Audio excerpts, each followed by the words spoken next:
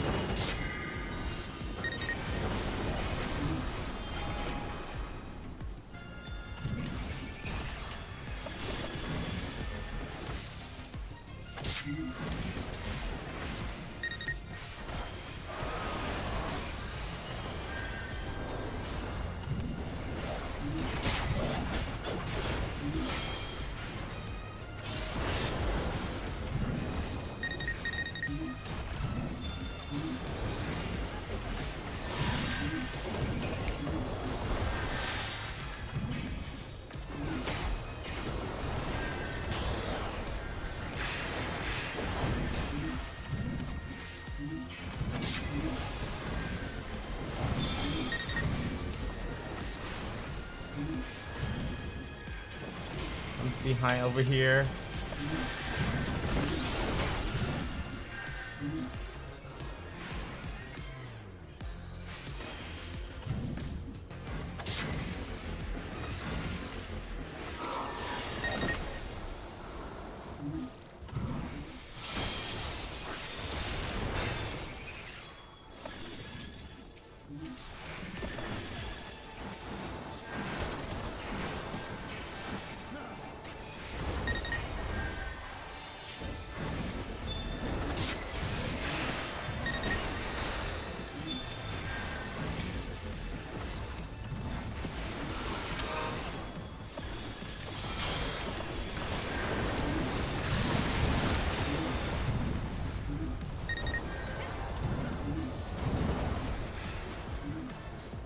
I couldn't find the fucking summoner. It took me a second.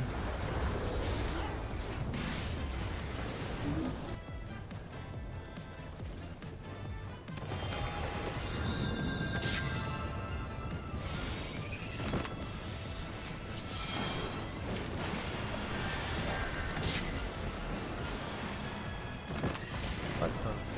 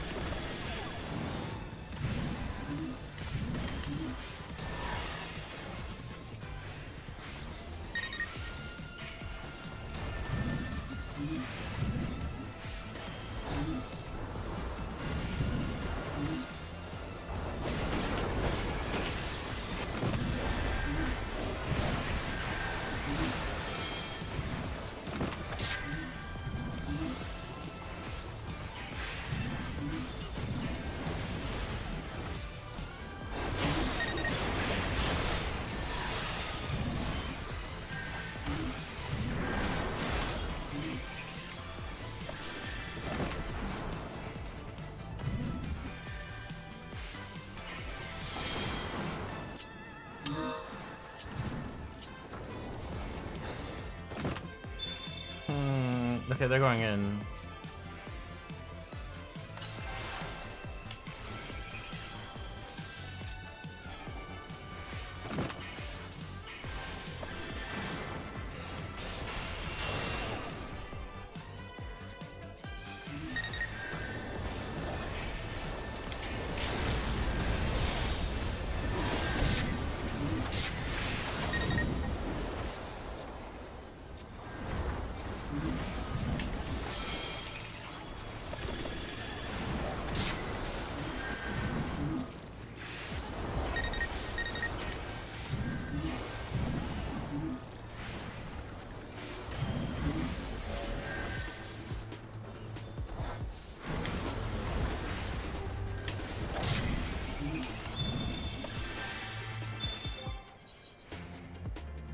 Bye.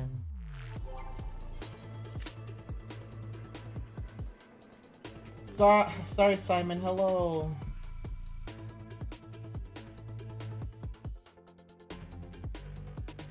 Welcome, Jace.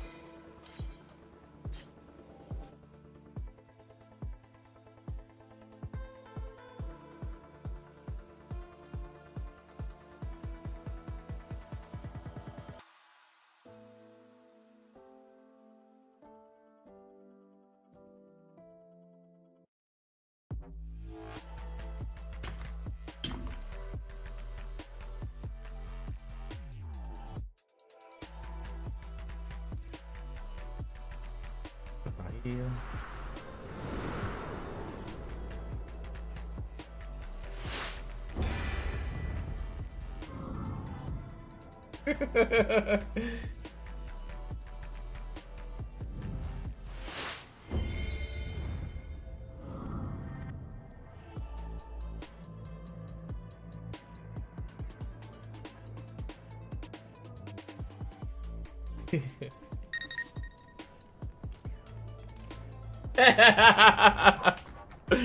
Oh my god, I'm stupid.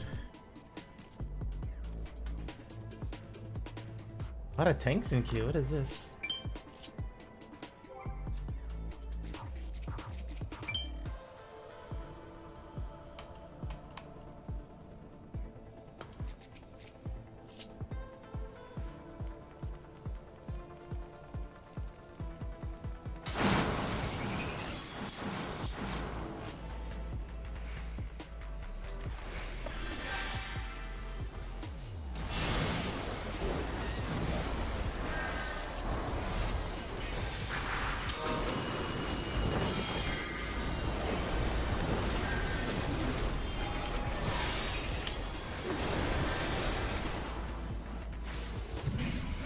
He's fine, I think.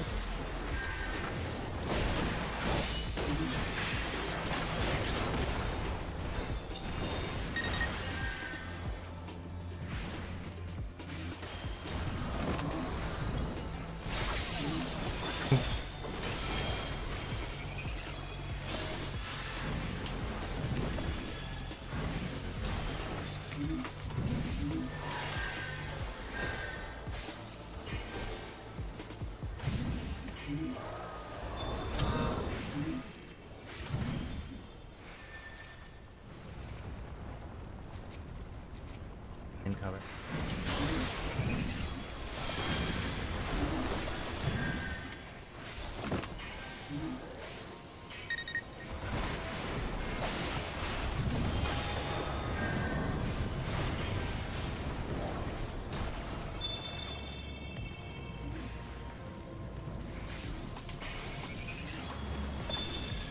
No, the warrior LB.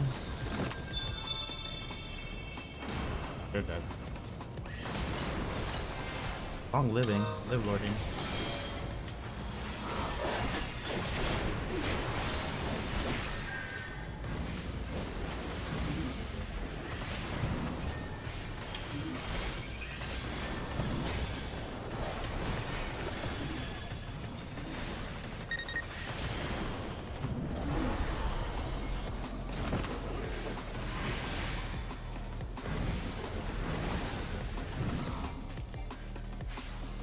Our paladin to stay in. Our Dark Knight is just prepping LB.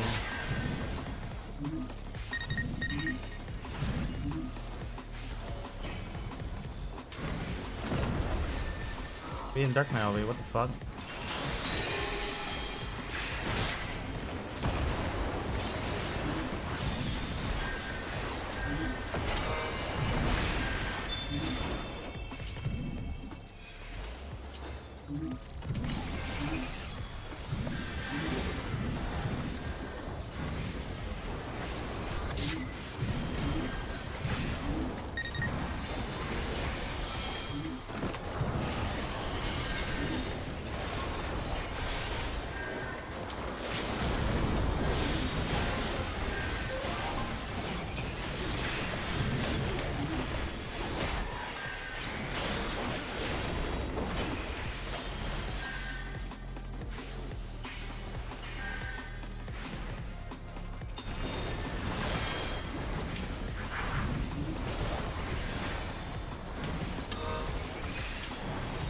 Why are we covering that? You gotta trust that he will Dark Knight LB.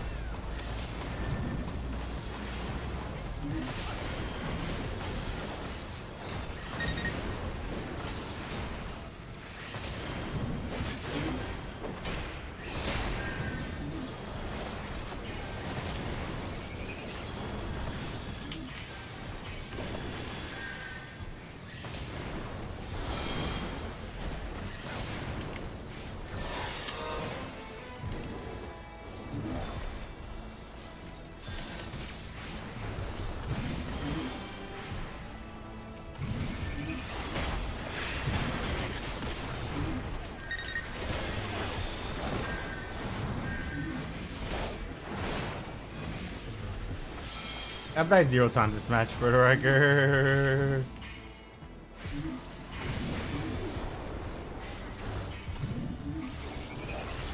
There he goes, he's holding that shit forever.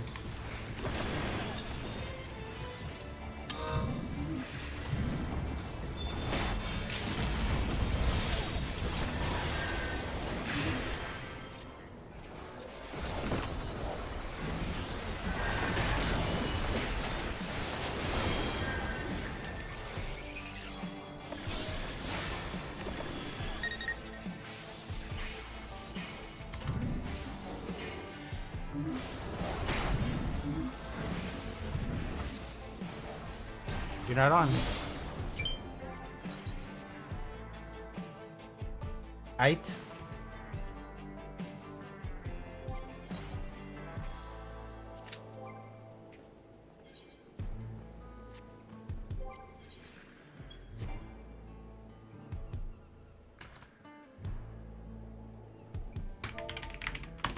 Pretty normally. I mean, I think it's normal, just like this. Thumbs on this one, right thumbs on this one, and then pointer finger on the L's and R's.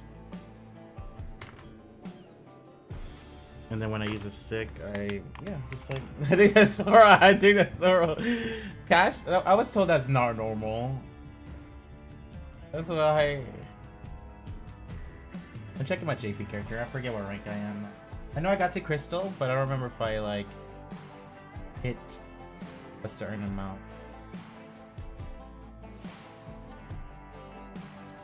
Welcome, welcome. Thank you for lurking. Crab Claw. I gotta go Google. What's elemental?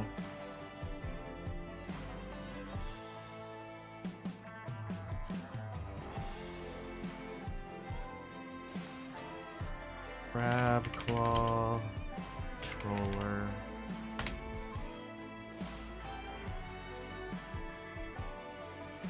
Like this. Trying to think if there's any moments.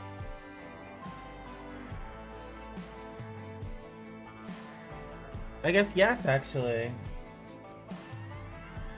I'm gonna say yes because I'm looking at a picture of it. There are times where I'm like, have my thumb on both and then finger on. Technically, at times.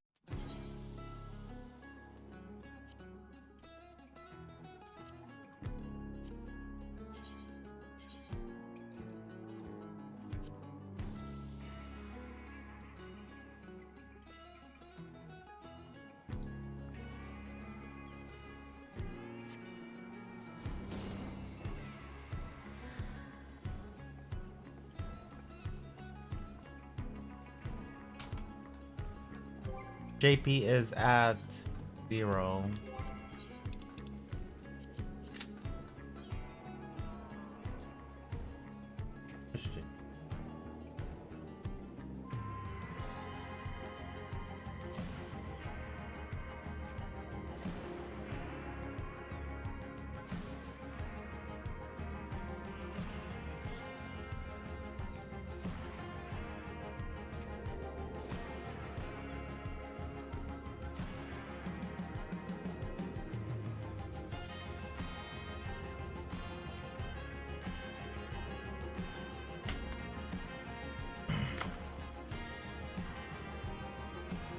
So dinner, I could do rice and fish, veggie.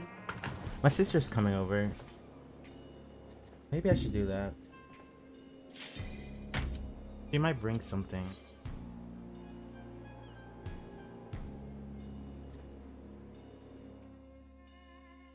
I gotta make it later though. I don't want. Oh wait, I gotta defrost. BRB. Let me just start defrost.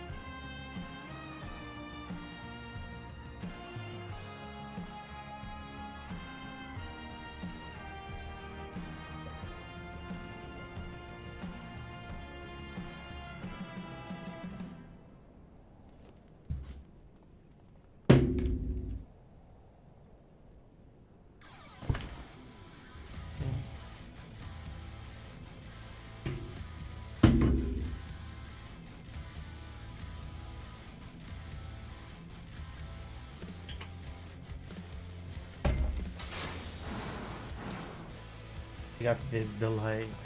Boomer.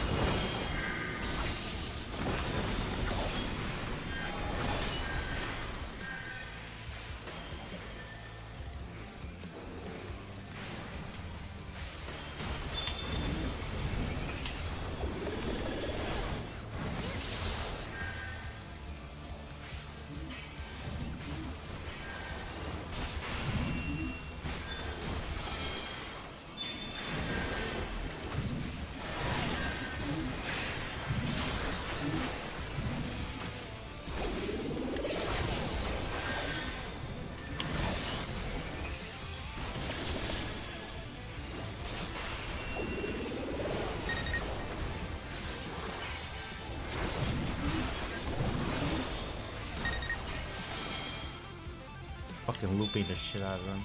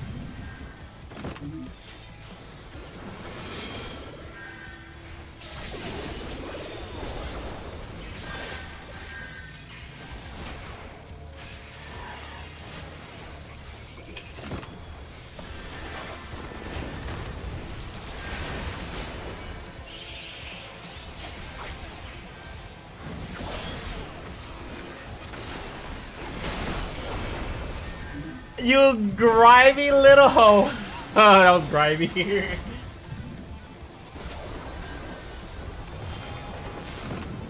LB just to get me out of the way.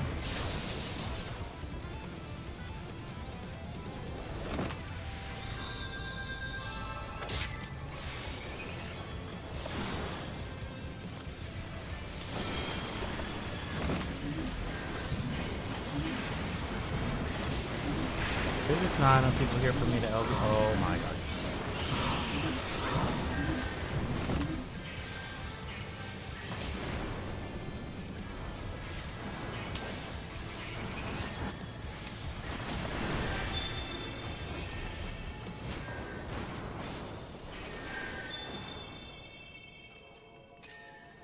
But they're on so.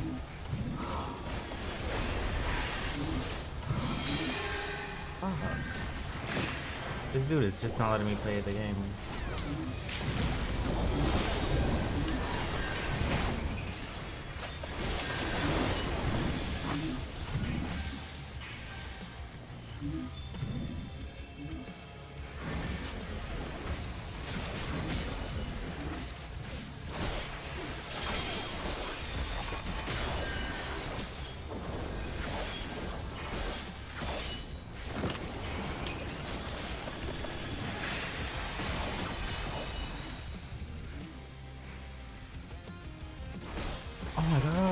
you ho!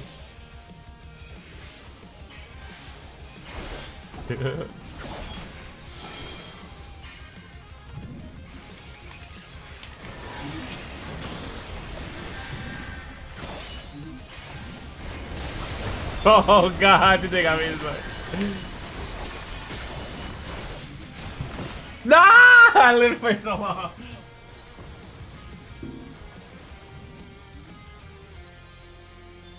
Imagine if intentionally you target one person that was yeah. That would be funny. That would happen all the time.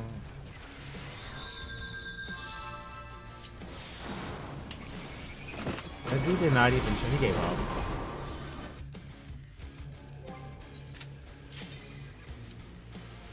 In like four-man smash?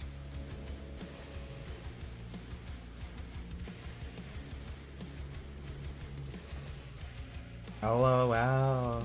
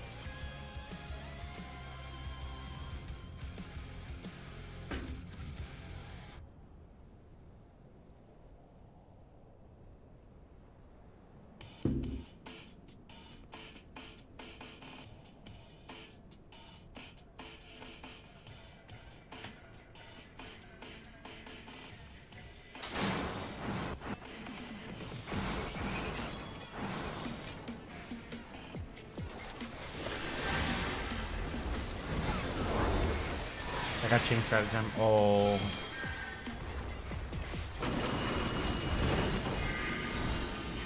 Girl, what the fuck?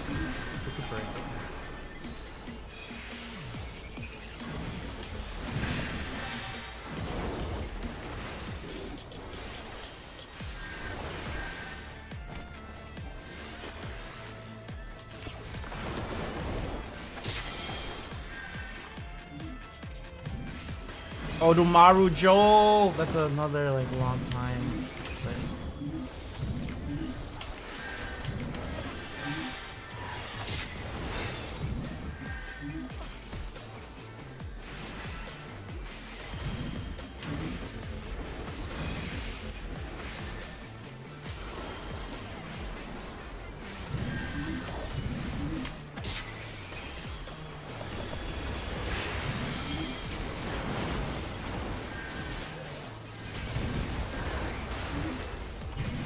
You have scales or no?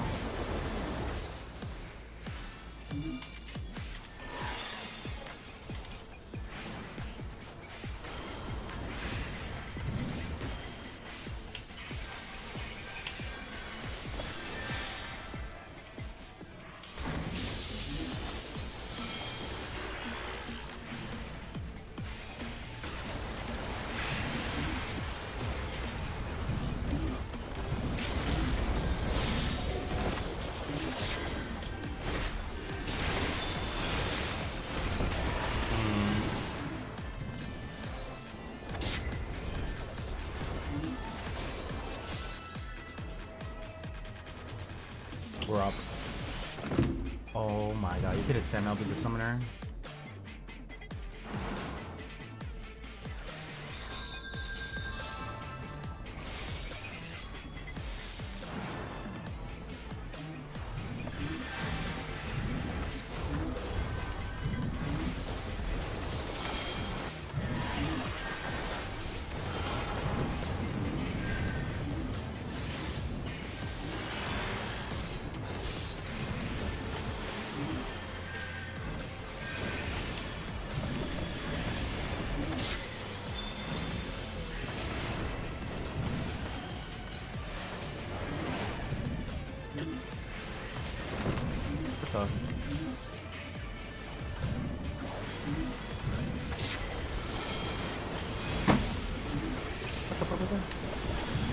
fell.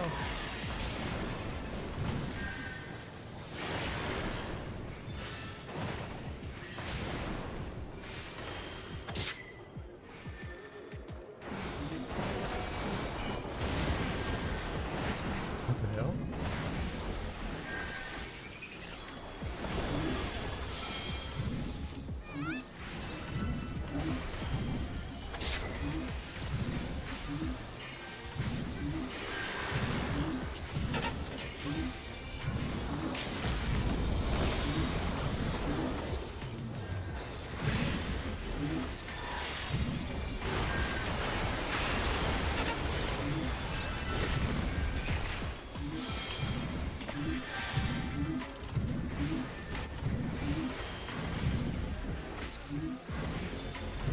Thing uses sticker right here.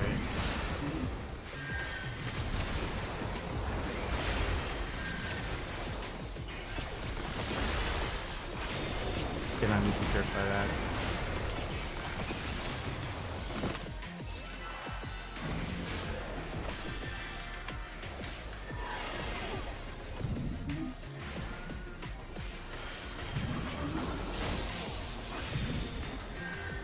Oh yeah, y'all.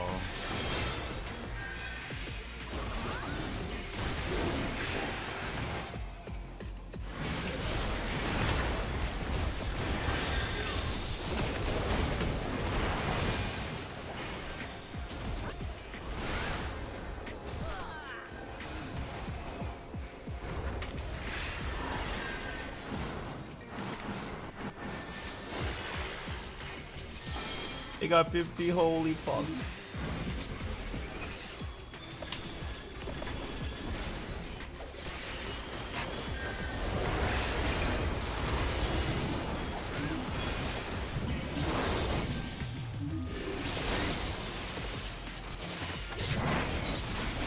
What the hell? I got ping diffed. My stun wore off. I clicked recuperate, but recuperate got refunded. Okay, we have Sam LB. That's like our saving grace.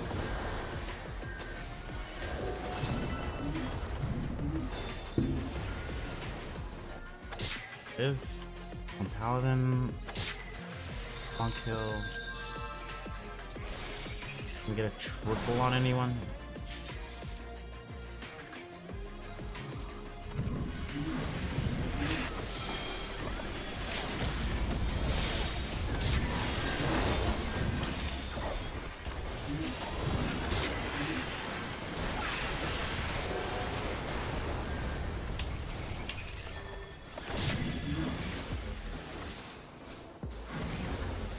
Gotta catch this one, LB.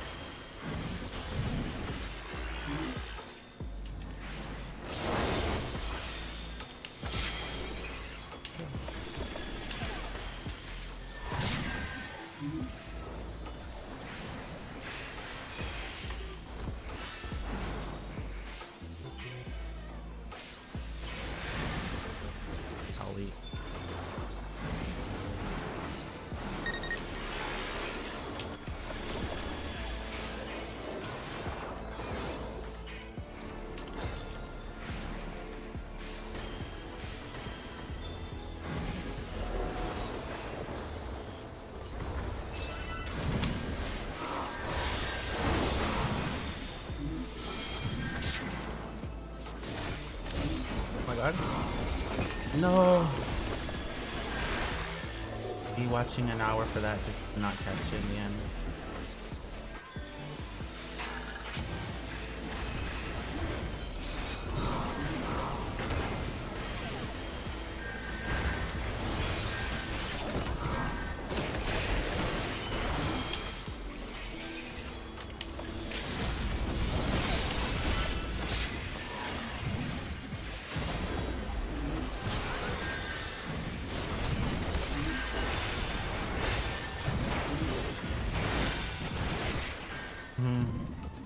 Wait, we failed Samurai? GG's. That's GG's now.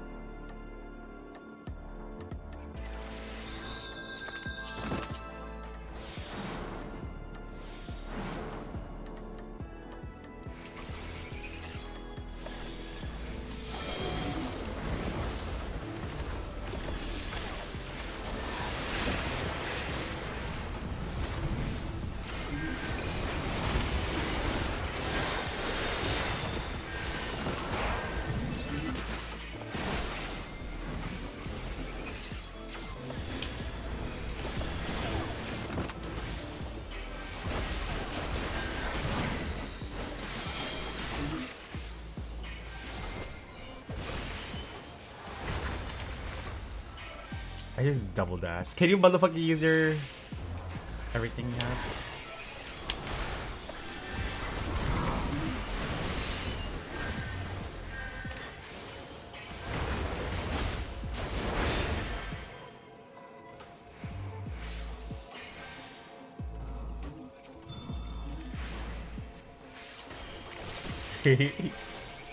Little rat.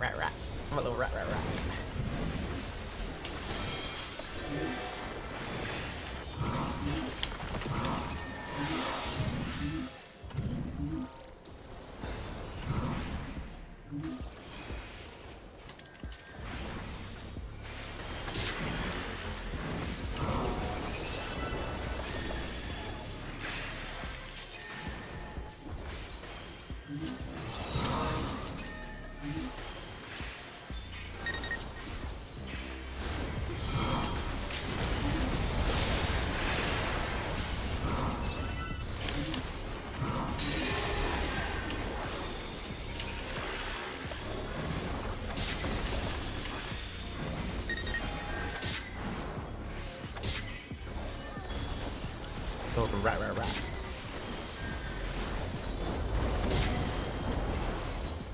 All me? That was literally all me.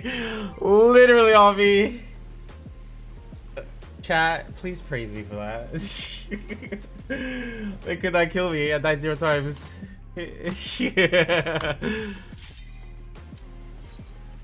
Literally all me.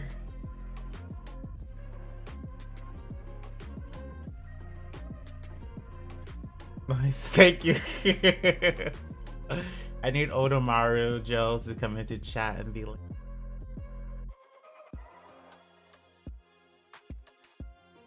oh, you're not synced? I don't think I'm actually perfectly synced either.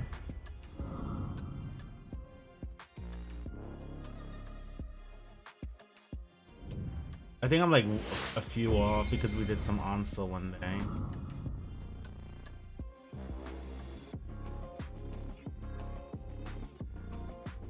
Let me do the ad real quick. Got maps.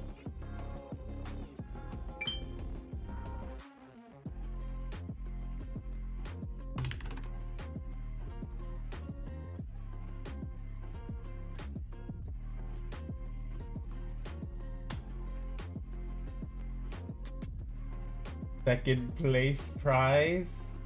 Thank you so much. I see you on YouTube. I owe Mentor Roulettes, by the way. I gotta do some Mentor Roulettes. Would anyone want to join me for Mentor Roulettes? You do Mentor Roulette in a party? I don't even know.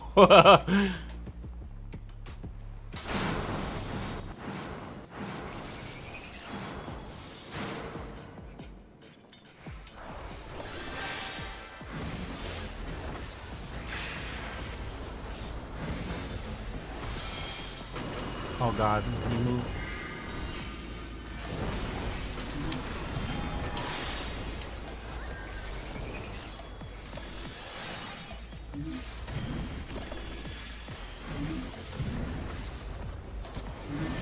Oh, I gravity him too early.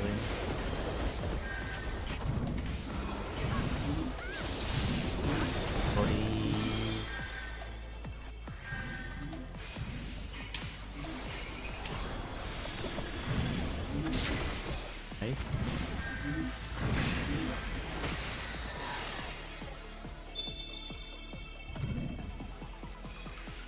We got Monk LB soon. That's a guaranteed kill. They don't die.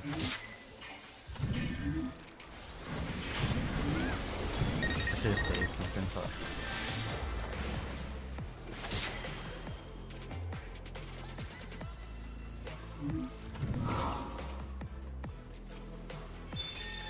just save it for later.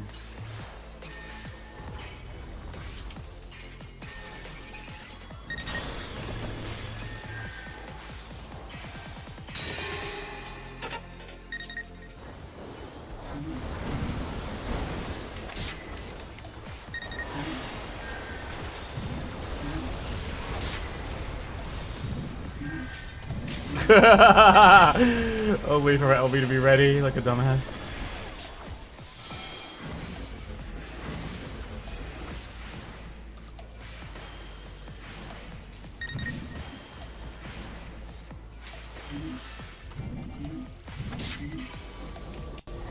a Sage LB.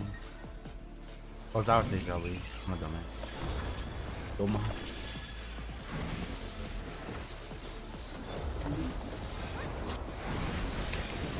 Move your Sage LB. Reposition. Oh.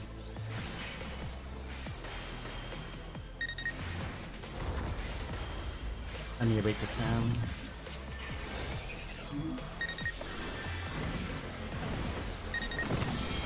Oh, alright.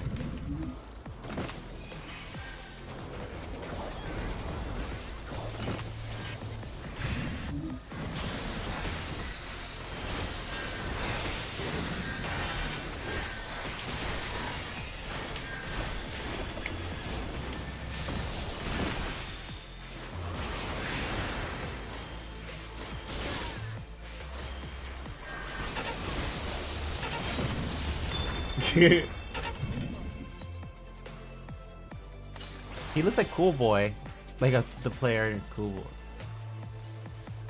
It might be actually. I don't know.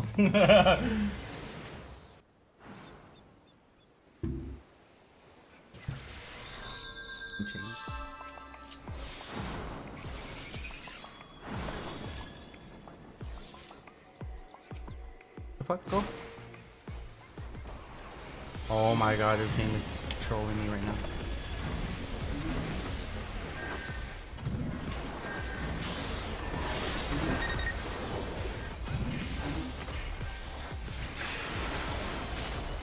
I'm dead.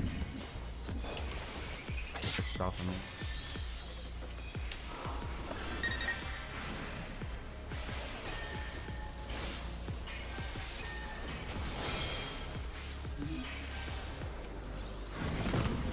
He just rigged the other.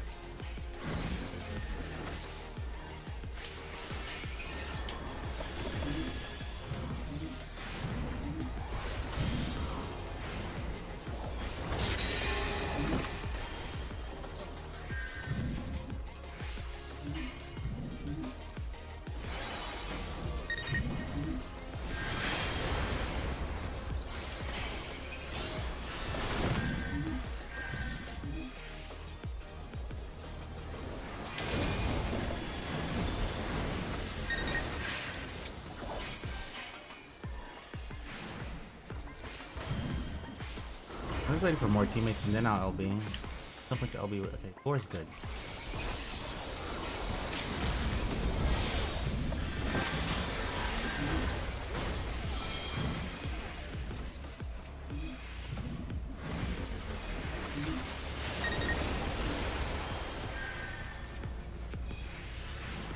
They're catching up, chat. I don't like that.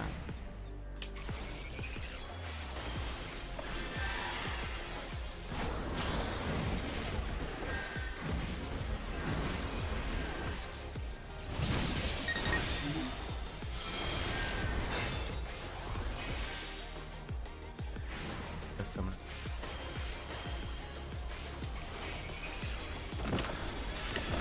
Neither LB. Fuck us.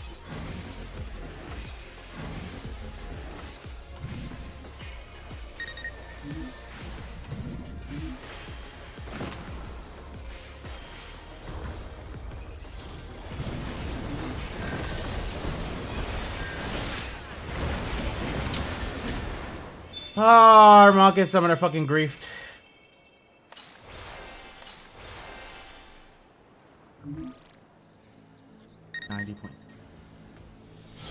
Our Summoner just not playing correctly. They got touched and then they ran away. You have LB. Throw that Phoenix on the motherfucking point.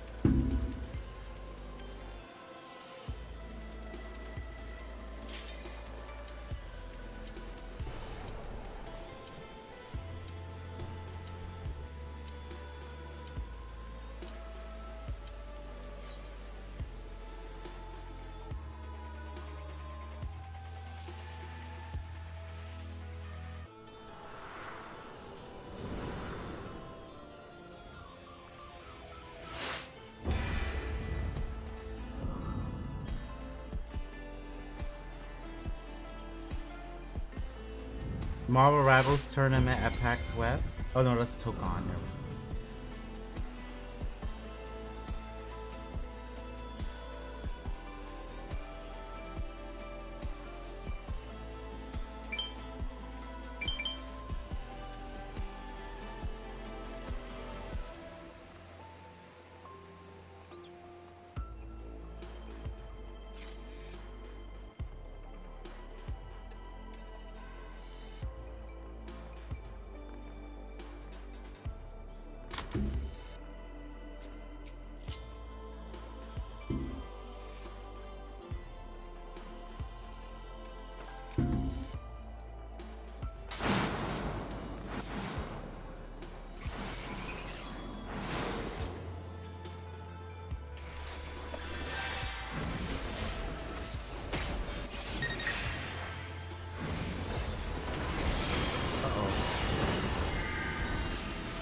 go.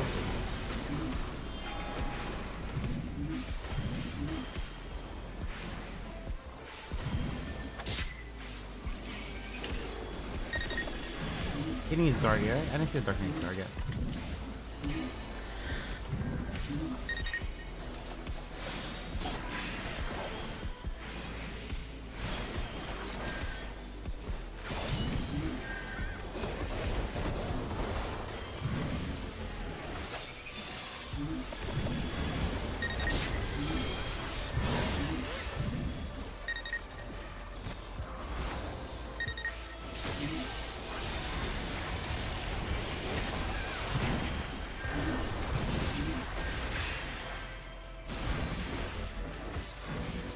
Come back to point, y'all.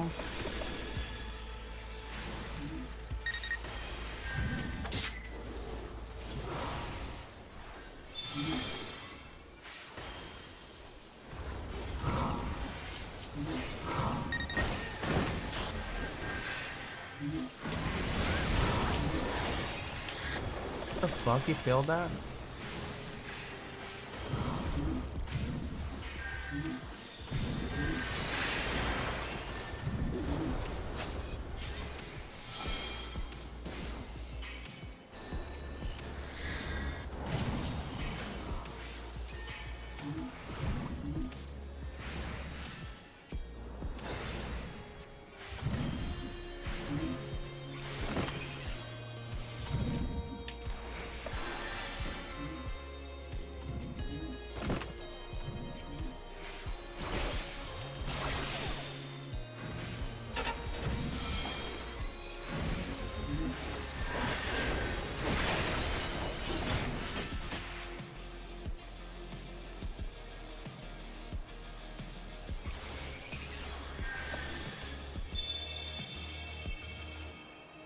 You're gonna stop me.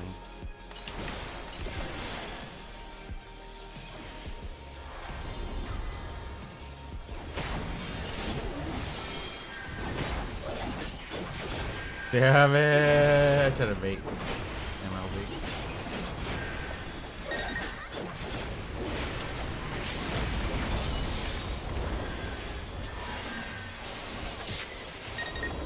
Oh my god, my ping fucked me. Here, if I didn't go off at all.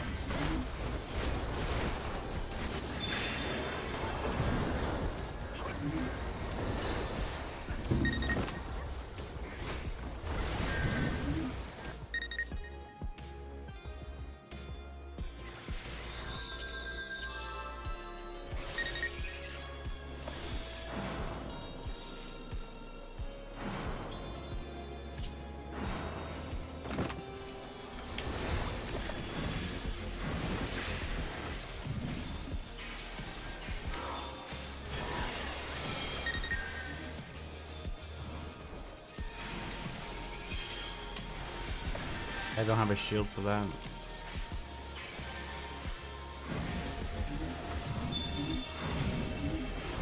Good boy, girl.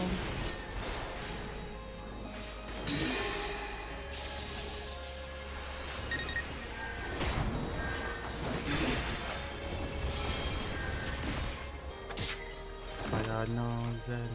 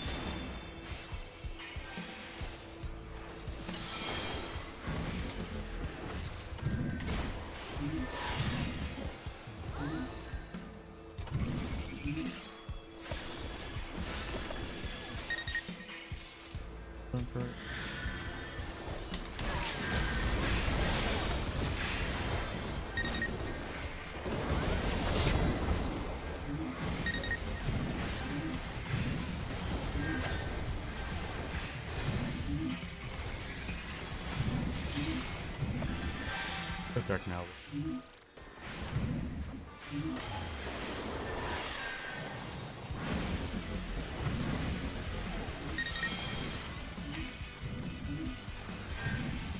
No.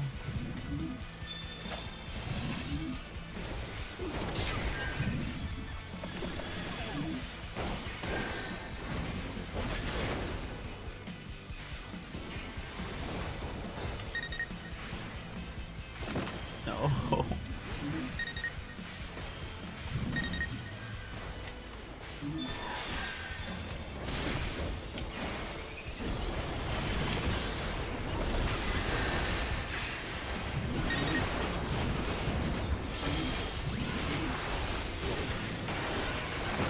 Is that my second that? No. Waiting.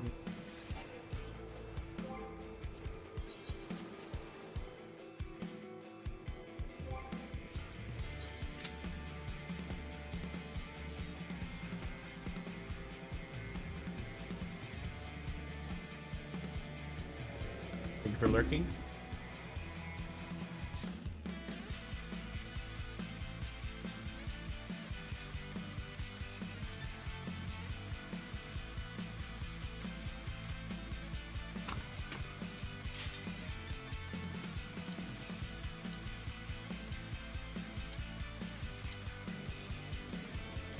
Yeah. I do have drops enabled, so anyone who gives 3+. And do I have it for myself? Yeah. I got it for myself.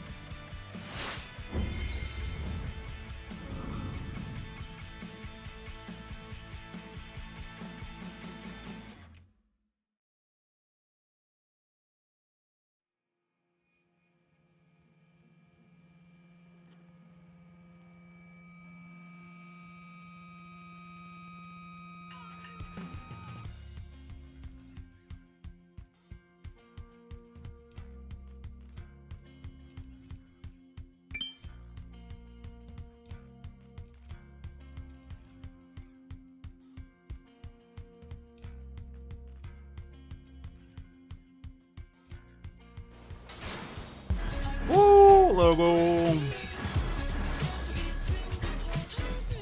Thank you for choosing my channel.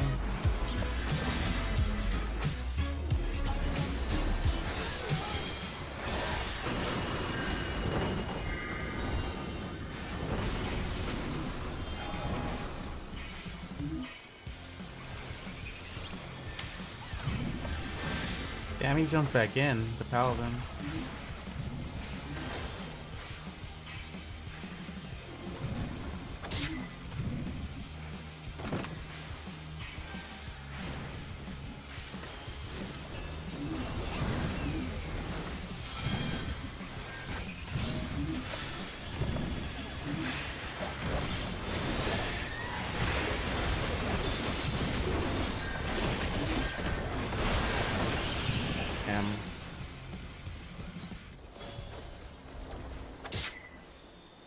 I don't feel like our paladin needed to die though. I feel like it was time to just back up. Back it up.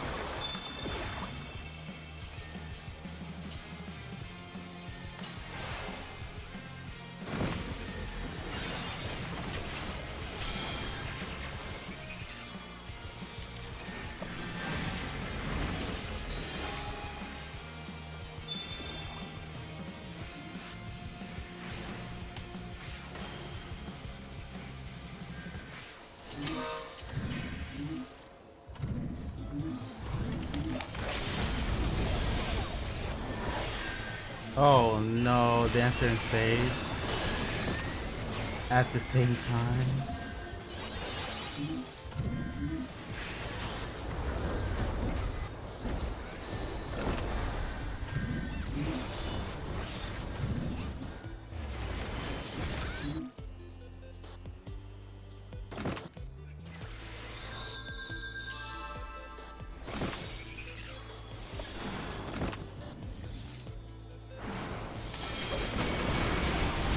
Okay, quick BRB.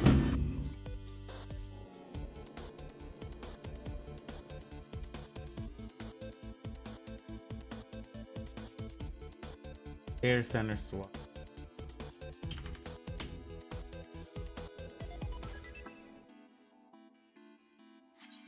Oops. Oh.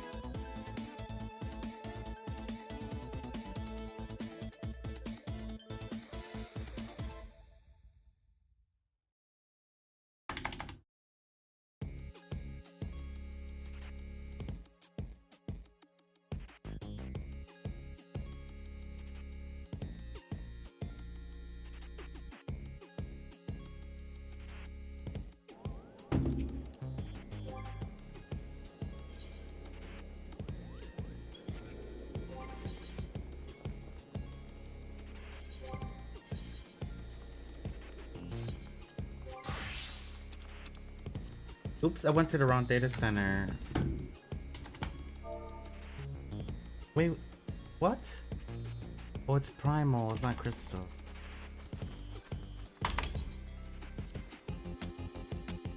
I don't know if it's popping, I was just gonna... Oh, it's...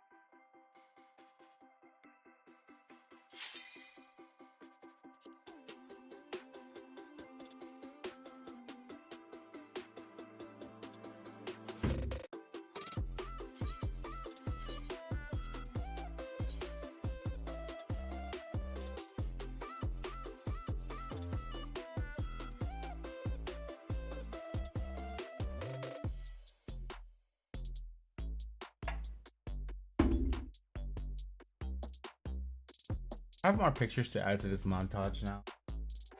I don't have anything on there from FanFest or Otakon.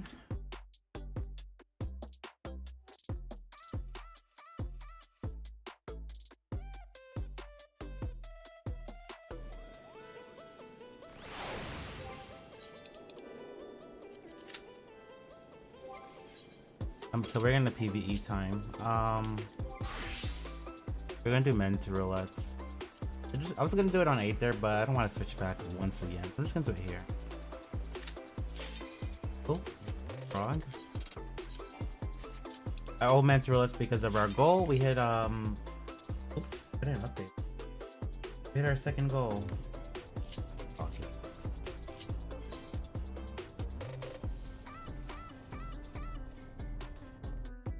The mental. The next one's the weird soda one if you're interested in supporting. Here's a link. You can do this link or you could actually do Ko-fi. Ko-fi. All money goes towards movie.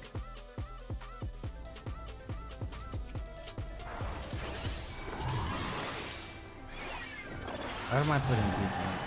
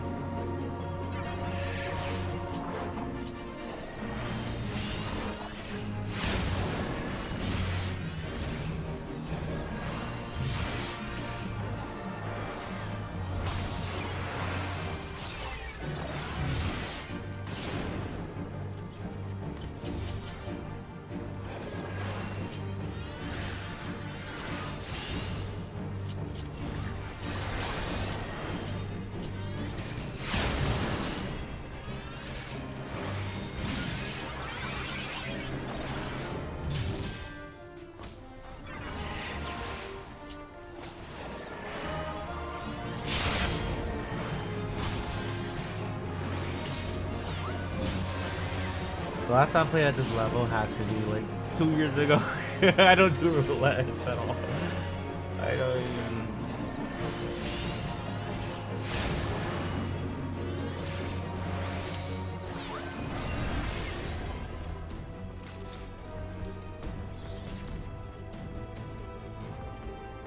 I think I did the updated version of this dungeon like what? I know it's shorter.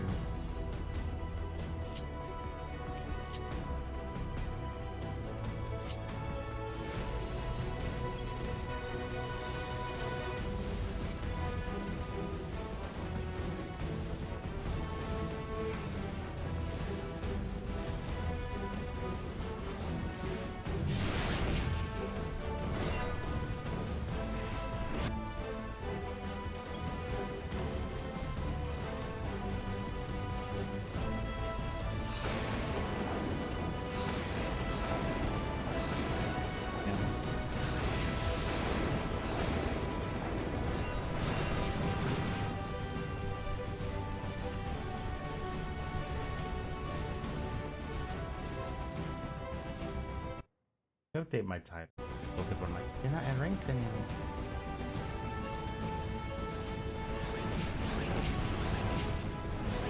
There's something bad here, right?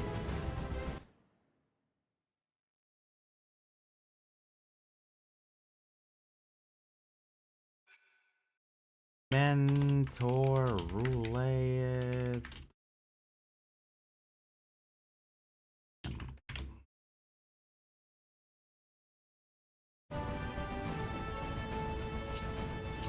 Where are y'all?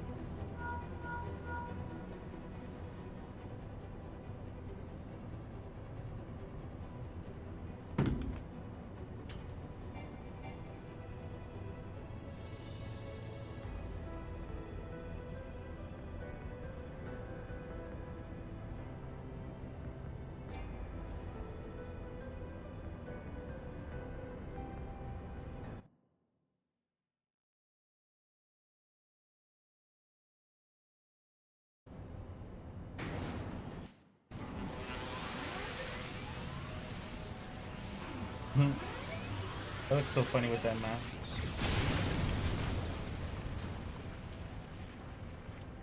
Low-key matches. Nike.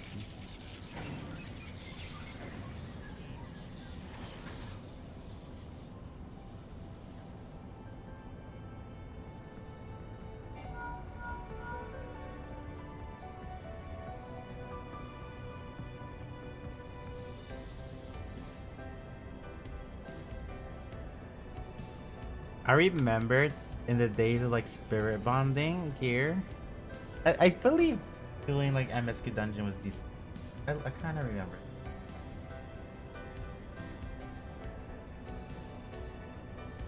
I do remember like fighting like outside world mobs was a thing too. I think you could also do it in MSQ. Wait, I'm still behind.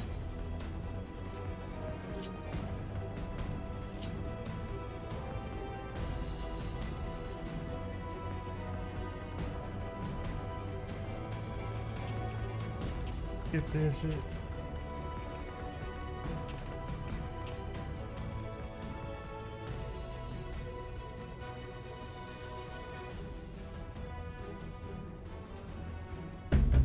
TLDR used to spam the folk out of it.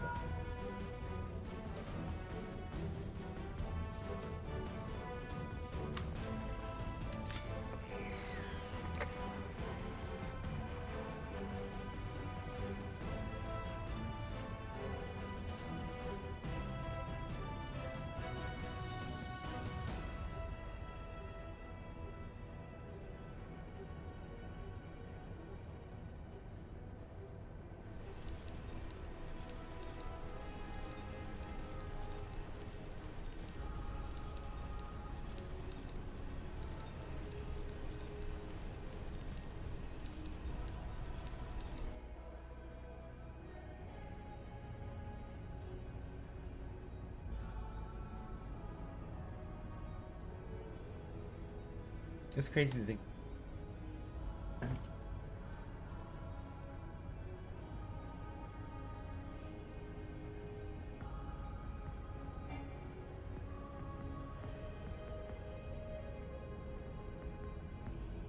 This mask has never been like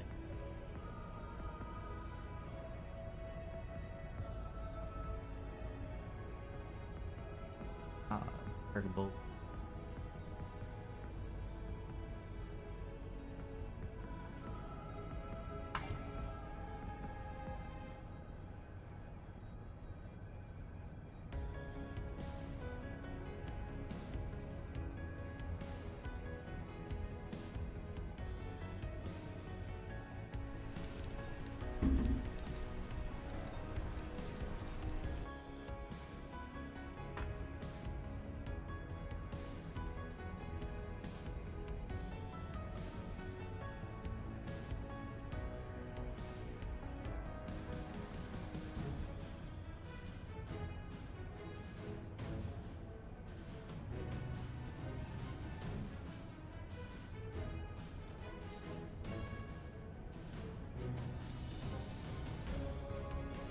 I like her glam.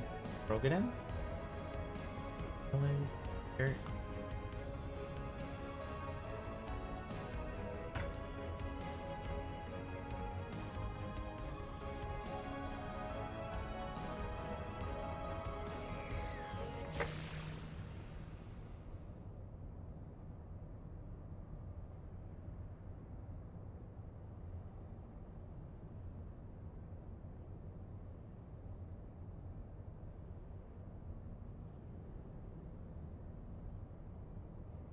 It's so funny by this point that MSQ, he does know a lot about it, but it doesn't feel like.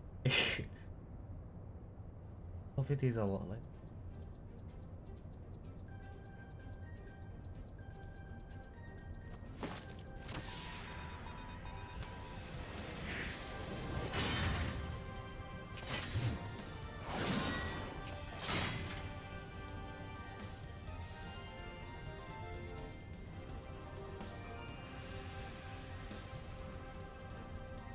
This point feels like the beginning of the game, but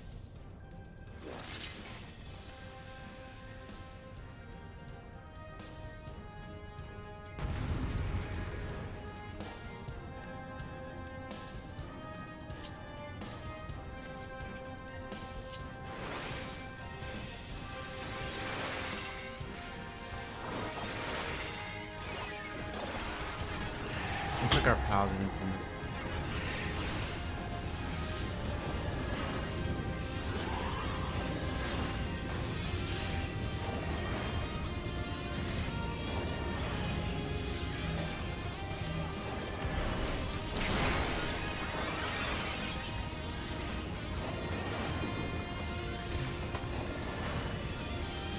this content is torturous, bro.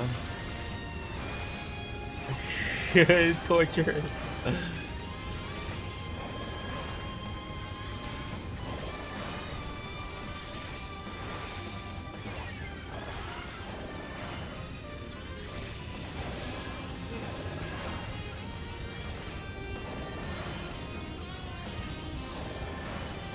Like all it takes is one and I'd sleepy.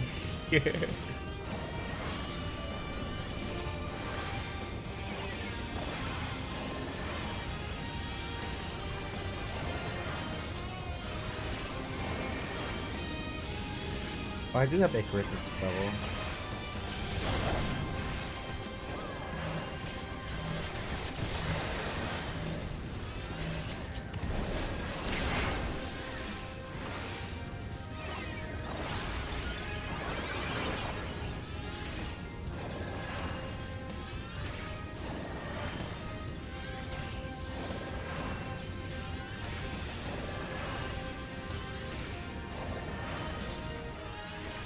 Damn it.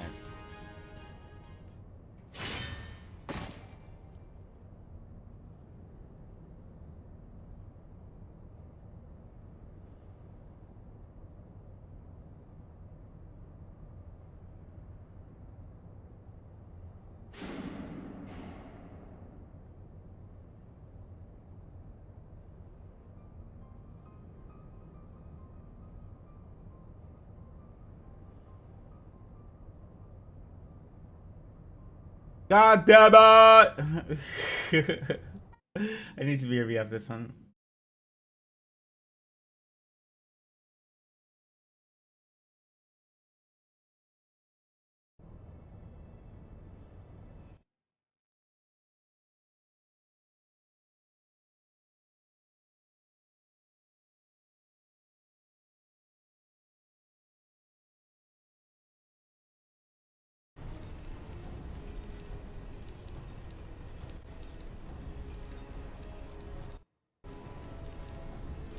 Then most that he did front lines on the Switch.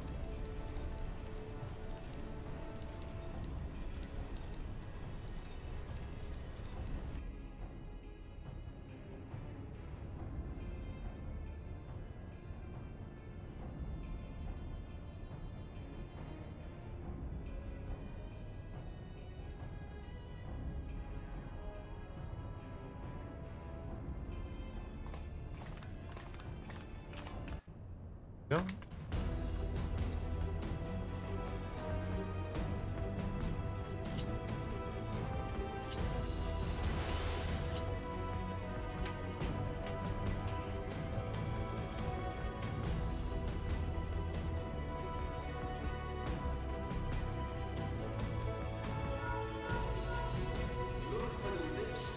Oh, voice acting. It'll be somewhere nearby. Take the lid down, and you should find yourself in the chamber of the Ultima Weapon.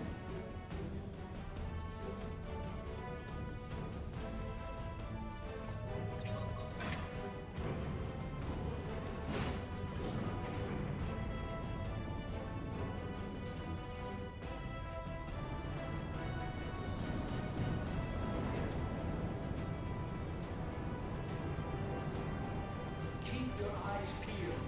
Goddess could be waiting for you down there. Oh, and don't even think about dying. You're too bloody useful. The interference is getting worse. I don't think the connection will last much.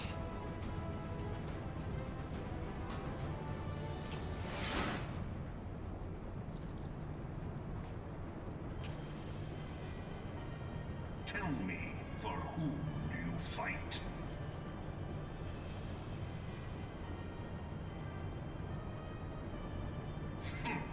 Do you believe in Eorzea?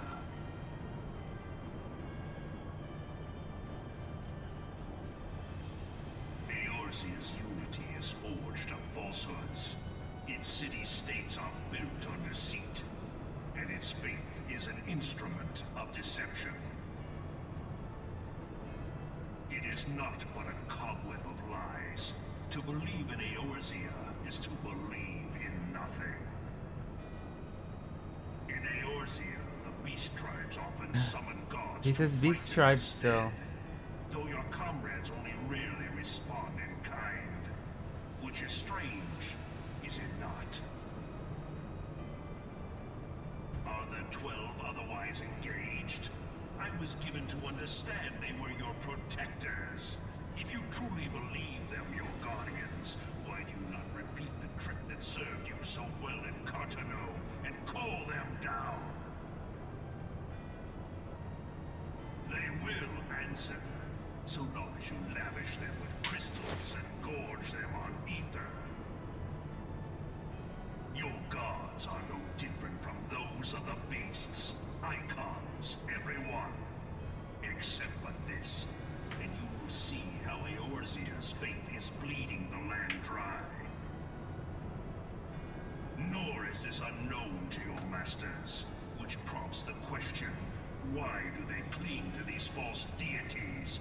What drives even men of learning, even the great Louis Swan, to grovel at their feet? The answer? Your masters lack the strength to do otherwise. For the world of man to mean anything, man must own the world. To this end, he hath fought ever to raise himself through conflict, to grow rich through conquest. And when the dust of battle settles, it is ever the strong who dictate the fate of the weak.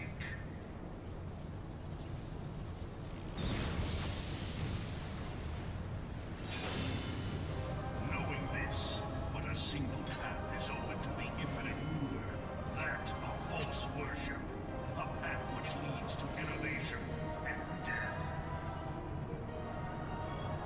Only a man of power can rightly steer the course of civilization, and in this land of creeping mendacity, that one truth will prove its salvation.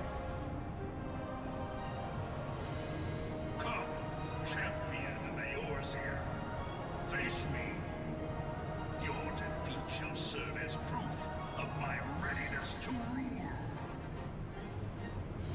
It is only right that I should take your realm, but none among you has the power to stop me.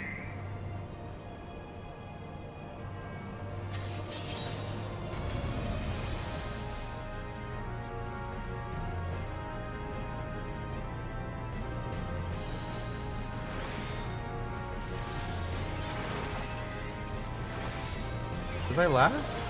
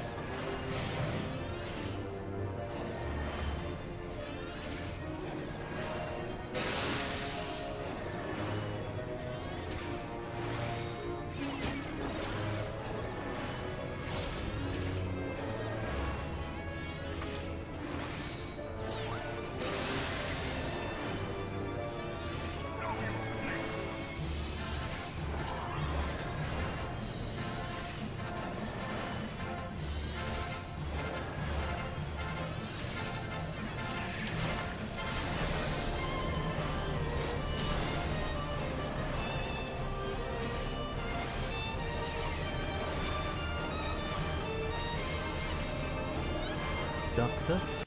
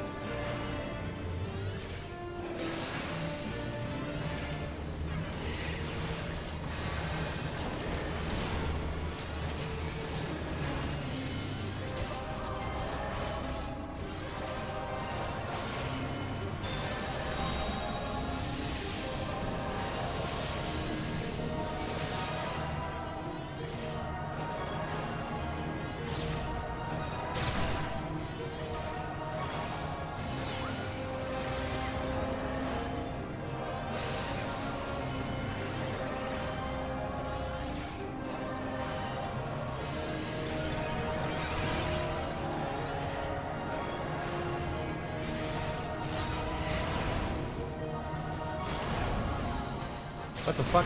Lag?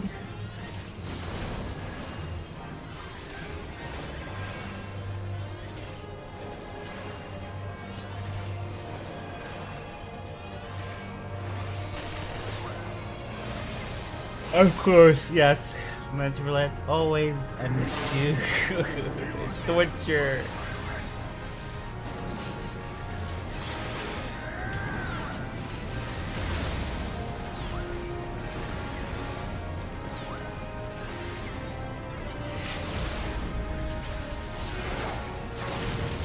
We did it though. Woof.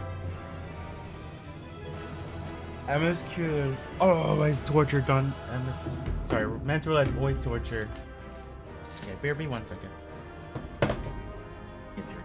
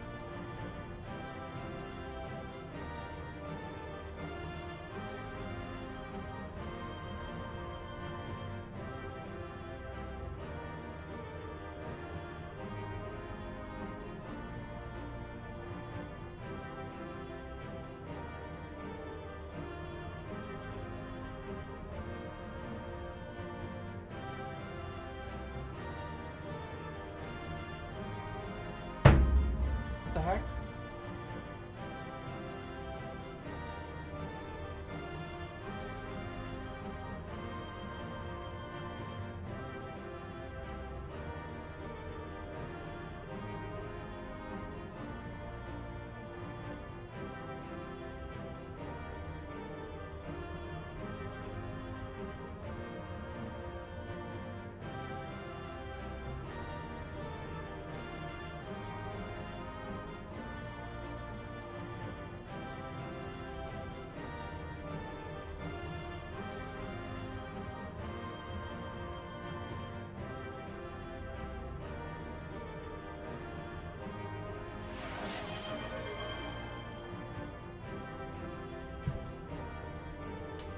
Oh shit.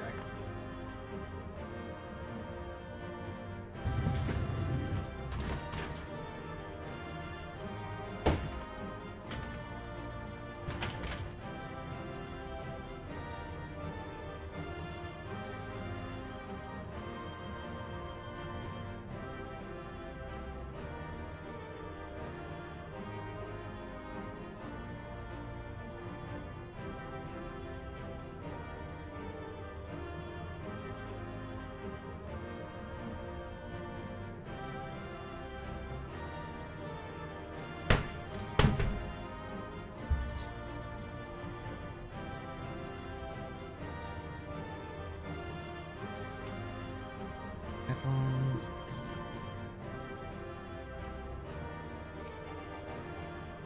Thanks for the channel points. Okay, that was the first roulette. I got 2 comms for that. I need 4 more.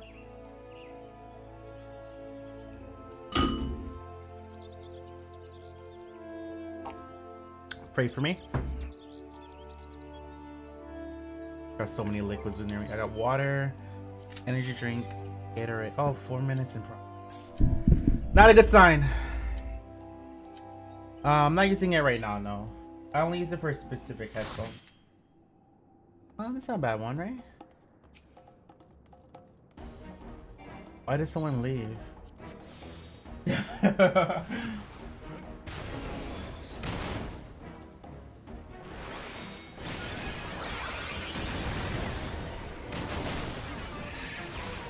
Why? Do you have a question about it? Apparently, they said the trial is free without even putting a credit card. So you know how sometimes free trials are like free, but you have to put your credit card and then you end up forgetting and then you end up paying. They say it's free.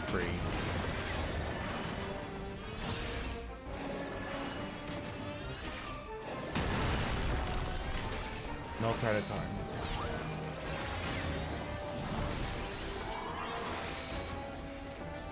I keep taking so much damage.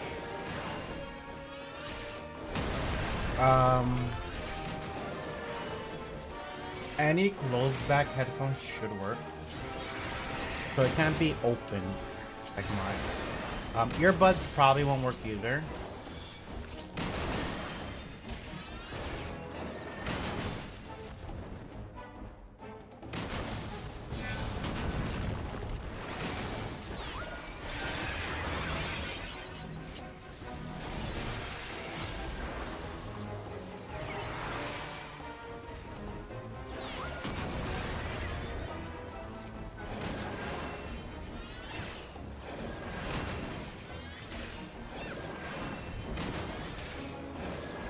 Speak.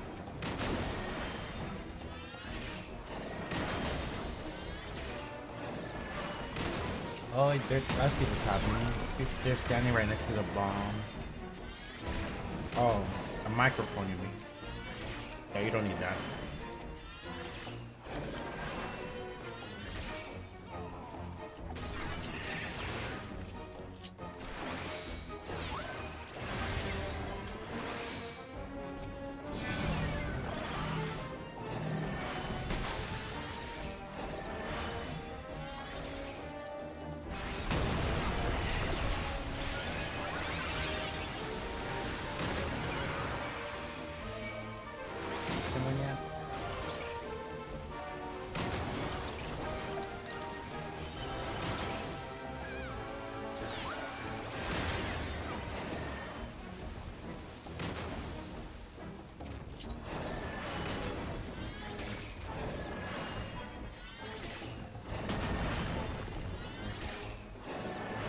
I don't have a maid outfit anymore.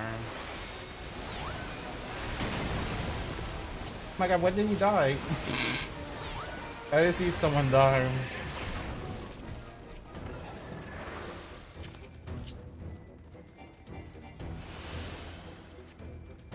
I think it's a little too late for me to make purchases.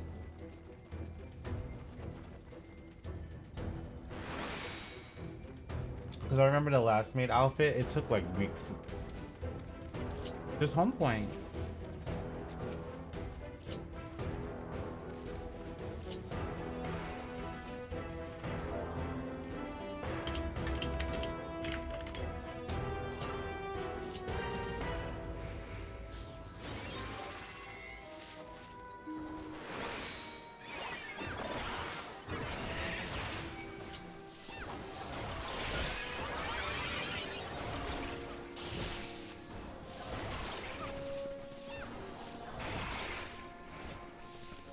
I thought you ended up going.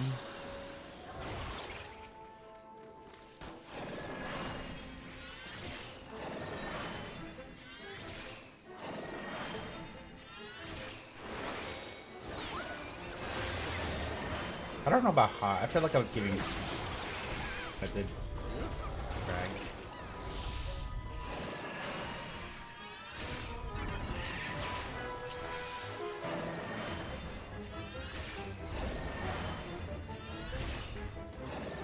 I want to give hot though. I want to do like straight up hoop, like a chola vibe, hoop earrings.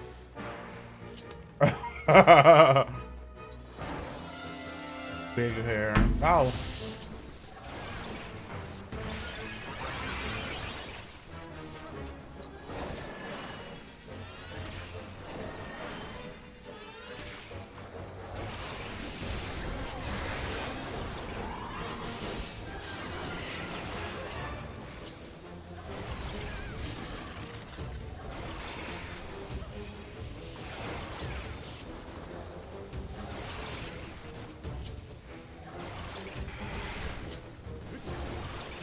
My sister's coming over later. I don't know what time though.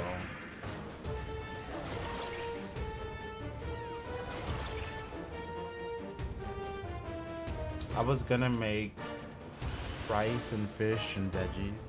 I don't know what time.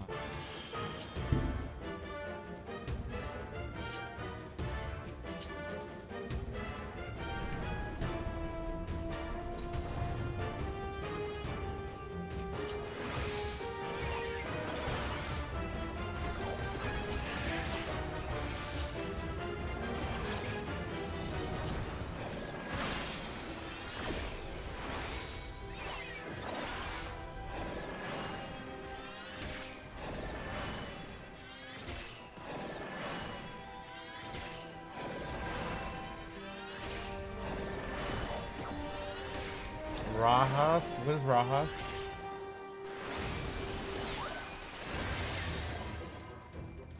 Rice?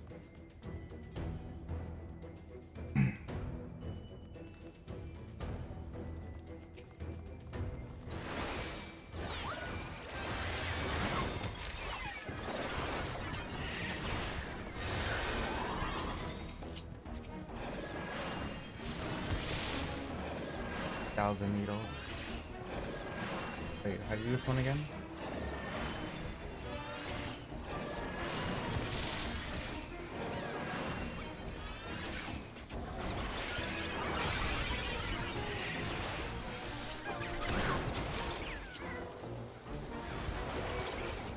I still don't know what that is. I like how I asked something and you, you use more Spanish. Beans?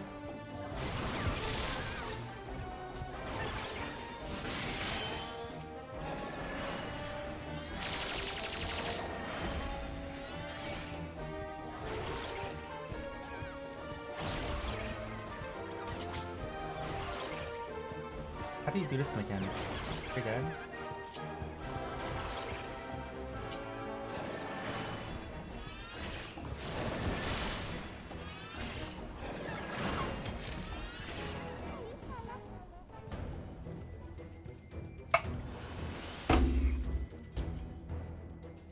But yeah, I've been pretty serious about the weight loss. I haven't weighed myself. Some amount. I gotta be body T for Seattle.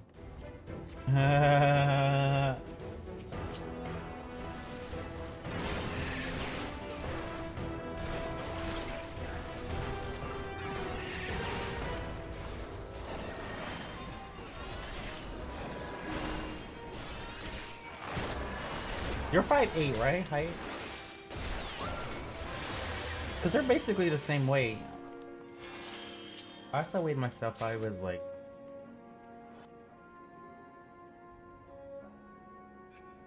We're the same height, same weight. Yet we look very different.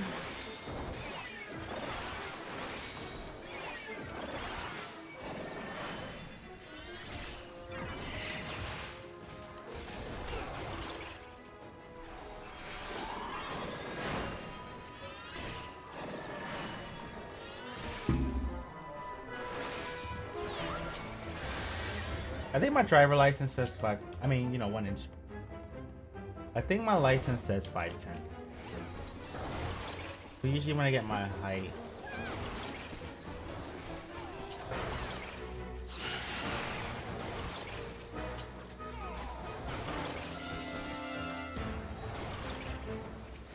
I hear it actually. I think I saw before online that it actually varies.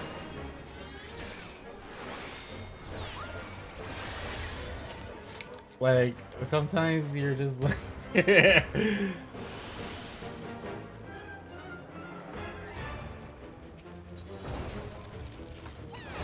Sometimes you're stretched a little bit more. 5'9". I think 5'9", as long as I remember, has always been average in America. But, you know, it's about people you're around, because my family, like my mom's side of the family, my aunts would say I'm tall all the time. I'm like, I'm average. You're just short.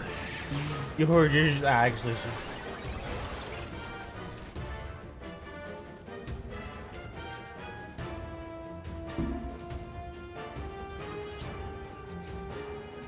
I lucked out though, because my brother's like 5'7",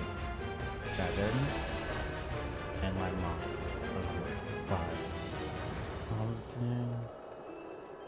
I could have been. I mean, height isn't everything. It's definitely not everything. I'm happy to be average height. Okay.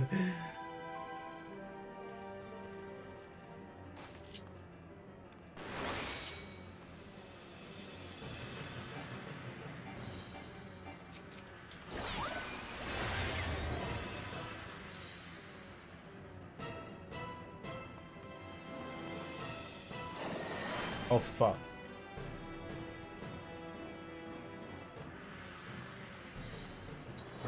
Yeah, there's some benefits, right? Like airplane being smaller, shorter, seems like a benefit.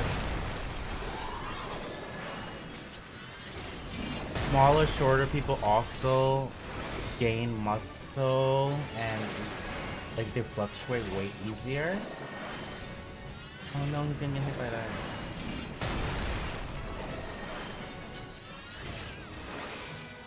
I don't know. I never heard about the texture.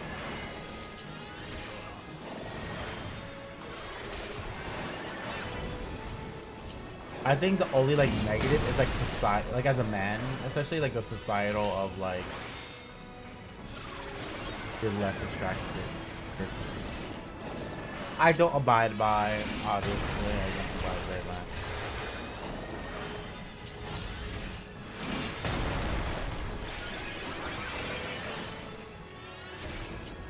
And that's not even a sexuality thing. Like, heard people say the same thing. A lot of straight girls would be like, you must be 5'11", you must be 6.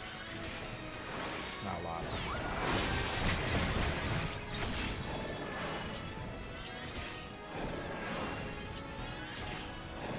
Lies. I don't remember you being short at all. And then that selfie we have together. Don't look short. It's been a while. That was 2023. I saw you. I remember the situation. I remember your face. I remember how you look like. I remember the situation we met in. It was really funny to me still. Like, I know you. I'm like, I don't know you, bitch. I'm just kidding.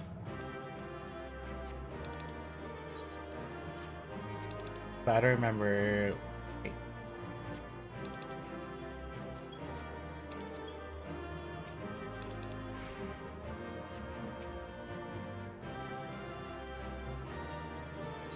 I need to set up a day for us to play practice for the tournament. I assume weekends is best for you. Our third is European. He's not European. He's American, but he lives in Europe.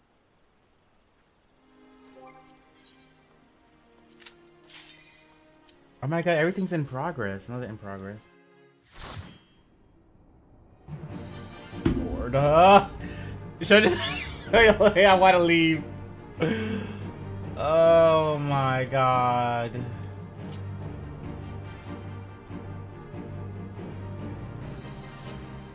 I fucking like why?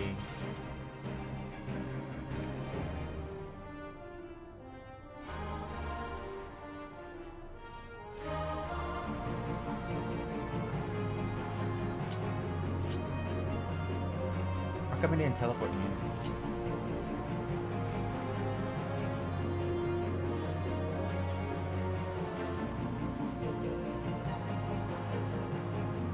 I really don't want to read it. Can I leave the chat?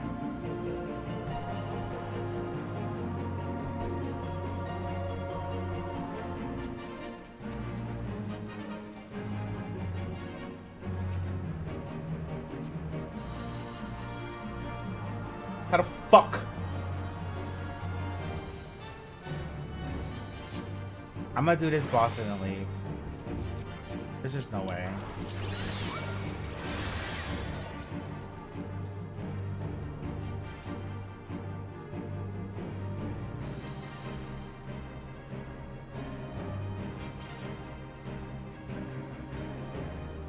Are you guys ready?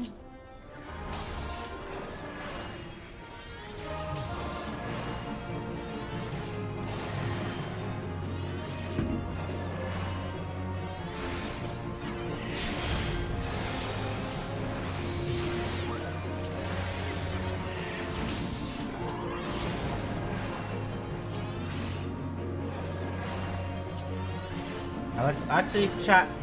Maybe you had a quiz for us, didn't you? Maybe we could do that during like this cutscenes and shit. You have a quiz? Yeah, I remember you said you had one. We need something to do between this fucking cutscene. Damage is higher in this match. Don't run crazy, bro.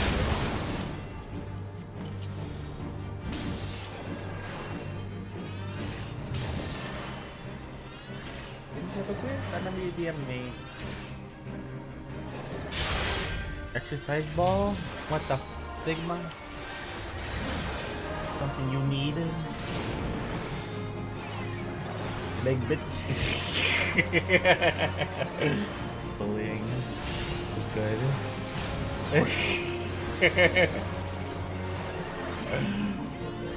Yeah, exercise ball, yoga ball. Many words for it. It's a channel point redemption.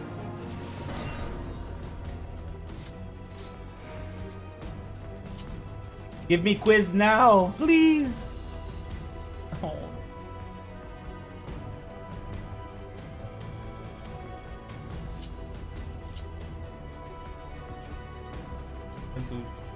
We just did this dungeon, by the way.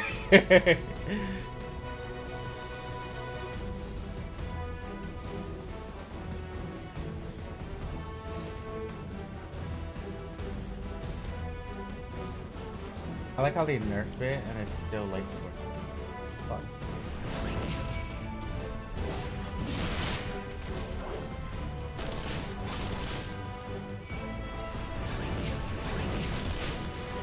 Like a BuzzFeed quiz, personality quiz.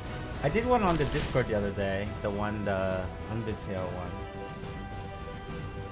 Something like that. Or a tier list. We could do a tier list too. But please don't do fucking Final Fantasy.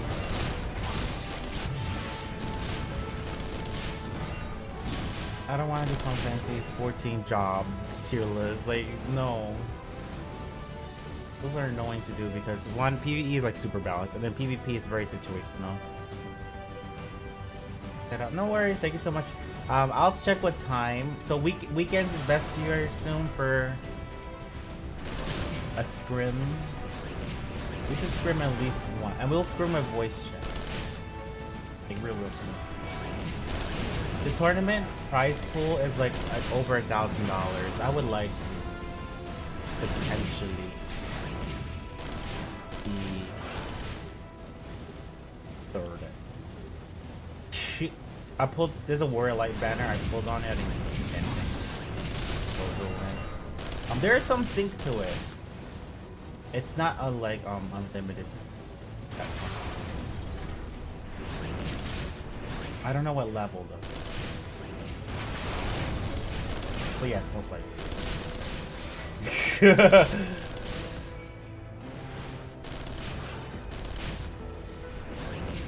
This is also like the third or fourth community tournament. It's our first time playing together. A lot of those teams play together all the time. I believe in a third place. $300, I think, third place. I believe in a third. $3 each. And I think they're giving goodies away. I'll be full.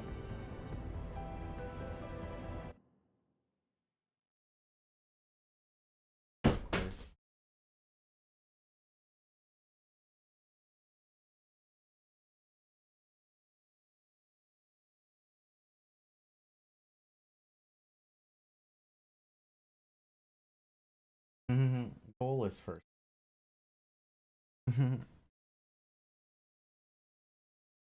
Also, it's only 3 teams entered so far. I think obviously more will enter towards it.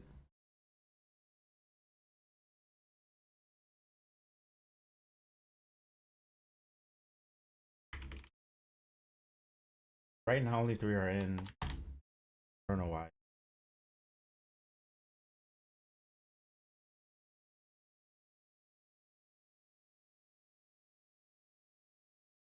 The Myers-Briggs.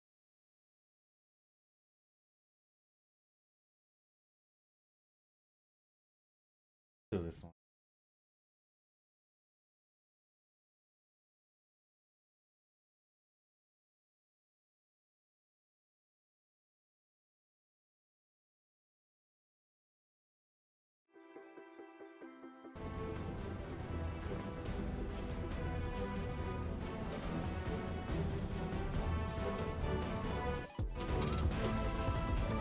Gotta turn up in-game music.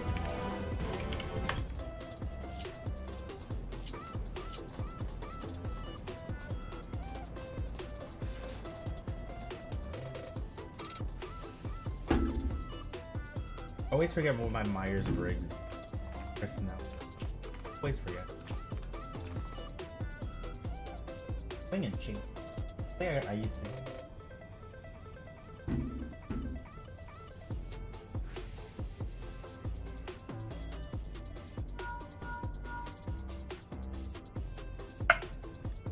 Oh, long cutscene here.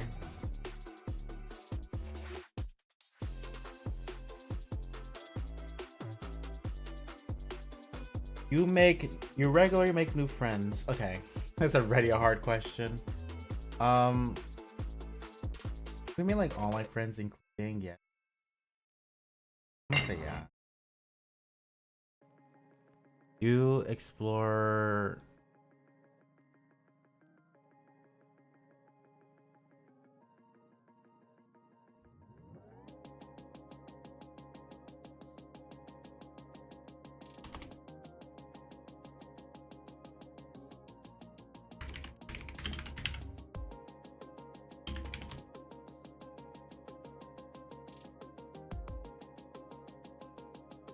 You enjoy exploring unfamiliar ideas and exploring. You are not easily swayed by emotion.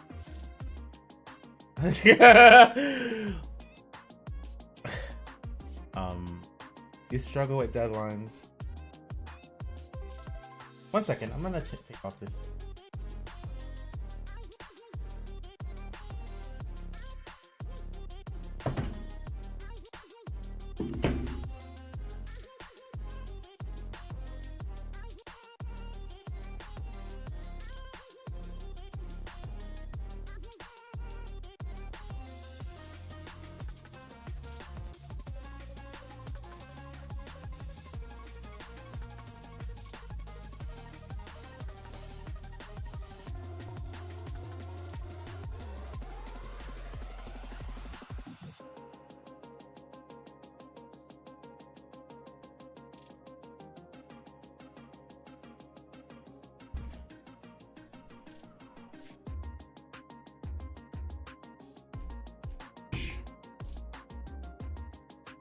You struggle with deadlines.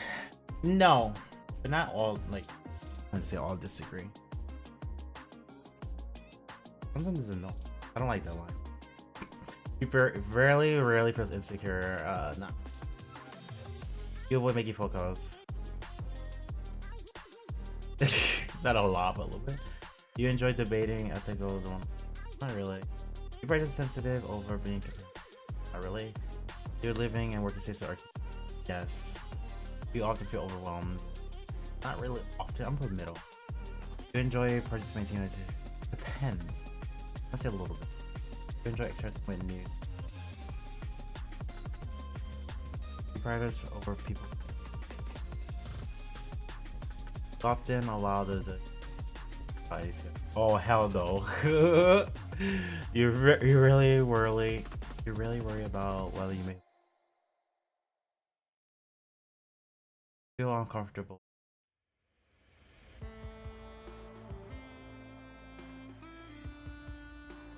You're not too. People's stories and emotions speak louder than them. Sometimes, depends.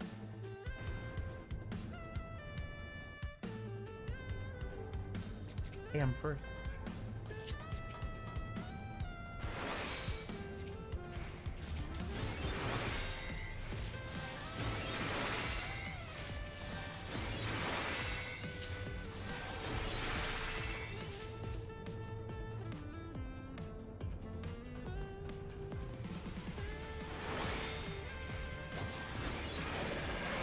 Dark Knight Sin.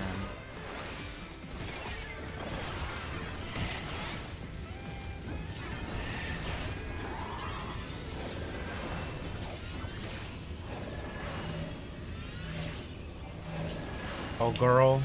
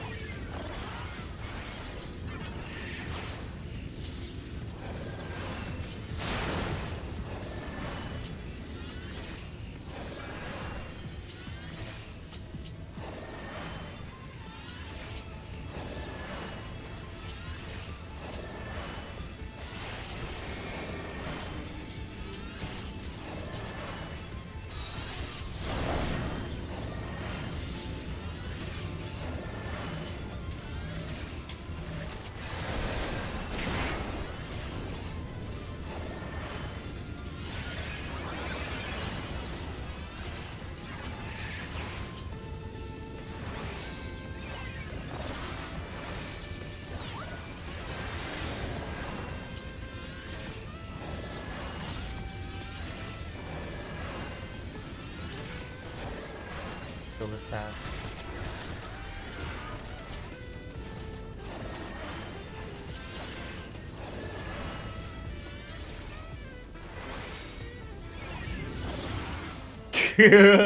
Funny.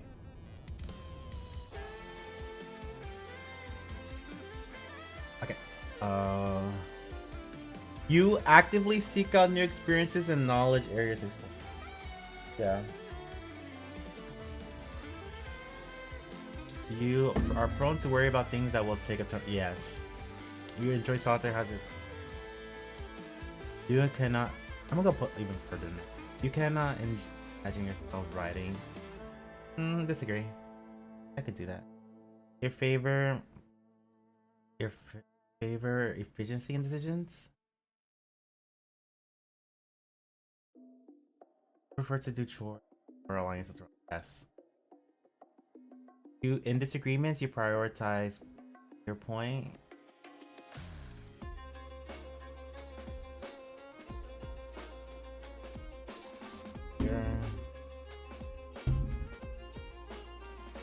In disagreements, you prioritize proving yourself over feelings. Not really. Oops. You usually wait for others to just themselves first. Your mood, actually a little bit higher than that. Your mood can change very quickly. Yes. You actually a little bit. You usually feel more persuaded by what resonates emotionally with you than factual. Middle. I'm just gonna middle. You often end up doing things at the last possible. No. You prioritize and plan tasks effectively, often completing them a little bit, not too much.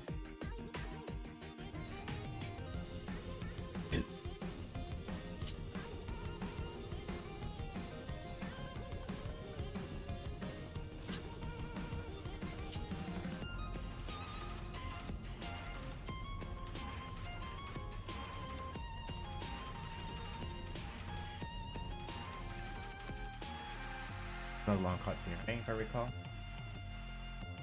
This is not too bad, actually. Doing the quiz per turn is not as bad anymore. You usually prefer to be around others than you're on your own. Depends. Just middle. You become bored or lose interest when discussions get lighter. A little bit. When facts and feelings conflict, you find yourself following your heart. You find it challenging to maintain. You really second guess it. Actually, no. Your friends would describe you as luck. You are drawn to various forms of creative. I consider photography and art and live stream. Usually base your choices on objective facts rather than emotional impact.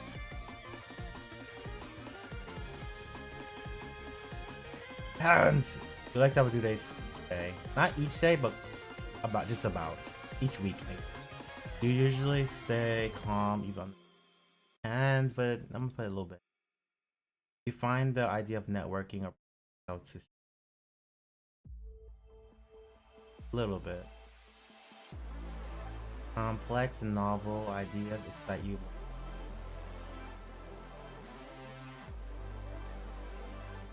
You easily connect with people. Depends. I'm gonna put a little bit. They're like content creators or gamers, yes. If your plans are interrupted, your top priority is to get back. Yes. You are still bothered by mistakes you made a long time ago. Not really. You are too interested in theories on what. Your emotions control you more than you. When making decisions, you focus more on how the ends in the situation. And I hate that question. Your personal work style is closer to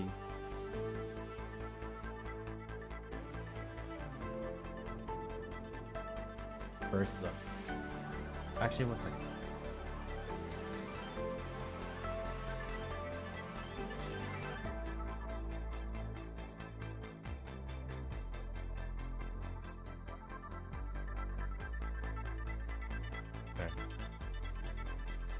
Your personal work style is closer to spontaneous bursts of energy than organized. When someone thinks of you highly of you, you wonder how long it will take. A little bit. You would love a job that requires you to work alone. Not really. You believe that pondering abstract philosophy. You feel more drawn to busy, bustling atmosphere. You know, if a decision feels right to you, you often act on it. Even as always, it can have you doubt your overall ability. You complete things that prefer tasks that require you to complete. You are likely to rely on emotional intuition.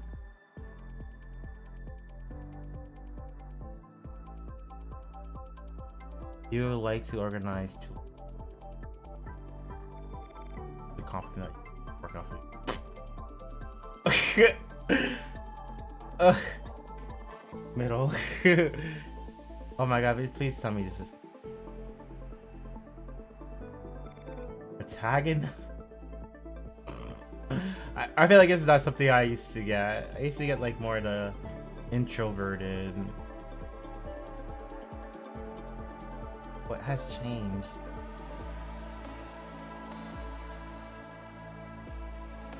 I think streaming has changed.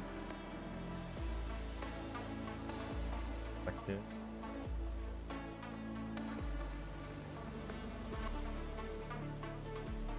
Aeon's doing Northhorn. I might join him actually.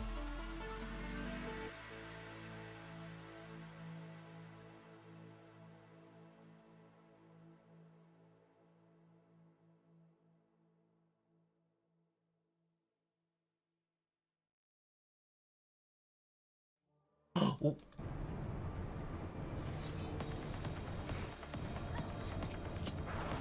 We need 2 more men to roulette. I gotta make a pin here.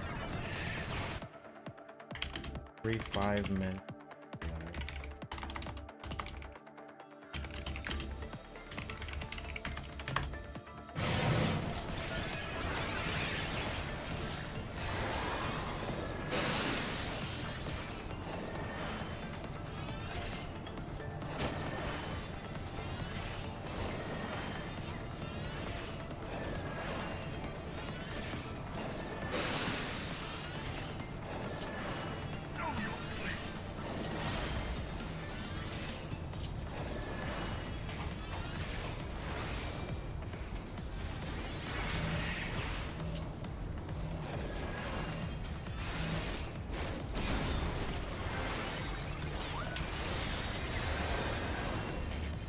It's funny because at lower levels you have to be more exact with your bits. Because you only got like 1. Like that was a complete waste.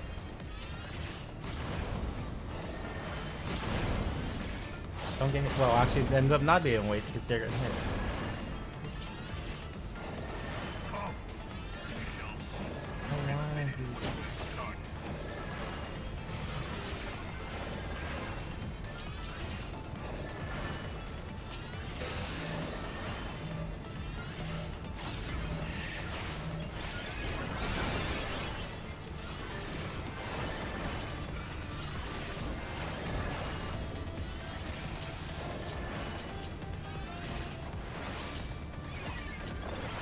We have the ad phase.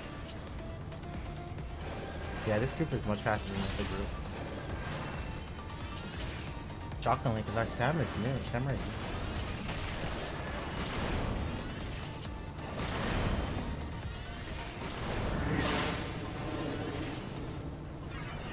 Wait, can you skip it?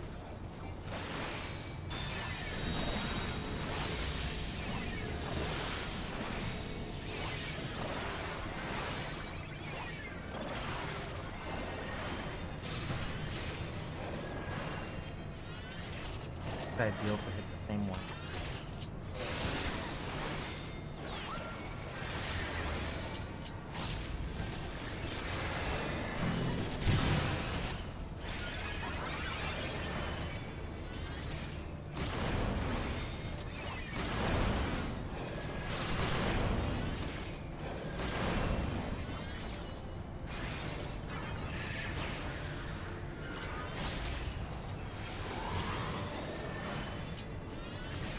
Oh, almost fell off the ball.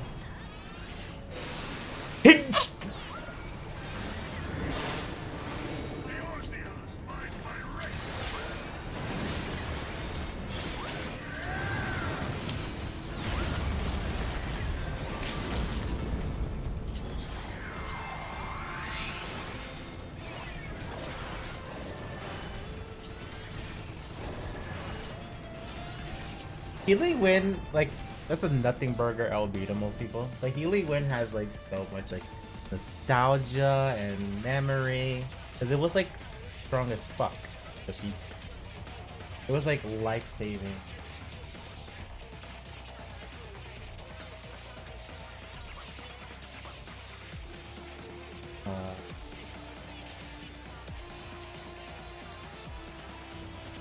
Fuck with me a little bit.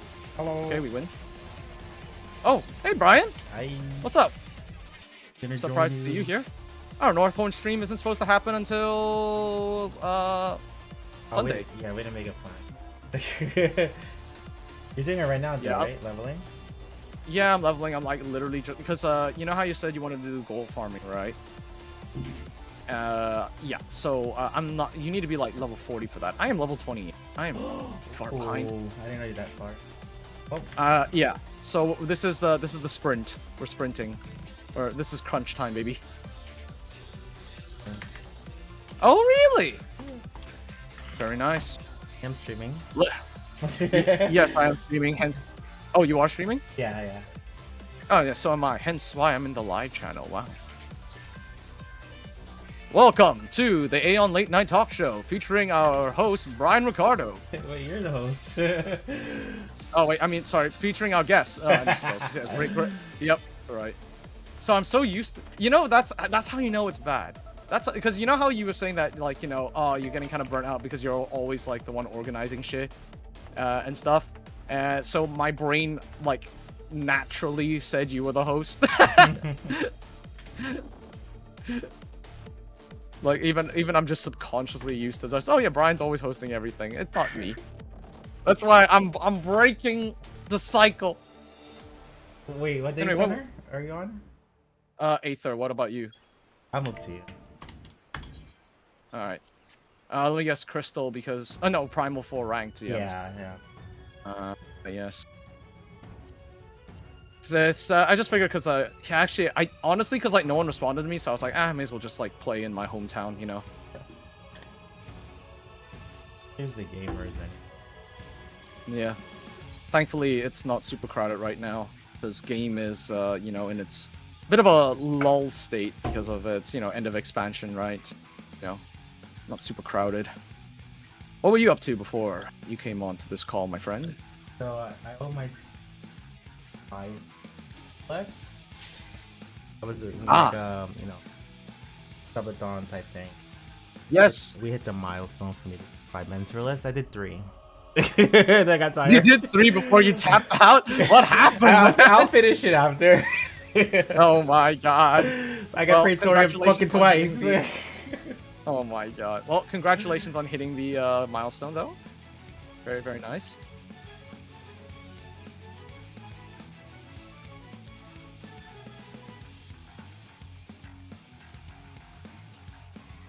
For those who don't know, the reason why, so this is for more my stream than yours. For those who don't know, Brian is currently in the midst of trying to move to Washington, D.C., is it? No, Yes? I live in DC now. I'm moving to the other Washington. Washington State. I know it's confusing. It's the same name, yes, Washington State. And, you know, that is, of course, a very, very expensive endeavor. So if any of you would like to support a brother in need, please go over to his channel and give him some subs. He's currently doing a subathon. It will really help him out because this is Brian's only form of income. So in some ways, you are holding his life in your hands. So chat, quite literally. This is like a decision I'm making to like just like basically change my life. Yes. So please do help a brother out across the country. Also, better ping. True and real. Oh it's kind of my interesting God, that true. Forgot. It's interesting that people say it's like Washington D.C. and Washington State, same root name, right? But completely different areas. Yes. Y'all need to work on your naming convention, man. I forgot about the pig. I'm gonna have to be buffed. Holy. Brian rank 1 Ricardo. Rank 1 literally is. People. Well, it's not that good. Because honestly, if you hit rank 1, I don't know if there's a single like, okay, be honest, like, I want you to know from your perspective, do you think how many people would get mad at you from, like, if you ever hit rank 1? it's not getting mad, it's more like they just wouldn't be happy. Yeah, like right. you know, it's like I don't think people get mad that full heart would get it. They just rather have it themselves is usually the case. Oh, right. Or their friends to get it. But yeah, okay, but that's less of a case of like people saying, "Oh, someone else deserves it," right? Like I think genuinely at this point, like people will be like, "Yeah, Ryan got it. Let's fucking go. It's Ryan's season." Maybe.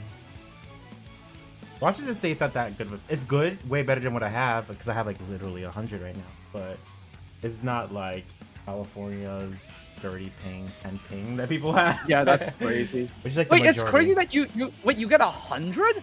Like I get like I think 100 and like 40, something like that. So it's crazy that despite me playing from another entire region, I only gained 40 MS. What? Yeah, we're literally just a pond away. Not a far flight to get to you. That's crazy. Oh yeah, how long is the flight from where you are? Because when you flew to Germany. 6. No shot, 6 hours only? That's pretty good. I've had like bus rides at like 4 hours in this country. Yeah, I've done that too, actually. From holy shit. DC to Boston is like, I think, a very long bus ride. Oh shit. Oh, did you want to like share chats by the way? Yeah. Let's do it. Let me see. Huh. Also made it outside and. Oh. All right. Okay, got it. Gonna join. Oh fuck. Okay, I gotta finish the CE first. Should have fucking not stood in the circle. My favorite 2 platformer game. Oh, that's so.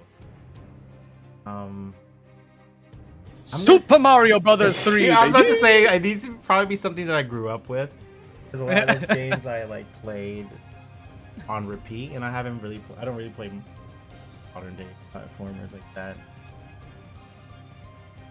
I don't think it's Super Mario's though. I don't think. Oh, you don't think so? Oh, okay. Probably one of the Mega Mans. Ooh. Yeah, I was super into Mega Man. Yeah, you know what? When I was thinking platformers, I didn't even consider that Mega Man is technically a platformer. It's like a combat platformer. Yeah. That's my Capcom representative. W Capcom fucking shout out, dude, with the Mega Man. And Capcom's they're releasing a new Mega Man, right? Actually. Yeah, I don't think they gave an update on that. Yeah, did they? No, not yet. But you must have been like pretty excited then. Yeah. I think I'm into Battle Network the most, but I would definitely look into whatever's coming out. You're just like Roy. He loves Battle Network as well. I did all this except for 6. Here's the best. It's also like it's an RPG, which is funny as well. So it's like, you know, it really spoke to your like FF kind of like pedigree of like, yes, I get to be tactical and shit. And I used to like go against my brother all the time in Battle Network. Because I had like blue and he would have like white, and we would just like battle. Good memory. Yeah. Oh, it's yeah. Double Edge says oh yeah, Double Edge to respond to you about the whole Magica thing. Yeah, it's like definitely a lot more stable now. I love Arrowhead makes some really cool games. Actually, I think genuinely, like they're one of the companies that like just makes actual interesting stuff rather than the same recycled like slop. So it's nice. I basically got into Helldivers 2 recently, Brian. So then everyone's like kind of excited about that. A lot of people have been asking me to play that game, so I finally bit the bullet. Well, I say I bit the bullet. Technically, my friend bit the bullet for me. He was like, "Hey, Aeon, did you want to buy Helldivers?" And I was like, "I don't own it." And it's like, "Well, here you go. You have it." I was like, "Well, shit, thank you."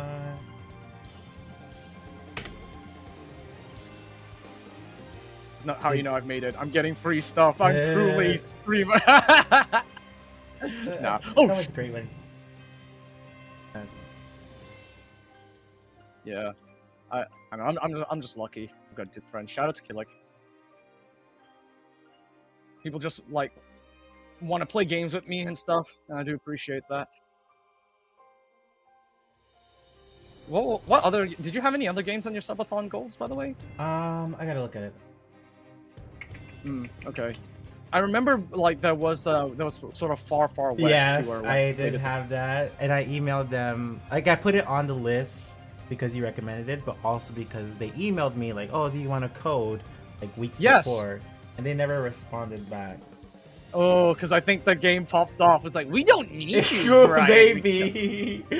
But it actually no, it popped off so like insane, like seriously. Oh shit. Dang. Got it. But all that just got lost in the emails. That sucks. That because they already emailed you, and then I don't know. That's. It came from a PR. Like, it wasn't from like the devs there. It was like a PR for. Maybe sure, like but the campaign was like. Oh yeah, I know.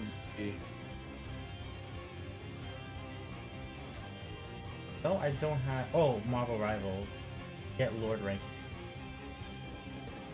Get Lord rank in Marvel. What was your highest? Lord is like the. That's not the actual rank. That's not like the Master Grand. That's like the character level system. Right. Which is just a grind. The mastery system, yeah. Hey, I hit 29.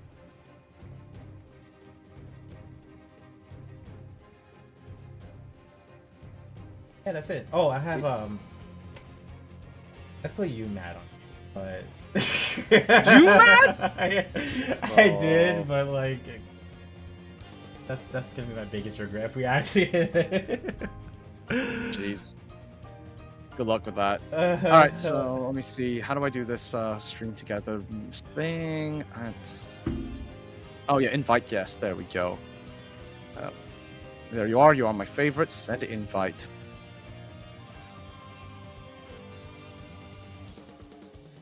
Okay, everything is muted here. Perfect. Alright. Now let's go and pop this. Yay! Strings, do you want to actually pull up as well? Like, if you want to, if you're like doing in the mood for some Northhorn leveling. I mean, don't have to be on stream. Just you want to party up. Yeah, literally, this is like I said, this was just gonna be a talk show with like extra steps. Also,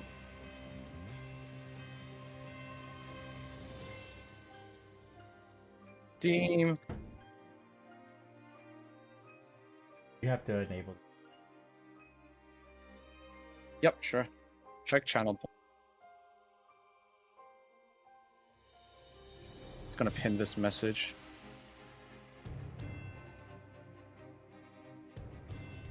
I can log in Aether. Yep, Aether. Yay, Strings is coming. Let's go, more stream team.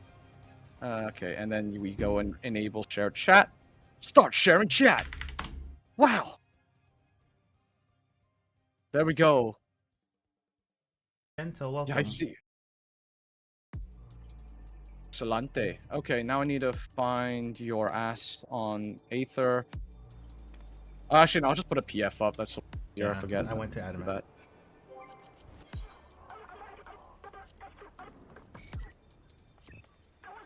Field operation, North Horn. Practice.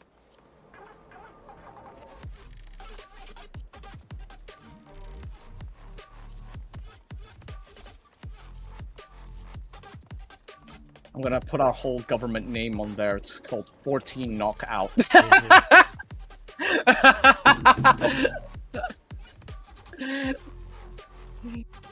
Oh, funny. Yeah. All right.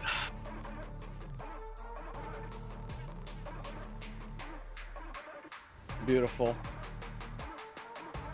You know how there was speaking about like all the games and stuff and like the devs like messaging you. So you know how CD Projekt Red opened up a program, right? Yeah. Oh yeah, of course you posted it. I was thinking Ro did. No, Ro signed up. I didn't because I was like, looking at the requirements, they were like, oh yeah, you need like at least 10 viewers, average for the last like 90 days. I'm like, For Twitch? yeah, for Twitch, yeah. I would still do it if it allows you. I know sometimes those programs are like, they actually search your stats, so it doesn't let you. But if it does let you, you should just do it anyway, because there's always a chance. I suppose, yeah. You miss every shot you don't take. I suppose, okay. But I was looking at that, I was like, sheesh. It's Siobhan! You fluctuate anyway, right? Anyway. Sorry? I said you fluctuate based on what you like. Everyone, we fluctuate too. Yeah, I do, yeah. You have over that when you now with a collab, yeah. Yeah, right now. I mean, to be honest, it doesn't. I didn't expect like massive viewership for this. Like, literally, it's just like me clocking in so that like the algorithm doesn't forget I exist. Because I think you do. I don't know. Whatever little algorithm there exists on Twitch, it does seemingly like my superstition. It does punish you for like not being consistent. So yeah, I don't know. It's just a superstition, though. I don't even know if it's actually real. PVE. Yeah, it's up lol. Yeah, exactly this. You see what I mean? They're like, ew, PVE. I'm like, man, listen, I gotta catch up. You know, there was an entire half of this game that exists. You know, I will not be like the PVEers who are racist, prejudiced towards us PvPers. Oh my goodness. They're like, oh no, it's PvP, just delete it from the game. I'm like, fuck you, bitch. Delete PvE from the game. Turn this shit into like New World then. Fuck you. But pretty much same for me. So I started my stream doing ranked CC on JP. And I think I had like 30 viewers. And then when I started doing the mentor roulettes, we jumped to like 10. So it's the same for me. Same for all of us. But I get it. Mentor roulette is like extra. Not even like savage rating. Yeah, exactly. All right, I'm gonna load us in because I think that's all we got. So let's go. Yeah, I mean it's. Oh, I have to end Party Finder. I am a goofy. I'm a goofy goober. There we go. Yeah, I don't know, like, cause the only time I think like, no, I think to be fair, I don't know. I've seen some people do mental roulettes and they're fine. It's just like. The community we've cultivated is a PvP community, which I'm thankful for. But admitted, or if it's like PvE, then it's like weirdly enough other games like Helldivers and stuff they'll probably watch and pull up to. But it's not gonna be like, you know, FF14 PvE until maybe Evercold. Maybe they'll make the lower level stuff more interesting with the changes. Everyone streams PvE, but there's like 3 PvP streamers. Yeah, exactly. So. We're kind of like in our own little niche here as well, which is I think help. Like, we're just here doing our own thing and then giving people who are looking for that content like what they need. Because to be fair, when I was like starting to watch FF14 streamers, literally I looked for like any PvP streamers and like you were the only one that spoke English. I guess maybe I could have found maybe if I found some in the other regions, sure, if I was looking, but. In terms of like NA, I was like, okay, who is this? And I was like, oh, it's this Brian Ricardo guy. Okay, I'm gonna watch him. And I was like, I have no idea what is happening. Fuck. It's Beast. Oh, this is already happening. Fuck. Into the thing. That AoE is fucking.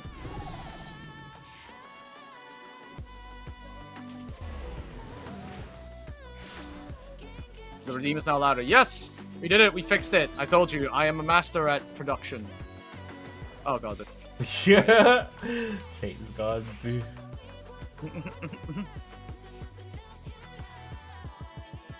But yeah, speaking of Capcom gave me Yasmin today, the new character.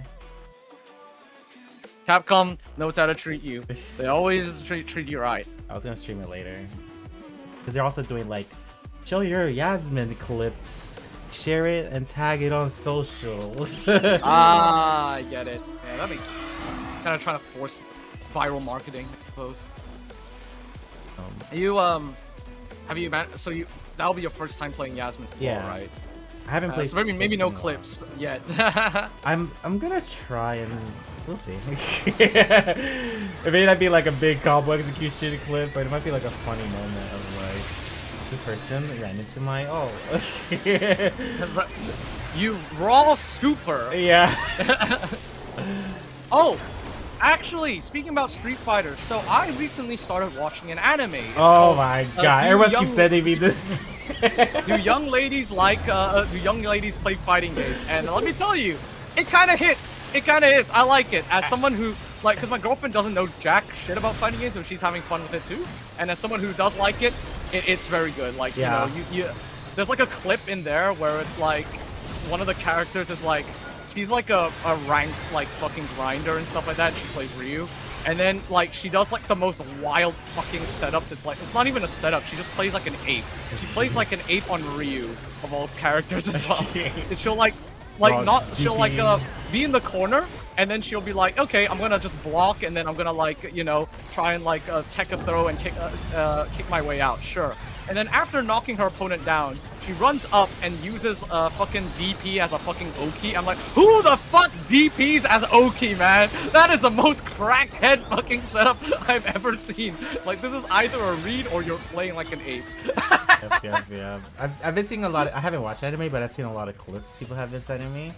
And Yeah, the it's last good. one I saw was like they were talking about the patch notes, and like Cammy got nerfed or something. Yeah. And they were like molding. I was like, dude, this game knows. This author knows, like balls. Because even when I was talking about the weird like Oki, like I paused it, explained to my girlfriend like what, like, because she was like, huh, why is that so weird? I was like, okay, let me tell you why. And then after I unpaused the game, the anime immediately like says it themselves. Yeah, Like she's like, same. what the fuck was that Oki? I was like, holy shit, this is not just some like LARP. This is explain actually it. like true. They explain frames even. I'm like, what? Yeah, like frame kills and stuff like that, you know. It was like, I think some like some Street Fighter player also analyzed the gameplay. They said that this thing was like, it was pretty legit, especially in one of the clips. They pull up like a really difficult like Kami combo, but they're also like, wait, why the fuck as well are you like doing shit that's like easily interruptible, like jab interrupt and stuff? And I was like, someone at that rank, and I'm like, oh wait, no, because she knows she's playing against someone new, and also, or like she's someone who she perceives as bad, but also is like, you know, like been out of the game for a while. So it was like interesting to see like, you know, stuff like knowledge checking and stuff even be in the anime. It was like, yeah, very subtle things. And even like referencing stuff from like Street Fighter 4 as well, like I FADC saw and all that that shit. My question is, do they play other fightings or is it just Street Fighter in that anime? Just Street Fighter, Street Fighter, like, so the original show, manga didn't actually have Street Fighter as the game. It was like a parody, right? Sort of like a legally distinct Street Fighter, right? But then, obviously Capcom reached out. They were like, dude, this is free marketing. Fuck yeah. Like, go and plug Street Fighter 7 or whatever. And that 6 even, excuse me. Street Fighter 6. Just like, I want you to like put that as the game now. Fuck it, you have the rights. Got it. And yeah, and not only them, but even like the fight sticks. Dude, the amount of like actual branded fight sticks in the show as well. It's like they're like, yeah, let me in on this. This is free advertising for us too. So it's just Street Fighter, which is fine because I think isn't Street Fighter your more preferred fighting game anyway? Me, I think it's what I'm best at. Yeah. So I definitely would have loved to like obviously see Tekken, but maybe another anime will pick that up. Because like Tekken is, I don't know, like, okay, this sounds like very like simplistic of me, but one of the main reasons why I even still like care about Tekken despite loving like Soul Calibur more is because of the Mishimas. Like Electric Wind God Fists are the most fucking hype shit to exist in any video game ever, and I refuse to like, you know, be convinced otherwise. Like the tight execution, the massive reward, it's hype whenever anyone does anything with it in the game, you know what I mean? Like even in the most recent tournament, it was EWC, that was like a really good Reina player. Fucking hell yeah, man, like really hype to watch. So like I kinda, is there anything like that actually? Let me ask, is there anything like that in Street Fighter? I would say C Viper is the most technical character. Like her combos are really hard to do and extreme execution.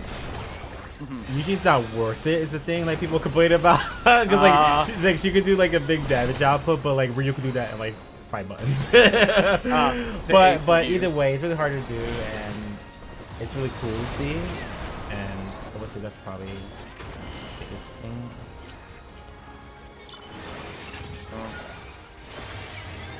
I see. I don't know. It's like but no one has like an option that they use in neutral that's like tight execution, but like gives great rewards, like as a launcher or something like that, right? I mean, every character has their own thing. I can't think of like something that, like everyone's like, oh my god, this is hard other than Viper. I think off the top of my head. That's what I'm thinking, right?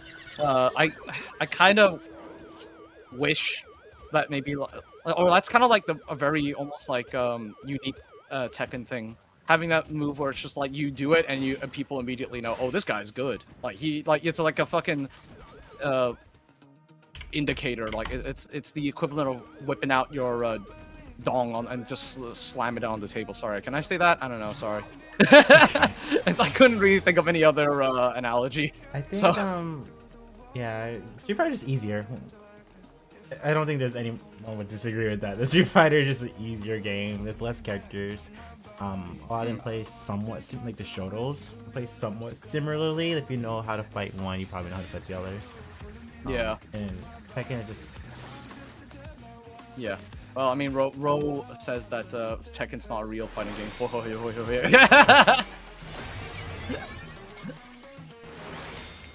But yeah, I agree. I mean, I always thought that, but of course I didn't want to say it because I, for one thing, don't play Street Fighter, so how could I actually even say that in the first place? Like, I literally have no way to compare. And the other thing is, like, you know, I'm also like, you know, I'm sure there's hard stuff to do in Street Fighter as well, so yeah. Definitely. I mean, yeah. I wouldn't say like Street Fighter is like a baby game. Yeah, hell no. Like the pros really work hard. Yeah, something being harder doesn't mean the other thing is easy. Yeah, exactly. It's really funny how like Strive went from like a game that was notorious. Well, Guilty Gear was a game that was notorious for being like very hard to like probably a game that's like got a pretty bad reputation now for being very easy. It's, in fact, that's why they were saying that, like, yo, there's no good players to try. That's why, what's it, that fucking Smash player Leffen? guy, Leffen, yeah, they were saying Leffen like dominated the scene because it was like they're just literally no good players in that game. Which I was like, damn, that's like this is like online discourse. I do not agree with it necessarily, but I've just seen this as like, you know, discourse on like Twitter and stuff like that. Maybe it's a way to downplay Leffen. I don't know, but yeah, I will say people that, still see him as a villain. I don't know him, obviously. I don't really watch his content, but I know people portray him as a villain a lot still. Yeah, listen, I don't mind like having villains and like heels in like fighting games, you know, because fighting games is like, you know, the way like rivalries and stuff work is almost like very similar to like wrestling, right? Like WWE. Like we like to create plot lines in our head, just as long as they're not actually fucking freaks. Like remember Filipino Champ? Oh my god, yes. Yeah, like he was like definitely like the villain for MVC, but then I don't know, like I think he had some like scandal or something like that, and everyone's like just like, no, we actually don't fuck with him now. Like actually, unironically, it's not a bit anymore. Like, oh, I low key remember a scandal, but I don't know what it is. Yeah, I remember it, but I don't know. I only remember Infiltration. Infiltration, I remember. Yeah, because that's okay, still like an active thing of like he's trying to enter Storm, and then people are like, why is he here? He should not be here. He gets mad. And then, like, exactly. It's so funny how, like, some, like, MAGA people will, like, defend him. Basically be like, it's long gone, he should come back. It becomes, like, political a lot of times with these people. Yeah, it really does, actually. Stop politicizing my video games, man. I just want a game. Stop being freaks. Stop being freaks! Yeah. Leave that to the Smash community. The hardest hitting one for me was Gutex, so...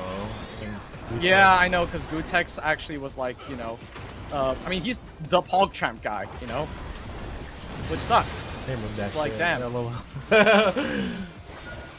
and like, I don't know, and like, Gutex was like pretty, like, you know, cool back in the day as well. So yeah, it kind of sucks for those who like were fans of him and stuff.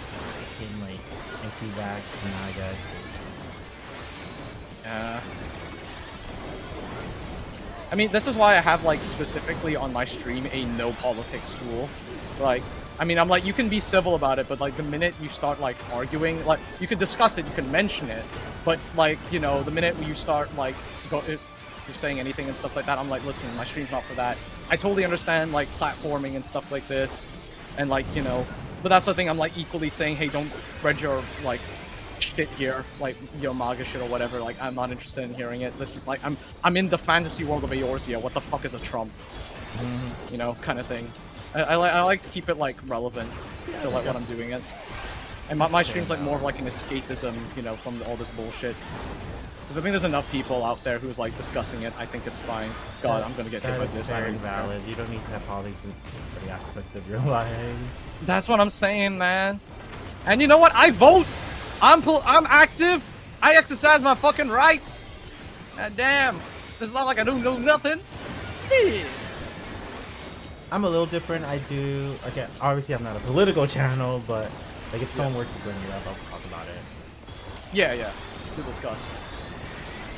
And like, absolutely, like, no, like, I think with you as well, I can kind of trust you to be like, oh, okay, like, if someone brings it up, let's say during a collab, I can trust you to, like, just vibe, you know, and not necessarily, like, go, like, full on, like, oh, let's discuss this. Oh, shit, I got hit. Bad.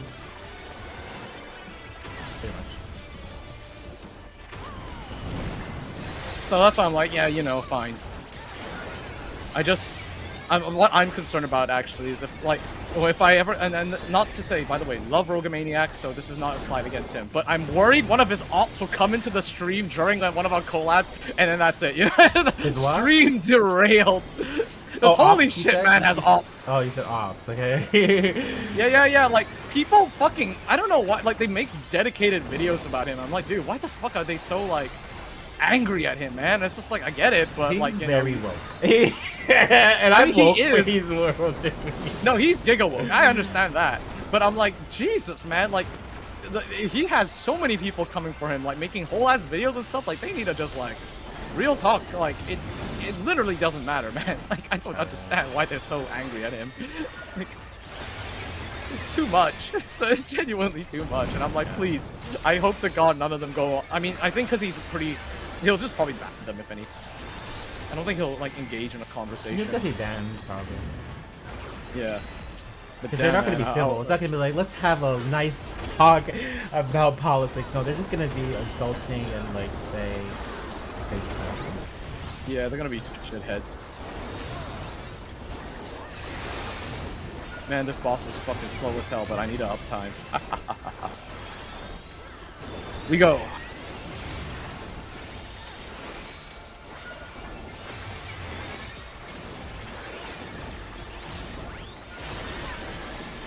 You're not gonna die. Maybe I'll stop. Nah, actually no, I should probably. I do want to level this fucking job up, I guess. Because the reason why we're doing gold farming is for like mastery, right? I think you said what you're saying. This job is to unlock from gold and stuff. Yeah. It is the fastest way, but it's not the most convenient way to gold farm champ. Because it's more convenient just to do pods while doing this. Alright, well, I mean, I'm like 8k out of 10k for EXP for White Mage, so I should be able to like... Because once I max this out, I'm not gonna lie, I'm probably just gonna swap to like a job that actually does more damage. Speed things out. Because I think you won't die. Just ignore the fact that the Syrinx is got res sickness. But otherwise, I don't think you don't need me to res. Oh, no, definitely not. so just like 3 face. Who, me? Gaga. What's your defensive defense? I remember you did use it last time. Automatic Kudasai. Don't think I did use it. No, it's level 1. What? It's like... I swear you did it for gold farming. No, I think I was Cannoneer. Oh. Because remember how that was a meta? And then Cannoneer, then I swapped to Oracle because I love Oracle because it's funny. And then I think a little bit of Samurai, because Samurai has like a insta-kill chance with its like attacks. So that actually helped out quite a bit for like gold farming, where sometimes it kill would proc. Yeah, I think we did all tanks and healers, I recall. Pretty much, yeah. Until we went goats. Fucking goats. You can never escape goats, man. It's everywhere.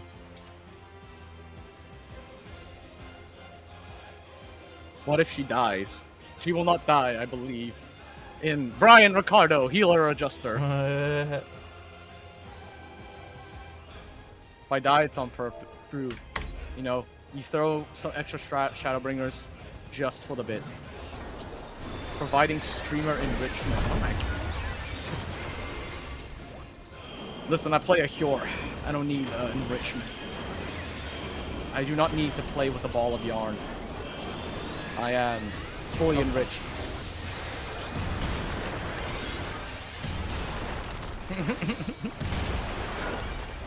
Actually, speaking about funny Shadowbringers and stuff like that, and throwing out to unalive yourself. I don't know. I think I don't want to say that, and I just realized I don't want to say that word because you might be on TikTok. Hello, TikTok. But yeah, no. I don't know if you've been following the streamer called Showbeck, or like you're aware of him. The WoW player? Yes. Yes. The Wild of Warcraft. Because they posted it in the rumbling and I saw. They posted in the rumbling. Oh Yeah. god, were they like hard targeting him or something? No. They're just the rumbling's not that degenerate, okay? I don't know. It's the rumbling, man. No, It's like literally anything goes there. So it's like I don't know. It's like Sir posted it. He was like, "It's over. It's Jover for him. He's playing CC." Wait, he actually was playing CC. I Oh, only saw you him didn't play know? Frontlines. Okay. Yeah. I saw him playing Frontlines, and I was like, "Lol, this guy's like mashing Recuperate into nothing. He's spamming Shadowbringers. He's not using Elixir. It's so raps." When I watched, which was like last night, he was playing CC relatively well. Like he was like not marking, but he's like, you know, doing plunge on targets and like hoping people would follow him. Like he understood like basic concepts. That's because actually 14 PvP does bear some similarities to WoW. I think because he really struggled in Guild Wars 2 PvP, because I think that system is like a PvP system like unlike anything maybe it might be similar to something else, but definitely it's not similar to WoW War 14 at all. Like in my experience, like forms maybe about like 25%, if that, for like, you know, actually helping me be good at Guild Wars PvP. So you know, I'm actually like so like, you know, he didn't do great there. So I'm really happy that he's like actually doing okay, at least when you were watching him for CC. I think it was casual too. Okay. Yeah. I mean, yeah, it's casual queues, but you know, or something. I don't remember Guild Wars PvP being that different than like a regular arena. Other than the map being massive, I do remember that. Like, it's not like a, you know, WoW arena where it's like circle. No, did you play PvP or did you play World v World? No, I did the regular PvP. I got to like gold rank or something. Yeah, it's it's different. No, it's quite different, I would say, because like, for example, okay, take 14, right? You have like one purify, but in that game you have like different purifies that you could do, and you could put multiple, or like, you know, slot it out and stuff like that. There's condition cleanses. There's like, you know, the way you heal is actually different depending on what specialization you play, and there's a lot of like job knowledge you need. Like you need to watch like animations very closely and learn when to dodge. So there's like quite a bit. And also, like, the way you, like, sync stuff. Like, in 14, it's like... I guess there's, like, you know, Gunbreaker, where you have to make sure, no Mercy buff is up, right? But then, like, Guild Wars, there's, like, several buffs which you have to align with yourself to ensure a burst. So, it's very interesting. And also, like, kiting is also a massive skill in there as well, which is not... like, it's kind of a thing in 14, but honestly, in that game, it's, like, even more so. So, I would say, like, because he was playing Bladesworn as well, which is considered one of, like, the weaker specializations, right? So that's why he was double suffering. He was learning the game on, like, one of the harder jobs. So, you know, I would say, as a result, you know, it's different to 14, especially, because 14 you could just kind of pick up and play, and, like, there's not much easier, to... without doubt. Yeah. Meant to be easier. Yeah.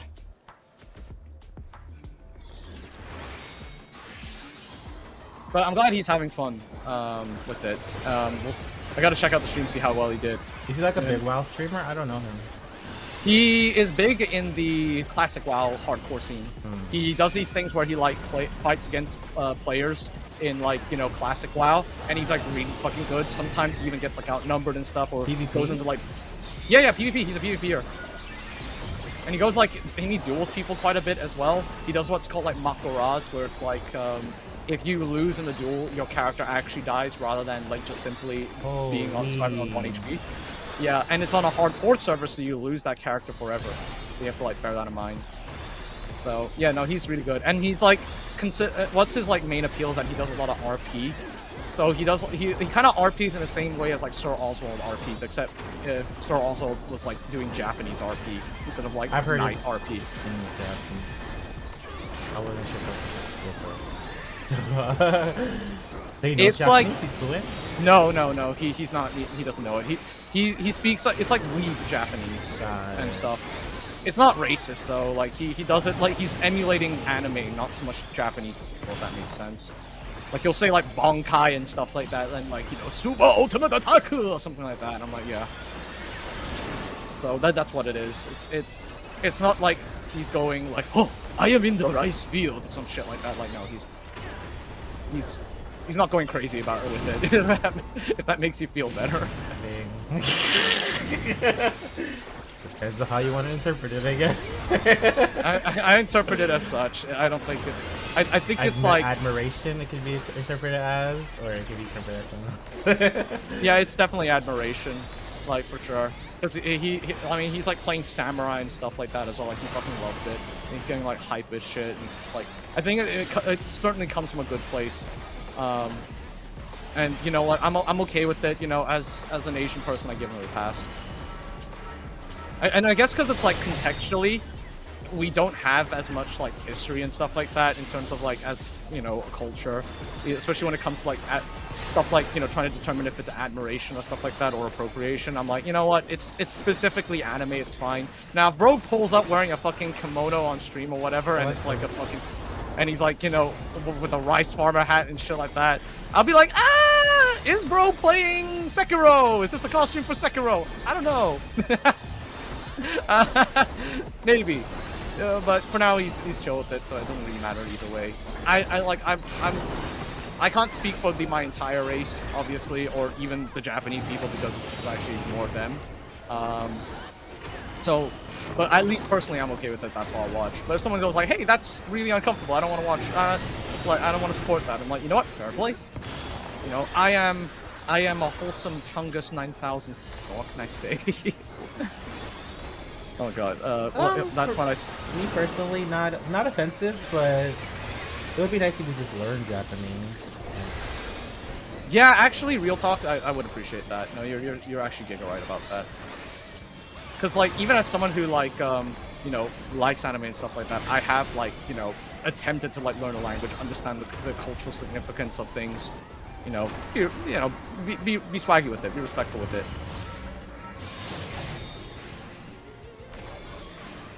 Also, like lollipops, that's what I say when I die in ranked all the time on purpose for content. Exactly, Lottie. You gotta make things exciting.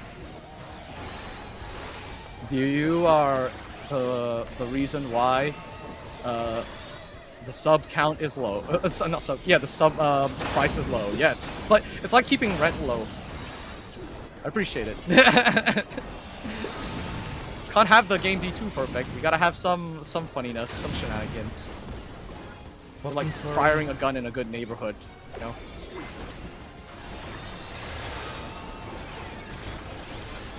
Also, I saw your tweet about Oni blowing up an opener. I was actually thinking, I was like, man, I haven't seen that guy in a long time. Hope he's doing all right. And he is.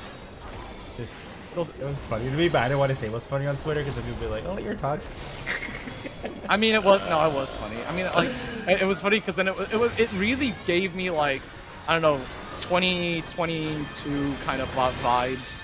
You know, it's like Oni died in opener and Leaf marking ignore. I was like, it's like we never left. The more things change, the more things stay the same. The thing is, Oni, It's frustrating because he talks about like, I can't react to bursts. It's just too bad. Like you're not supposed to react. You're supposed to like predict. You're supposed to like bait. You're not supposed to just like run in there and like hope you can purify in time and recuperate in time. You have to pre-guard. You have to like pre-rid over it. You have to like use walls. You can't just like. And it's crazy to me because like he's a gamer. He beats my ass in Street Fighter. It's like the thing is, it's like if this was a game with like really tight code and stuff like that, I'm sure maybe he could react to stuff. But it's just the buttons just do not go off even at the best of times. So yeah, you can't. That's true. He wants to play like a different game. He's trying to play 14 as if it were a game that was designed more tightly. And because I have no doubt that if it was possible, he could react to stuff. Because if he's like reacting to fighting game shit and actually doing well in fighting games, like 14 is technically easier in terms of like mechanical execution. I think he could, but it's just yeah. So I agree with you with that, but also like that type of burst where like you just jump in for 5 people, you really don't live that anyway. Like if you did it over. Yeah, and it's like I think he's been out of the game for a while, right? So he doesn't realize how much he's changing, how fast the burst is now. Even though the devs have done their damnedest to try to make the, bursting slower, it's like no, now just single target feels way worse.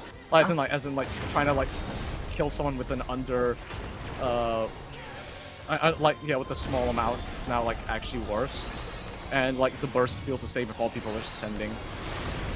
I'm gonna guess he has 200 victories already this season. Yeah, that's debatable if that's just like coming back or not anymore. I don't know, it's like you kind of need everyone basically on the same page to get someone killed, right? I mean, it was always kind of like that, but not as strict. And now I feel it's like very strict. That's kind of like my take. Since early CC and now, yeah, like CC back in Endwalker versus CC now. Like back then it was like in solo queues at least. 3 people hitting the same target generally enough. Now it's like, in solo queue you probably need a lot more.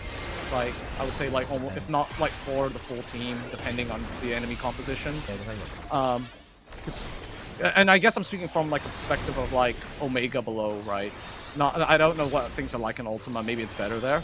Omega and Ultima, same thing, same people. Yeah. Okay. Well, yeah, because and then that's why it's like even though what they try to do is like give us animations, like attack damage tied to animations rather than snapshotting, and also increasing our HP pool to like make it harder, like supposedly us more tankier. We're still getting 1 GCD. I think there's like still a lot that needs to be changed before, if they really want a different way to like play this game, to be honest. Yeah, the demonic monk and his demonic ROE greed. That's him. Hey, but if he lands that, he's gaming, Now you just have to pre-mark the weakest player in spawn. No, pretty much that's what happens. They marked him. He was already pre-marked, pretty sure. Yep. But he can use that to his advantage. Just like lock in, understand what to do, and like he's monk, so he could take advantage of big riddles that way, like having people chase him, but not enough to kill. That's just major value. Yeah, we're like pre-mark early. I think because also like monk is a job that is more, in my opinion, like hit and run, and like funnily enough, he like he plays it more like a frontliner. Samurai probably for him. Yeah, maybe. I mean, he's a cool guy though. I remember talking to him quite a bit. He's funny. Chill ass dude. I met him at in Florida for a fighting game. And you said he's well known, right? Like, what do you mean by well known? So like, do people like immediately like recognize him and stuff? Yeah, he used to be a top player. Boulder Street. That's really interesting. Top player as in like, Evo level or something? Yeah, like well, more like local hype. Oh, local legend kind of level. Yeah, I got you. So Florida local is like demon. Florida is a big scene. There's like 3 fighting game events there. There's like CEO there. Yeah. Tampa Never Sleeps, something like that. TNS is there. TNS is like a really big one.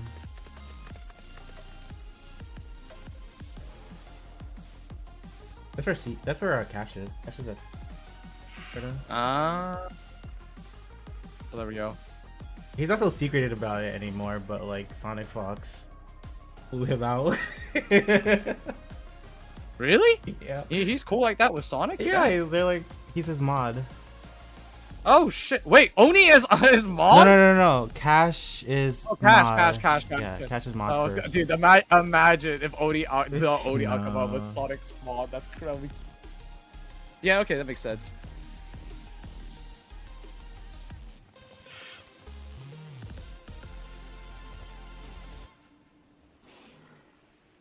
Damn, Cash.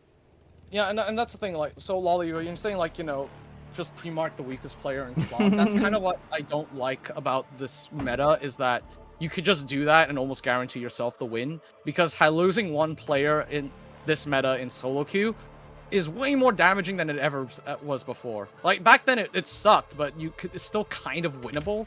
Now it's like very weighted to like, oh yeah, if someone dies in opener, it feels like shit, and someone has to die in opener. I'm sorry, but like that's just the nature of the game and how it plays now. Like, you know, you can't have a PvP game where no one dies. Someone has to die. But it just feels giga bad now that someone does. It's like literally part of the game. And I don't know why they've done this. Why have we balanced it in such a way? It needs to be trades. Not. That's like if you kill someone or you die. Yeah. The thing is with trades, right? You have to kind of like do it like really quickly though. That's kind of like my other thing about it. You know, like, because if you take too long, then it's like 4v5 situation kind of stretches out. And, you know, yeah, you can really feel like the pain, and I don't know if it's super winnable. I mean, again, like unless you're Team Fish, sure, Team Fish play it different, but like you can't expect that of solo queue, and that's what I'm saying. It's like they're balancing the game around like LP, but I think because they did that, it now feels like, oh my god, you're fine. It's because they're like bouncing around like LP. Solo queue feels really bad. And then yeah, Lolly's saying I'm the machinist, often the weakest player. I do not like this meta. Yes, you are the best target because you have the least amount of escape. Sorry, play Bard next time. Lol, skull emoji. Which like, hey, we have like a fucking 15-second jump escape tool that also acts as a bind. Also silence. Also a knockback. What? I think the turret is one of the most underrated things in PvP in 14. It's actually really good. Like if you put it around a team fight or like under yourself.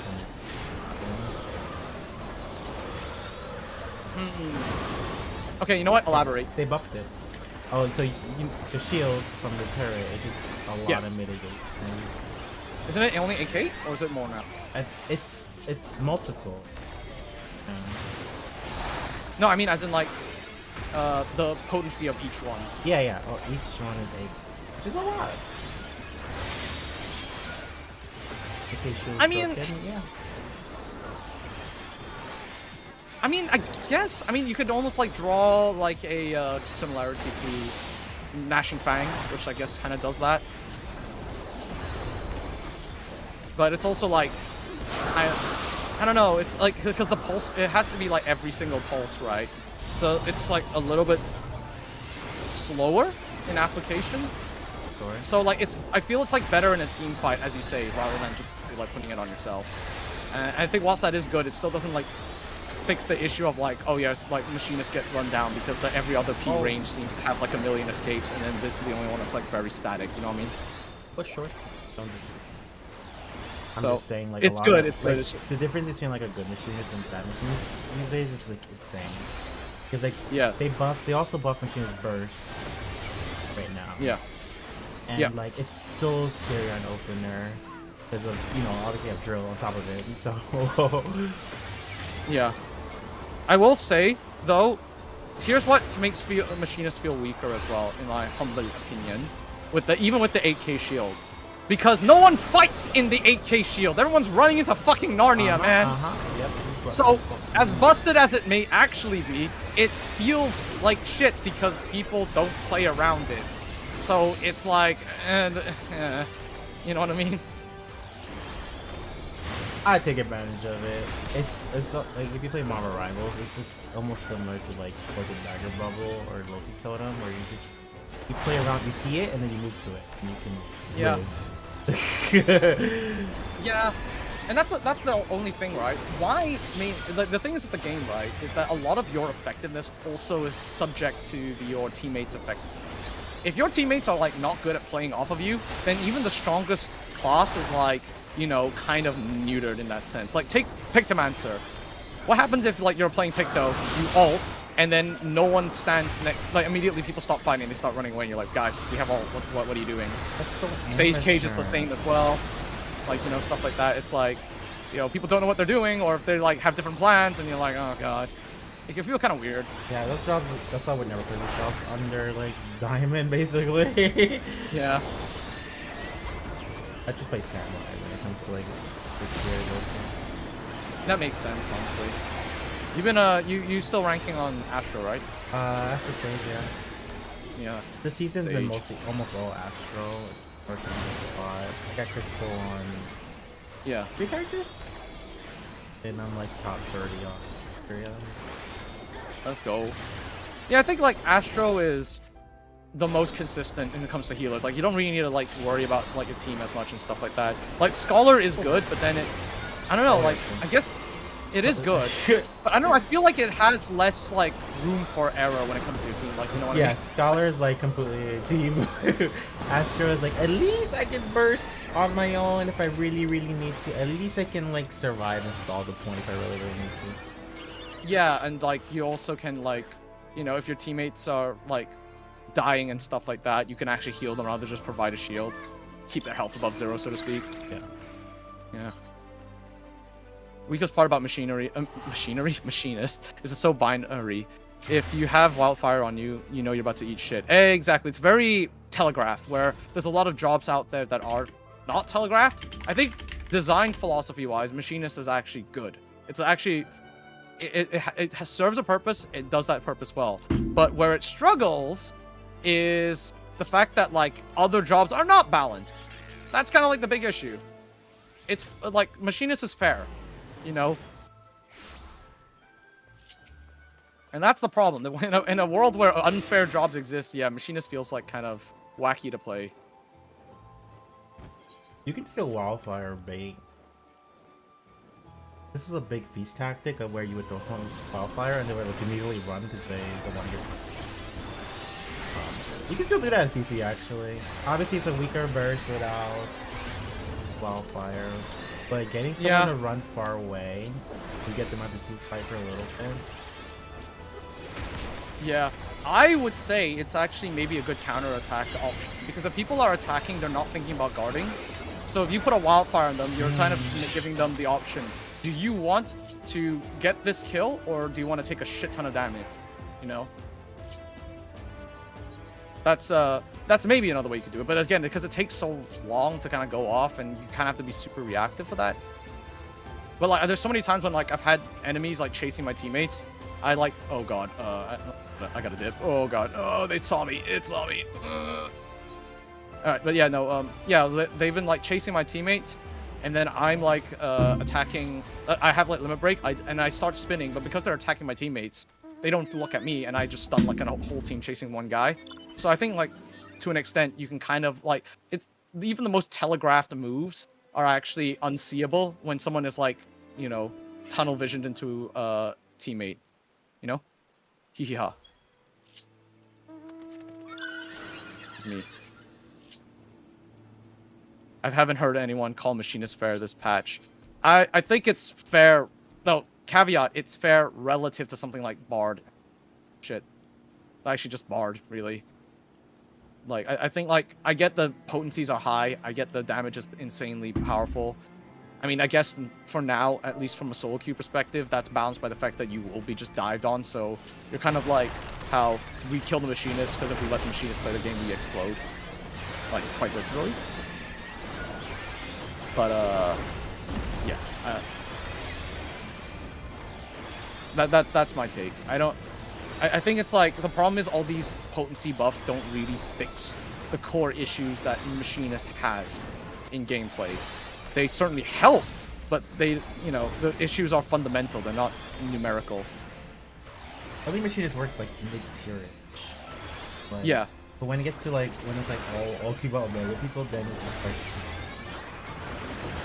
Yeah, exactly. So that's why I consider it fair. Like, you know, even if people think it's bullshit, they die to. It's like who cares? Every death in this game feels bullshit in PvP. Let's be honest. Like, there's not a thing. I don't know many people who think like, I don't know. Yeah, I don't really know if there's really a sort of situation where you go, yeah, that felt all right. No, it's always gonna feel like a little shit, especially from Machinist. So, but I think objectively, if you look at the numbers, if you look at the gameplay, it's fair. Hashtag nerf Bard. True, exactly. Imagine catching aggro. Yeah. I'm sorry, okay? I'm just a wee little lad who's just hit level 30. I don't know. I don't know the world. Alright. I think Bard should be buffed and Warrior and every other job replace strengths. You are a terrorist. Why would you say that? Why would you say that horrible, horrible, horrible evil in my stream? Buffing Bard. I think Warrior is fine, actually. I think Warrior doesn't need too much. It is still very good, especially in like LP and stuff. But I mean, if it wants a little, if Warrior players want a little something extra, I'm actually not gonna say anything about that. Also, give us another 2k on Drill. Yeah, that'll surely save the day. Honestly, at this point, return the fucking 3% chance for Chainsaw to insta-kill from Endwalker launch. Let's go. The gambling Chainsaw. 30-second White Mage LB. Okay. Let's calm down. You know what? If they give Gunbreaker the 30-second LB, I think even actually that won't be busted. Because it's so... because basically, Gunbreaker's like limit break is just Primal Rend. So, even if they put the LB on 30 seconds, it would just be Primal Rend, but worse still, because Primal Rend's on a 20-second cooldown. So if I will accept it I will accept 30-second White Mage LB if we get 30-second LB. Give it to me. I need it. We need it. It's like so slow. All it does is, oh, but it gives damage amp. Who cares about damage amp? Everyone has damage amp. Even paladins have damage amp, man. It's just like from my perspective. It's a guard punishing tool that's worse than the Reaper guard and Dancer and. Oh yeah, not even close. Yeah, it's a shit guard punish tool. Because at least with Dragoon, it's a great guard punish tool because you're in the air and uninteractable. Like no one can do anything to you. With Gunbreaker, I just spin like a doofus, like. But Dragoon's locker did Gunbreaker. Isn't it? Huh? What? Dragoon's cooldown is longer. Yeah, but if it does something when you press it, whereas Gunbreaker, it's like it does almost nothing, and then like like a bard exists in the game, so you're gonna get bound, silence, or knockback with like pick your poison, and then if that after that 30 seconds later the Dragoon does his version and it works. It actually helps. I'm like, it's so ass. It does nothing. We used to have a thing where if you spun on an enemy, it gave damage down debuff. We don't have that anymore. So, like, even hitting someone with the spin does nothing. So you're like, what the fuck? There's 0 reward for doing it. I hate it. I hate it. Ah. I just spin like a moron and then people, oh yeah, I just stunned this doofus. Walk away from him. It's so easy. So I have to, like, do it like a Dragoon where I, like, stand behind a corner to, like, charge up my limit break and then, like, so I can immediately poke out and dash out and stun. And even then, all it takes is for one player to be looking at the limit break bar and go, oh, the Gunbreaker's limit breaking. Focus target, and then that's it. I'm screwed once again. Once again, I am fucked. Because the resilience doesn't even last long enough, so I can't even pre-purify to save myself. Oh, it's so ass. It's so ass, Brian. It's so ass. It's definitely the one of the weaker LBs. It's so intentionally, I feel like, because it's fast. It's so bad, Brian. I cannot explain. I actually feel like I die more pressing that button than when I don't. Because it's like, yes, it's got mitigation, but 20% and then plus 10% from hard corundum, I guess. But that doesn't mean shit if people just perma-silence you for 5 seconds because you can't purify. Like, people think, oh, it's so good, the mitigation. It's like, yes, but I can't recuperate or purify. That sounds good if you can press it. Like, imagine if Paladin got a like, Sheltron that did 30%. It would be busted, but that's considering the Paladin could probably press buttons during that. I can't press buttons! What are people talking about? God damn it! Sorry. You don't call your alarm, do you? You don't unleash it very fast if you need to? Sorry, what? Unleash is the button to activate it faster than holding it the whole time, right? Oh, you're talking about terminal trigger, right? Yeah. Can't press it if I'm silenced. It's still considered a GCD. Can't press it if I'm stunned. It's still considered a GCD. If I get bound, even if I press it, I'm stuck where I am, and it's only got like a 5 yalm radius.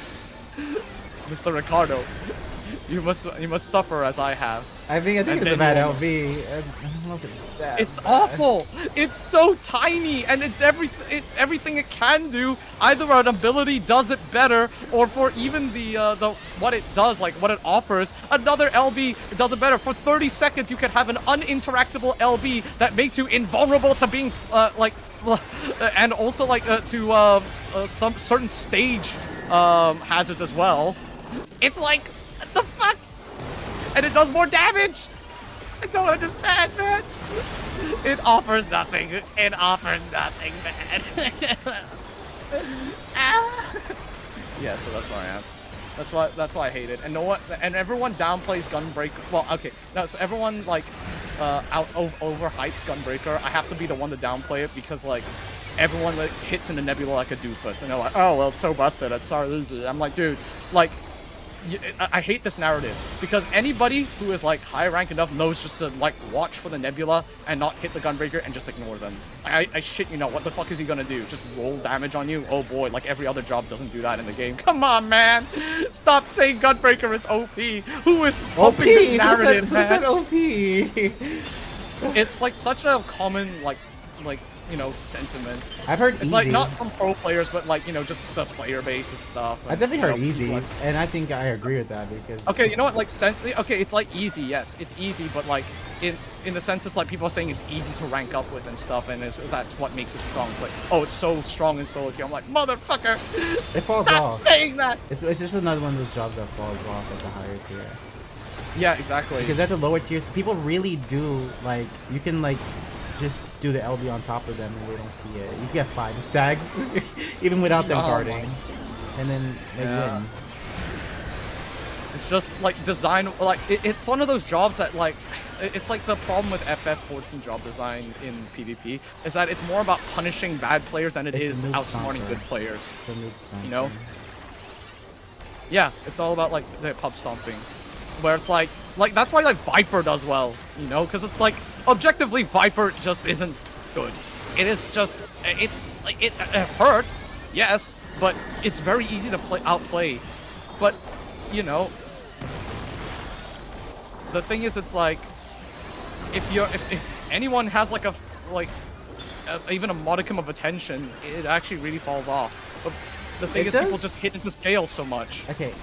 You're right, but it also gets to the point, like, especially when you're, like, in overtime and stuff, and there's, like, a full comp of, like, goats, like, let's say Gunbreaker and Viper together, plus, like, an Astro and stuff like that. Yeah. You're gonna get value from the scales no matter what. You can not get value from it. They have to hit into it, or they have to, like, stall. Yeah. It's like the win condition, but even then, there's a reason why there's, like, people don't really use it in LP. So, there's that. I should probably swap jobs now. Let's go Mystic Knight.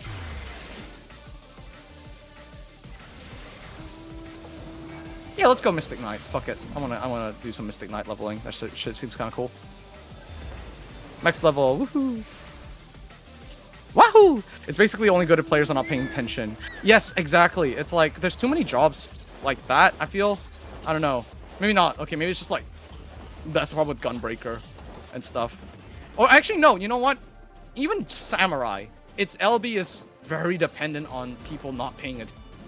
I mean, yes, you can parry certain stuff, and there's like certain jobs actually. So it's not actually as bad because of how reactive that button is. Like, it's very good at like applying itself. But other than that, it's like, I don't know, man. Really, should we have a button that's relying on people like accidentally hitting into you? I don't know. I don't know. In this game mode, I'm not even sure.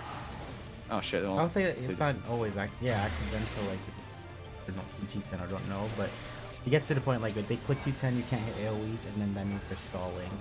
Especially when the player like I can't hit macrocosmos until like he does it.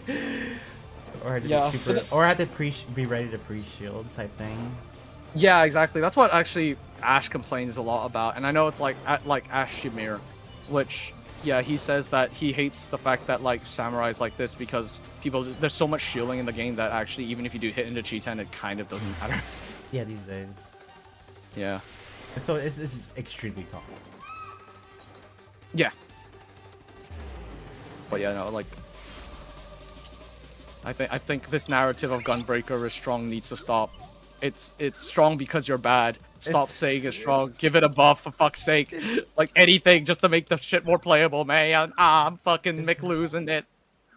Mr. Ricardo. It's good at mid tiers. That's about it. I feel like yes, you can agree to that, right? It's absolutely good at mid tiers, but I don't want it to be good at mid tiers. I want it to be good at all tiers, like how a lot of other jobs are. It's paid. It's paid, Ricardo. It's like, cause like I want it to like function like cause okay, if they're balancing the game for like LP, why the hell does it feel like a Gunbreaker feels like it's more for solo queue? I don't know, what they're messing for LP. That's what they said in like one of the interviews back. Yeah, this was like during like Dawn Trail's like sort of like press tour. Or whatever, or so. No, not press tour. Sorry, like actually sort of. No, it was after Dawn Trail launched, right? And you know how they have the like in the patch notes they have like something there, or it was either in the patch notes or one of the dev notes or something like that. Yeah. I gotta find it because I definitely remember them saying, "Hey, we're trying to balance for LP." They do it for every patch though. Yeah, they I know for sure they have done that. But this recent patch, so the one like a few weeks ago, did they say it's for LP? No, not for this one. I think just in well, I mean, because they didn't make any changes, but I think like the initial. The machines got bumped. Remember? Oh well, there we go. Well, there you go. Okay, let me go read it. It should be there. I don't know. It might be because CCRC season is tend to be like, oh, we're gonna plan around light party. Exactly. So I'm like, guys, sure. Okay, there is like no. I guess they don't want to make any massive changes to like throw people's comps and stuff like that. I get it, but man, if we're like trying to balance this game around light party play, why the hell am I still like a point pusher that does nothing but push point and not be able to like really contribute in like team play? Like it's like I put Heart of Corundum and pray to God you don't die. Meanwhile, cover exists. Huh? Nani? It's like And now we're gonna get like in Japan. Well, hopefully Japan has more interesting comms. Because if I see Paladin, Pictomancer, and and Bard again, I am going to absolutely lose it. I am going to die. The fish one without it. Yes, that's why. That's why. Unironically, I was like, I was supporting hopeful in winning because you know Shimori. But I was not mad that Fish won because I was like, thank God. Honestly, to an extent, it's like a comp that was not running that won. So I was like, you know what, I will take that. Okay. And it was like a really high skill comp. Like I don't really know any other team that would actually be able to pull off that comp. They're nutty. To be honest. Yeah. I'm reading it. 7.55. Cool. Where are we at right now in patch? We are 7.55, yeah? Maybe? I think so, yeah. Still waiting for the time when they add Mystic Knight to the game. You know, have hope. Have hope. Maybe they will. Machinist is currently struggling to improve win rates in ranked matches across all tiers, so we have increased the potency of Scattergun, offer greater returns for risking waters. Yeah, that makes sense. And then white mage win rates are low, particularly in high tiers. So this is definitely based on rank. They're saying it's. Yep, it's based on rank. But it's like, you know, That what they initially said back in the day was like LP, and then okay, now they're like focusing into like solo queue. But I was like, bro, because I guess they don't want to touch LP play too much. Yeah, it's because of the both, CCR thing. basically. Yeah. But man, Oh maybe I shit! should queue up rank. What's up? Our white mage didn't get in. Oh no, what's Oh, it? I see, I see. Strings needed to step out for a bit. So yes, don't worry, Strings. Take care. We'll see you in a bit. But yeah, no, it's yeah, I don't know, man. Yeah, maybe I should queue up rank to like put down the win rates. You know? Like I was, like just literally like you know how I was saying like I need to like keep the rent low. That's like in a good neighborhood. I'm gonna like fire my gun in the air a couple of times, you know. God damn. Do you really lose that much? I don't feel like you. I don't know, man. Like I hit diamond like in one sitting, which was like from plat, which was really good. Yeah. It was a plat, no, from gold even, from gold. But at the same time, like that's low ranks. Like now when I start hitting into crystals, I think things will be different. And So that's we'll what. see. I don't know. I don't play it's- much to begin with.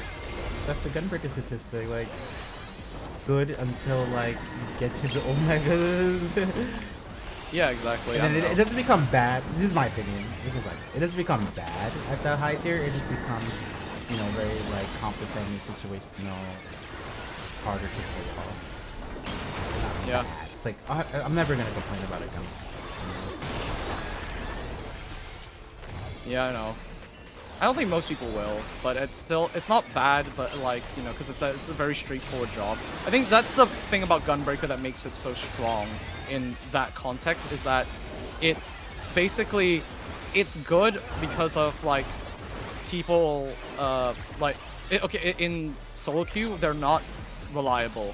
Having a Gunbreaker player means that you can almost sort of guarantee that they're going to survive, and that's like one less person to worry about. So it's a reliability angle. It's not so much like an actual like you know, team fight helpfulness angle. That's the first time. I hit cheat. That was the first time the second Sifir got killed in time. Yeah, I know, right? People, yeah, same actually. People are locked in this time. Let's go. Up on A lot that. of people are 40 now, I'm guessing. This is what you get in my hometown! Yeah. Gilgamesh supremacy! Aether Gaming. Anyway, yeah, I hit Cheetan so many times without consequence. Like, yes, it can happen, but it's still like definitely like a thing that relies more on people fucking up. I know. I feel like it should be good at the baseline, and then if people fuck up, then it's even better. But you know, like if you try to like just raw Zantetsu against people, it's kind of shit. I'm not gonna lie, it's bad. I mean, okay, it has guard pierce, so I guess that's a thing. But you know, because of how long it is, it's like it takes. I don't know. You're kind of like de-incentivized to use Zantetsu and raw. This is just the insta kill, man. I think Samurai. This is my opinion on Samurai. I think it's actually. Like if I had to give it a grade, it's like A tier. And the problem with it is mostly I get hard by the shields. Yeah, it's A tier. I would say, like for solo queue specifically, yes. Though I will say, you know, maybe if I would have fixed Samurai, I would make it so that its raw Zantetsuken is an execute. So the lower HP someone is, then it's like it does more damage. So you know, it also because it's meant to be. I get it. It's like a Final Fantasy lore. It's like an insta kill in the older games. I get it, right? So they try to like put that in somewhere. And I think it being an execute represents like the half moon element of it, where it's like if you're below half HP, you know what I'm saying? So that way it feels nicer to hit on raw. So you can even use it as a finisher if people don't hit into it or whatever. I don't know. That's just my take. Not Reaper. And some Citry. Also screw you. Reaper's insanely strong in like Volcanic Heart. You can't fool me anymore. You can't fool anyone. Enough. Also, good to see you. It's been a while. Everywhere. Hope you're doing alright. It's good everywhere, but better. It's like insane in like in fact, I would say meta-defining in the Volcanic Heart.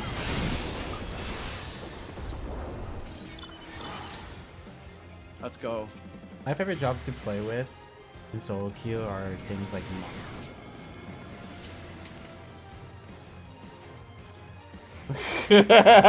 Because it's just like they will have like one of the first LBs. You can win the team fight if everyone's no matter what.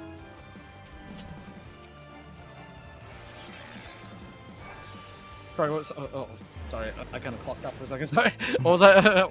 I really like playing with Monk and Reaper in solo queue because they build LB first early, and it's pretty much guaranteed to like get that kill or like hold it and when it's dude, Monk and Reaper in the same match is what I call the unskippable cutscene duo. Like, please set aside ample time to watch all the cutscenes in their completion or something like that. It's like you sit there, you get Monk LB'd, oh I survived, never mind, or the Reaper LB, now I'm running and I can't do anything still. Oh, and if it happens in reverse as well, the same thing. It's like, bro, I've been hit with that quite a few times, and I'm like, wow, well, there is no counterplay other than I do not fight, which sucks. Because the intended counterplay is you kill one of them before that happens. Yeah, in solo queue, not happen. playing back and having a team support you, basically. Yeah, pretty much. But I'm the only melee because haha, NA. Yeah, different experience for So- a healer. For like Astro, like it's mandatory that I'm like playing back when those things are ready. Cause Yeah, exactly. I'm the one who can save people getting hit by monsters. Yeah, exactly. So I have to be like, okay, guys, please give me support. I need your thoughts and your prayers, and most importantly, your heals. Because I am probably going to die if I try this. Oh, fuck him. Too bad this doesn't work. Oh, I'm dead. Goodbye. No, that was smart actually. I saw the vision. Yeah, The rescue. That's what Gitsin was complaining about the other day. Oh, I don't think you were here actually. But What was he complaining about? yeah, same thing happened to him, and I rescued him, and he was like, "What the fuck? It doesn't work. You can't rescue someone who's petrified." Yeah, well, you know how it is, man. The rescue is you know, a tiny little line. Unfortunately, healers need to get a bit of a workout and a little more. We need gains to lift all that heavy rock. I'm wearing all this heavy armor, and I've also been turned to stone on top of that. You know, yeah. More accurate. More accurate. There we go. Ponies at the track. It's my chocolate town. All right, you can't hear the music. That's you're gonna be like, what the fuck is he saying? Did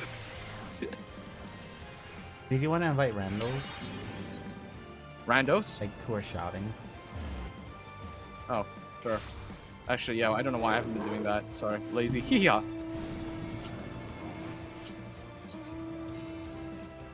I will do that. Oh, uh-oh. Strings was AFK for too long. She got booted from this thing. I wanna know.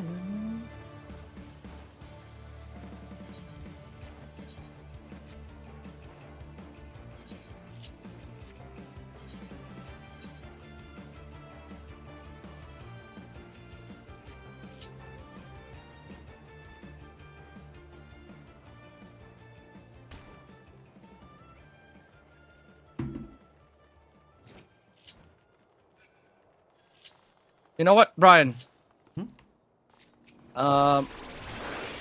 Give me a song recommendation, my man. I'm looking for some tunes. Can you use Spotify? Yeah, I use Spotify. Let me see if I can share. I've never shared a playlist before.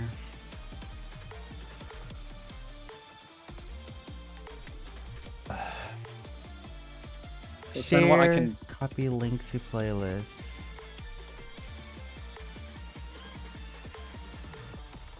Okay.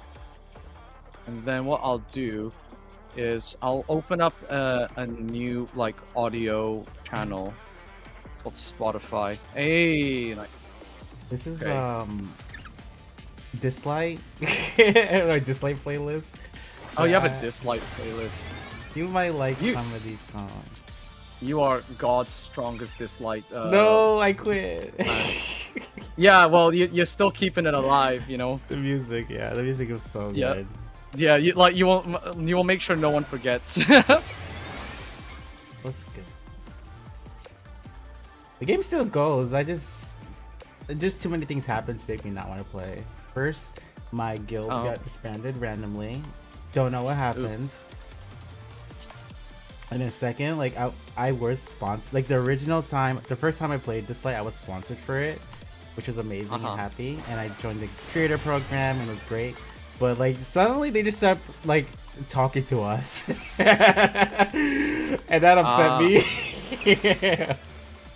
Like communication completely stopped, and that kind of upset me. On top of like my thing getting nuked, because our guild that game has like, I know other gacha games has it, but like the guilds are like on the leaderboards and stuff like that. And I worked really hard to level up our rank and stuff, and then just like gone. Damn, bro.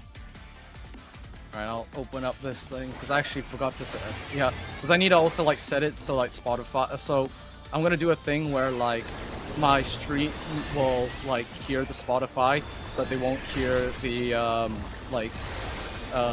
the music that is like on my like Chrome for like the YouTube stuff, because that's non-copyrighted.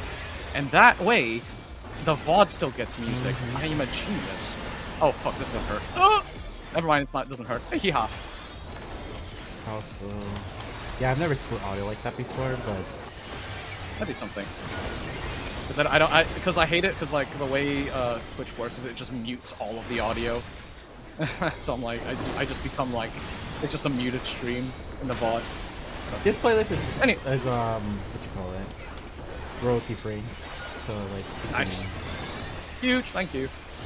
But no, yeah, it's really funny. Like I was telling like I don't know who about this, but I was like, between like getting into like Guild Wars, Mecha Break, and a bunch of other games, I sort of realized I might have like a thing for games that have PvP, but that are also like I have a thing for like small niche PvP game modes in games, you know. Because I was like thinking, oh, that's right, because I was thinking of getting into Destiny 2 PvP. And I was like, fuck's sake, another dying game with a small niche PvP mode. Why do I do this? Even Titanfall was like that, man. Oh my god. I played Destiny, but I didn't get into the PvP because it felt like Guild Wars and stuff where you just be like level 5 and do it.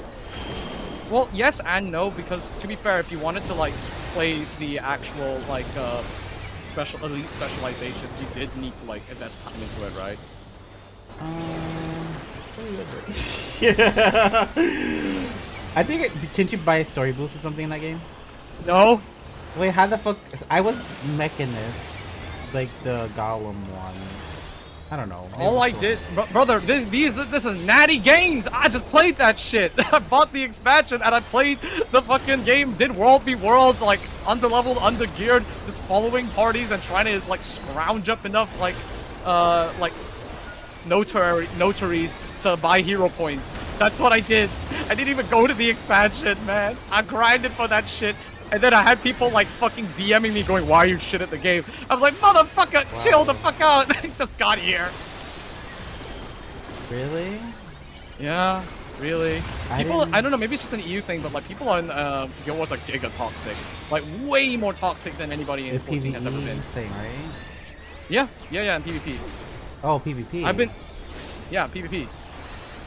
People in, like, I should specify, like, Guild Wars PvP people are toxic. They will DM you mid-match and call you ass. What? And they will sometimes like do this thing called block whispering, where they block you and they whisper you, but you can't respond back because you're blocked. So it's just like you're just forced to sit there and listen to them, which is insane. Why did I not? I didn't have remotely that experience, but this was like 2 years ago. So I don't know. Maybe because you're also playing an NA, maybe you was just that weird, I guess. But no, like, and also you weren't playing like a job that was underpowered, like I was. Like I actually was like experimenting at the beginning. Like I played base. I think I told you I played base Necromancer. That actually can work. Like playing, like if I played base warrior, it unironically would have been better than compared if I just like if I played Bladesworn. Unironically, like the base warrior works. better. And I don't know, because it was just like, yeah, well, it's just a weird situation. I don't know, maybe because like everyone in EU because EU is smaller, and I guess what is left of the community, even in casual queues, knows what they're doing. So it's just bumps, to be honest. It's kind of weird. Yeah, But yeah, no, people, dude, I got like I was like, dude, why are you block whispering? Like, actually, like, are you that scared that I might be able to like respond with something that might hurt you? Eat him up. Trying to like piss me off. Like that is such bitch behavior. I had a good experience. Like people would come to my chat and like give me tips. I mean, I wasn't streaming it, so that's different. I had some, and by the way, the person who block whispered me threatened to SA me. What? Like, ironically, because he was mad that I didn't know why he was mad, because I was like, oh, we're like winning, right? And then it's just like, man, this game it's hard because you guys are 3v1ing people, and like we're out here, as a result we're forced to 2v5. I'm like, the math is not mathing, dude. What do you mean? Anyway, like, you're definitely not fighting 5 people. I digress. And then like I asked the harmless question. I don't get why he's mad. We were winning, right? And we did win the match. And then he block whispered me and said, you know what? Next time, I'm gonna return the favor. I'm gonna go around and I'm going to do next time I see you in a match, I'm going to go and with 3 other players, gang you know. And I was like, sorry, that's like, you better be ready like for that. We're gonna like, you know. I was just like, bro, what is this? What are we talking about here, man? What do you mean you're gonna gang bang? And you said this me, man? was casual? Yes, in a casual game. What? He said, I'm gonna gang you, and I'm like, what? No. It's so unhinged, crazy about it. Yes, and we won. That's the thing. I don't know why I would understand if we lost, but we won that. So I'm like, huh? I was like, bro, I can't. Bro. People are crazy. And I was experimenting too. I was like trying to figure out a good build because this job is underpowered. It recently got a like change, but it still doesn't feel great. Like, oh man, this is what I mean. This is like my experience. But see, I still want to play it. That didn't turn me off. I was at that point. I was like, oh yeah. That's a game. Yeah, because I was just like, it was like more confusing than anything, and it made for a great story. Like, I don't care. Like, he's gonna threaten to kill me in PvP. Yes, that is the point of the game mode, to kill me. So yeah, to kill others. And casual kill even. Yeah, exactly. So yeah, but so it's like, wow, okay, nothing in 14 can phase me anymore. Like on God, like there's nothing anybody here could say, because the 14 community is like actually, even as so-called toxic as the PvP community is, this is kind of like actually wholesome.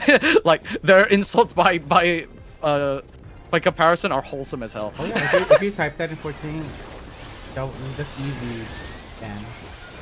Yeah, but no one ever does that. So I'm like, oh, you know what? Actually, W fan base, they're actually nice about it. Woohoo.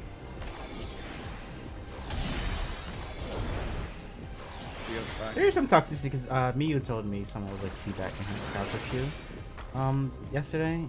So it does. Yeah, there's toxicity, but like teabagging and stuff like that. Like, I mean, people do that shit to me on Fortnite. I'm actually like, I get it. It feels like shit in this game because no one ever does it, but I personally think that's like no offense to anyone, obviously. Like, I get it sucks, but after what I've seen and what I've been through, it's just nothing. It's kind of like nothing, like whatever. Oh, yeah. You know, I haven't been threatened with SA in this game ever, so there's that. So, you know, like, should you, am I saying, oh yeah, start teabagging everyone you see? No, but yeah, that's why I'm saying it doesn't faze me anymore. If this shit would have happened, I'm like, you know what? By comparison, teabagging is kind of wholesome. Oh, cool. He's showing me his. If it's a cat girl as well. Oh, she's showing me her butt. Look at that cute. Wow, thank you.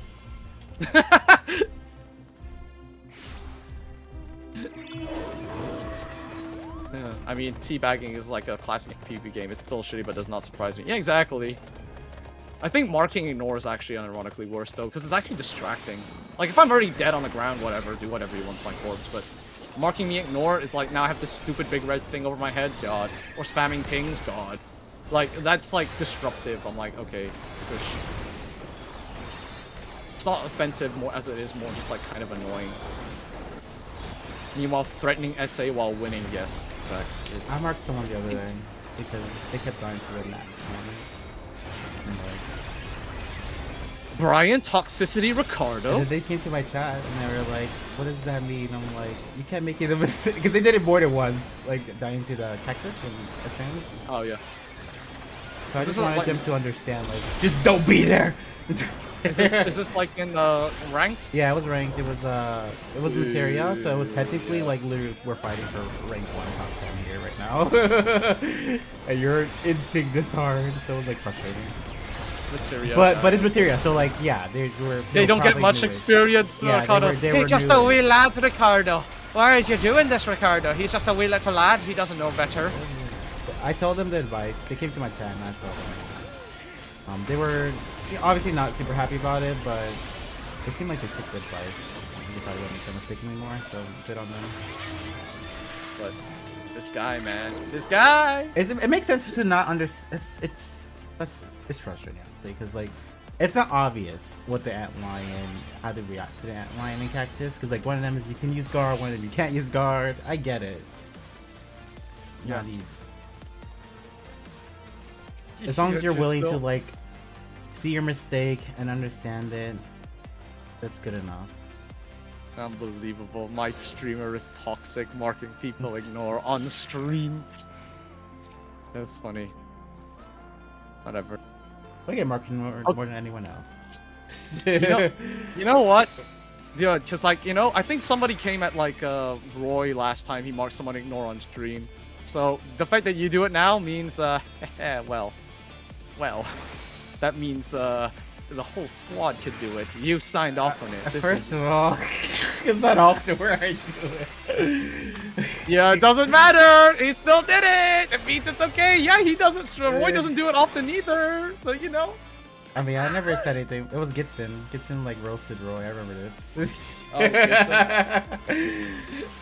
Well, now they were beefing for a while, and I had to like. Now Roy has been retroactively pardoned by the president himself. El Presidente says it's okay to mark someone ignore if they're making. No, I did not. Square Enix, you listening? I didn't say that. Yes, Square Enix for legal purposes. This is a joke. This is a joke. I am kidding. I am memeing.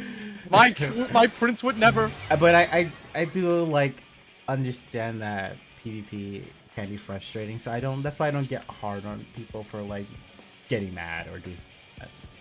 Yeah, as long as they don't make it of a habit or like going too far. I think there are too fars, like your example of insulting and threats.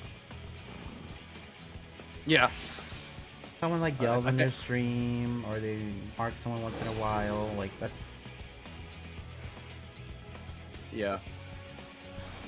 This is what. Okay, let's see.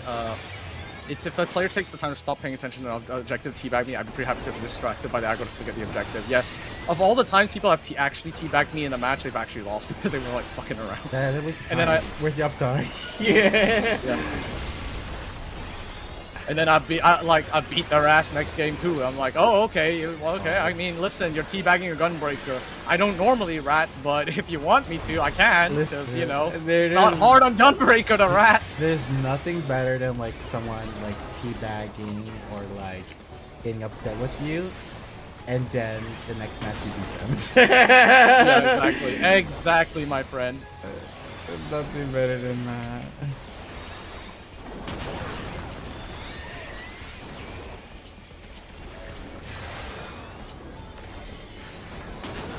Now they're full ins. Exactly. Most people are locked in enough that they can play it. Oof, this is why FF14 PvP needs tutorials. That's what we keep saying, like a Hall of a Novice would be really good. Just like take players through like common like things that would happen in a match, and yeah. But on the other hand, then it also means that we as the community could also make tutorials to help out. It would still be not the best because it would mean the player needs to actually seek them out. This is kind of why in Guild Wars you're actually forced to play mandatory like casualty matches before queuing up in the rank. Yeah, most games like that. Yeah. 14 just kind of lets you do it. Overwatch hasn't. Yeah. So I think that change alone would require the least amount of work and actually still be a lot of help. But again, like, you know, we're at a point where most of the people PvPing are people who have been PvPing, so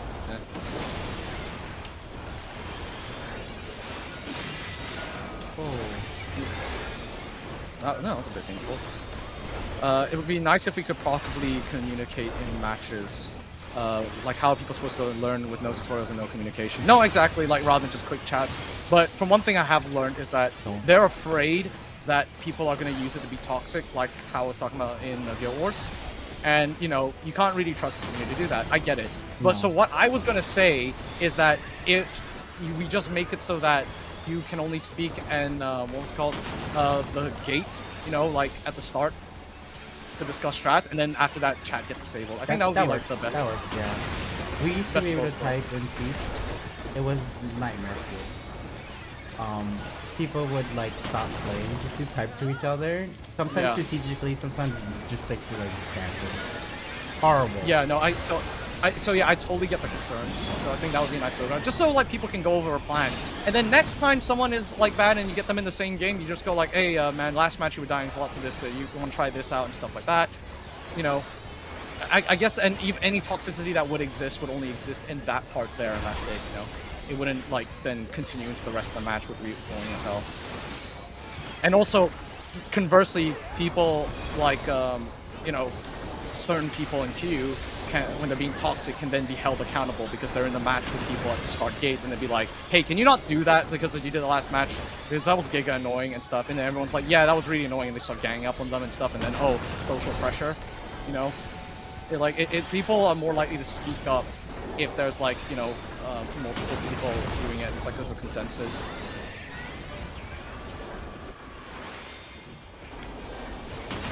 So funny, because, like... you say that? Yeah. Oh, but God. when I see people arguing, like, Marvel Rival this shit, I'm like, get him, girl! Yeah, exactly! Everyone's like, yeah, you know, they jump in on this shit, and they're like, hey, no, yeah, you were in my match last time, you're annoying as hell too. You shut up, follow, Q down, Q down, Q down. 4 people just telling you to Q down, Q down, Q down. But it's like, if you are legitimately, because, like, anybody who gets told that, like, I swear, like, I've heard so many anecdotal stories where even toxic players in this community, if someone just goes, oh yeah, my bad, G, and stuff like that, and then they ask for advice, or they just go like, okay, yeah, I played a bit bad and stuff like that, they normally calm the hell down.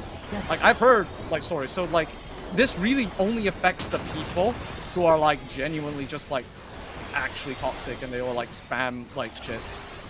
God, the one time I walked out.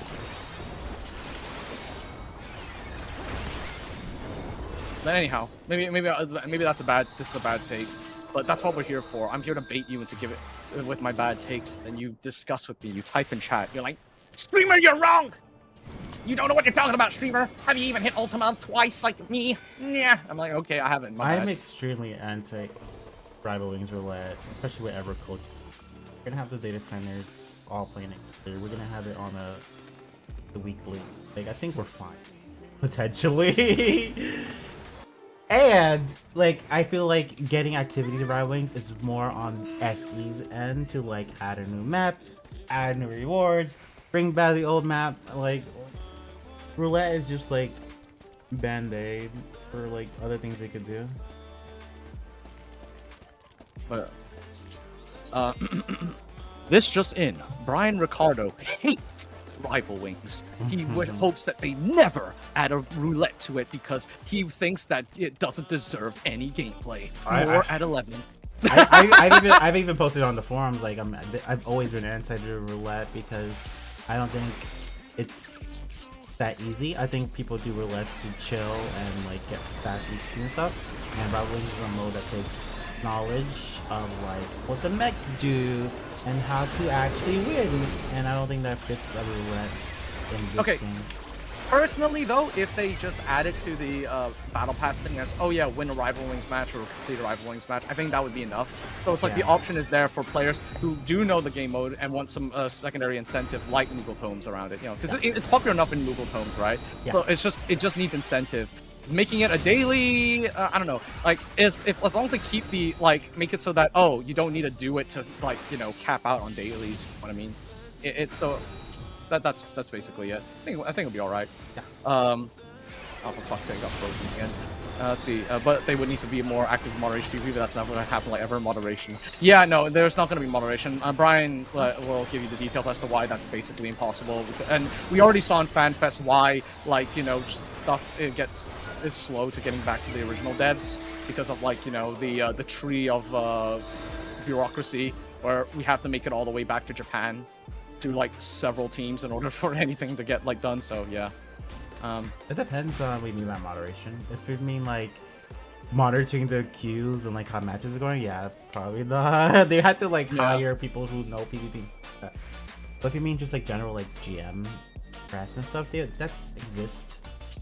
Yeah, no, they're talking about like PvP moderation. I'd be happy if they had novice lessons like you for PvE. Yeah, no, that'd be good. Like, I think that would be the best option, and the second best option would be just like at least to keep rank queues clear. Just the like casual match requirement. Rival rings roulette. Yeah, Evercold has to have it in the weeklies. Yeah, like I think if they have it in the weekly system, I think it's fine. Just as long as it's like if they do put a roulette, I think Brian's concern is like if they have to add into the roulette, then people have to do it. You know what I mean? Whereas, like, I mean, for me, like, I actually don't do roulettes at all. I just play PvP and I naturally cap out on tomes every fucking week. And there's other stuff like that. It's like putting it on a roulette I think gives the impression that, oh, people feel like they need to do it, which I just don't think it does, to be honest. I think it just, like, because not everyone even still does, like, frontline roulette. They're like, nah, I don't want to do roulette. You know? Wow, this is a tiny-ass fucking map. Damn. But yeah, I don't know. I think, though, to be fair, Brian, if they ever did add it to, like, PvP. Oh. Haha. I invited someone. Yeah. Are you proud of me? Invited someone. I'm gonna kill this. Are you proud of me? Let's do it. Let us help this person. Oh! Carrot! Crimson gargoyle over my holy blade! There we go. Yeah, I don't think you'd be mad if they added it to the roulette, though. Like, not mad, no, but so yeah. I've done the CE like 3 times. I don't know if it's a requirement, but God, hard to find. Shrinks, you made it in. Wow, how'd you do that? Magic. Oh, damn, you have a cute blonde girl. Damn. Nice, nice. I'm a big fan of short hair. That's all it took. Anyway, Raph would have a fit if she heard that. Yeah, I know. That's exactly who I'm trying to rage bait here. Raph is. Oh, yo, you should. I should have told Raph. No, you know what? I'll surprise her when we play Helldivers. She'll see what my the name of my chip is. I think she'll get a kick out of it. I don't think I've seen a CE yet. No, I haven't myself. Tiny. I'm the only person who has met Raph in IRL. Yeah, I know. Brag about it some more. Why don't you? You know who everyone at this point, like all the faceless people, all the mystery people. You know who they all look like. It's you have too much power, Brian. Do you know how much blackmailing you can do? It's insane. Why does everyone trust you so much, man? Do not, ladies and gentlemen, do not trust this man with any of your secrets. He will lather them out. No. He loves the tea. He loves the tea. I'm kidding, by the way. I joined this instance like 18 times. Oh, 18 times? Girl, you could have just asked. You literally could have just asked. Why did you have to be so gamer?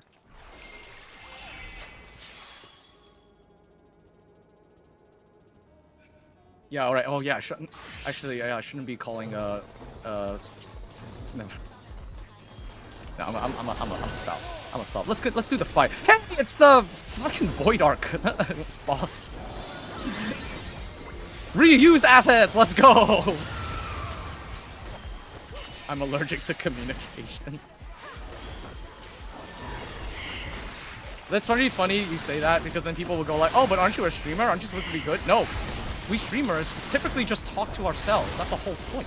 We don't have to be good at communication to be a streamer. You just talk to yourself. Also, this is a lie. I genuinely think that, like, unironically, me streaming has helped me in my job as a receptionist, and vice versa. Like, being a receptionist has helped me with my job as streaming and gaming by extension. Because again, I get some really messed up like people whenever I'm on my night shift. Okay, not all the time, but it's unfortunately a lot more common than one might expect. I had a drunk guy once. Like, so, because, you know, I got long hair and stuff, right? So he comes in, he's being helped by these, like, young guys and stuff like that, right? And they're like, dude, we just found him on the street. He has this, like, room key card, so we suspect he's staying here. Can you just check his room number and key card and stuff and whatever and help him out? And I was like, yeah, okay, I need a name, this, that, and the other, right? So whilst I'm trying to help out this guy, the guy who's, like, drunk, he says, hello, sweetheart. Come pop us a titty, would ya? Could you pop out a titty? And like the guys are like, dude, he's like a fella. He's like a guy. And then he wasn't getting it because he kept asking to pop a titty. And by this point, I had spoken for like a solid like 3 minutes. So I was like, you had all this opportunity, and he still kept asking me to pop a titty. Oh, what the? I'm like, I'm just shook by that. Just by long hair only. That's all that was like. It took. Yes, dude. I even had like a bit of a beard, like not beard, but like, you know, I shaved my mustache, but I didn't shave my stubble at the bottom, like, so I was like having a little thing going on, and I was just like, was that not enough? I don't know. Like, oh fuck, am I dead? Oh. That's crazy. That's so true. I'm not. Next question. Cosmic Exploration, all new assets setting, occult present, spin the wheel, recyclables. Yeah! Don't remind me. I've already had this rant a million times. Just next time, make a Cosmic Exploration and Occult Crescent or Bolsha the same map, and then honestly, it would be unironically not only better, but less work on you guys. Thank you so much for follow.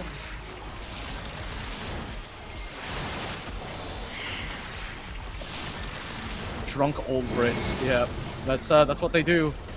They don't know, Brian. They just don't know. I've had so many moments, even in Singapore, where like I would go to a bathroom and then someone would like come in at the same time and then look at me and then be like, oh god, and then they fucking oh fuck, I looked at the wrong side. They would like then like stagger back like, huh! And then look at the sign to make sure they were going to the right bathroom. I've had that moment several times. And then even in the UK, I've had people like, I walk into a bathroom and people stare at me, like hard stare at me. So I have to like piss in the urinals and not in the cubicles, because I need to like, yo, okay, do you think I'm a woman? Can a woman do this? And then just like, you know, fucking. Are you kidding me? And then they see that and they stop staring at me. I'm like, okay, yeah, there we go. Wait, are you serious? Yes, I'm serious. It happens so often. No, I mean, you prove a point. You actually. Yes, I prove a point. I piss in the urinals, even though I hate doing it because it's like, you know, I prefer the cubicles, but then I have to do it if someone stares at me to prove a fucking point, so I don't get reported. Or like worse, I don't know. What's the laws over there? I'm pretty sure. I don't know what the laws are. I don't care. I just don't want to. I just don't want to deal with the questioning or any sort of like talking to people. Yeah, that is very unfortunate. But I'm actually just shocked about it because like, just because of the long hair, because you don't. Your face doesn't look like that. You don't dress feminine. No, I don't. And then no, people do say that I kinda like. It depends who you're talking to, because like, you have to understand, like in the West, like dudes are hyper masculine and stuff like that. I'm not. So to them, I do look feminine, you know. And oh my god, dual cut. Which side is it? Fucking I actually don't know how it works either. I'm just scanning and it's fucking. I'm following basically. I'm just following then. I don't know. I don't know what the hell is. Oh, it's like the marker colors, right? I gotta learn that, I guess. Anyway, so yeah, I mean, it does happen. Like, I don't know. So dominance is like yes. Their third treat on public transport after football match, especially at old British dudes. Yeah. I assert dominance. Transphobes are for real the worst. Yeah, exactly. So I just don't want to bother. I don't care, but it's like, yeah, I don't know, like You know, I'll ask, like, chat. Chat, you've seen my face. Well, like, what would you say? Am I more masculine or feminine? Doesn't even like if I'm in the middle, then just say which side do I lean more. Cause like that's the thing. Like I'm a lot of like I've had like, dude, no, I've actually had a situation where like someone went into the hotel, and then was like they were like guiding this old lady, and then it's just like, okay, we're here now. If it's all right, we're just gonna leave you with this lovely young lady, okay? And I'm like, it's just me on the counter. I'm like, yeah, if I can help you, I'd be happy to help you. Welcome to Travelot. Oh my god. What the fuck? Shut up, Sakamoto.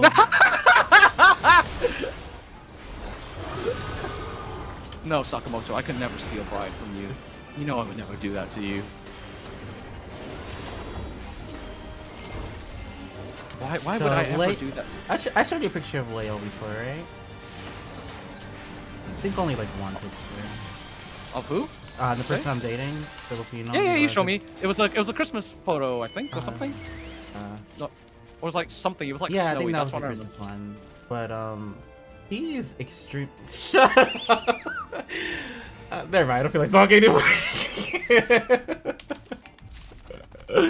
Damn, bro. Shut up, Okay. Sakamoto, please. Anyways, Asian thing is my favorite snack.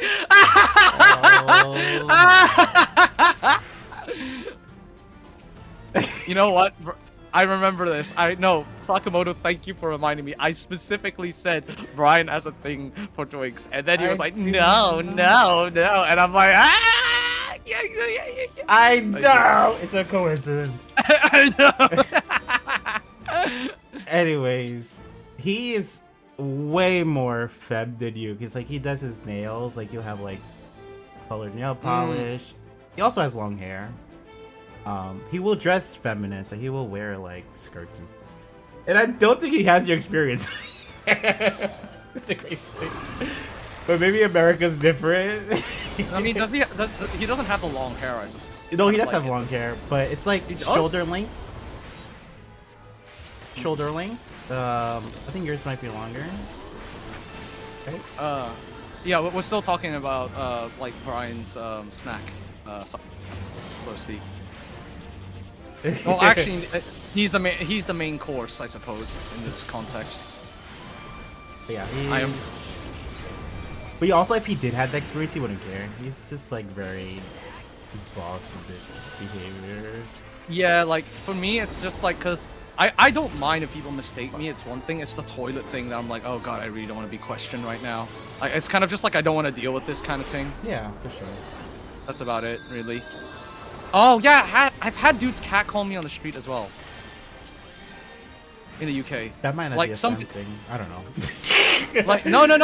They're like cause they catcall me and then they go like, you know, like, Oh. hey, and I'm like, you guys know I'm a dude, right? And they go like, oh shit, oh fuck. And then like all the dudes around them are like fucking like laughing at him and stuff like, ah, you got that. I was like, I'm not trying to bait, man.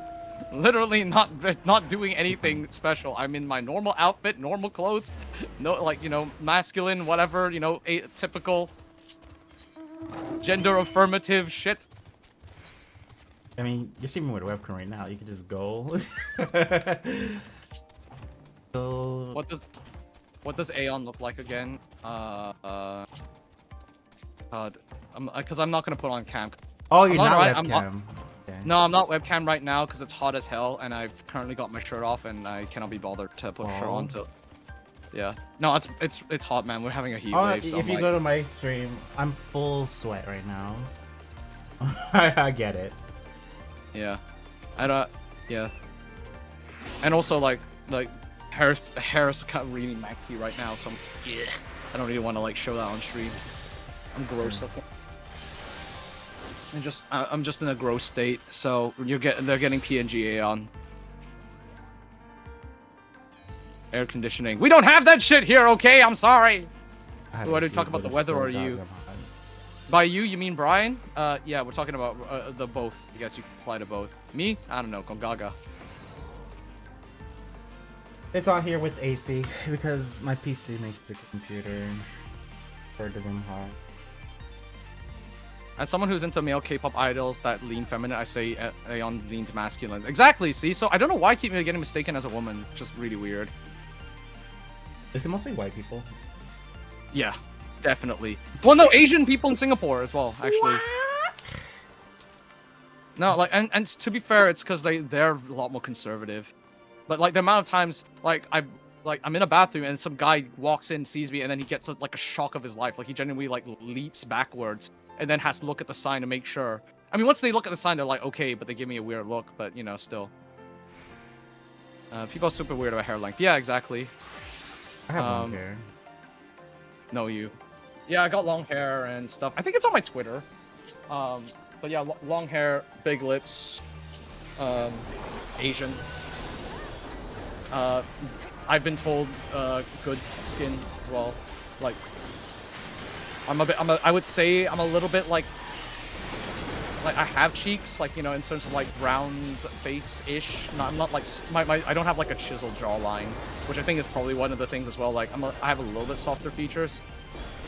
I don't know, Brian, you have a picture of me, sure, at least somewhere. Probably just like enlightened. I think it might be on my Instagram. Yeah. Okay. You could probably just link that. Yeah, Sakamoto probably would like think I'm more masculine than knowing him. But Sakamoto is like, he jokes, oh, Brian likes Asian twinks, but he is an Asian twink himself. So what is he talking about? What is he talking about? Sakamoto, you unleashed the demon. He is now doxing how you look. Yeah. That's crazy, man. There's also like two fucking dead people here. That's crazy. I'm dead here too, I think. Aww. Oh no. Unfortunately, I have no revives. I think someone got It's okay. Me. We have Siobhan Pin.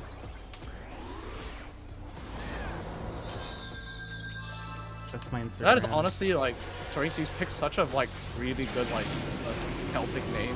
I'm actually very impressed. It's cool. Instagram, my pics. Yeah, so I'm in the FanFest pic where he's like the FanFest collection pics. I'm like the Asian dude with like, you know, the white jacket and the sword and the gunblade. Yeah, because it's me. Did I tag you? I don't know if I did or not. I think no, you did, because I got a notification for that.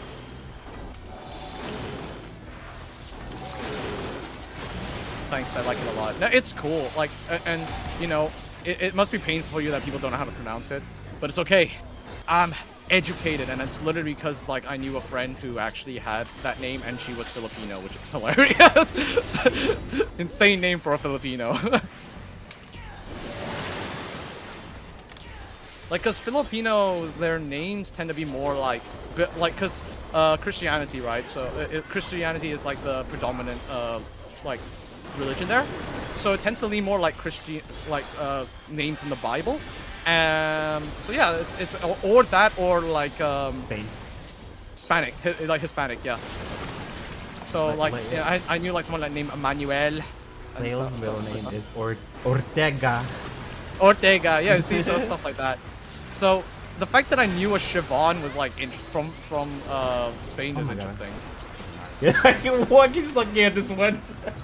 Bro. I moved too slow. I moved too slow on that one.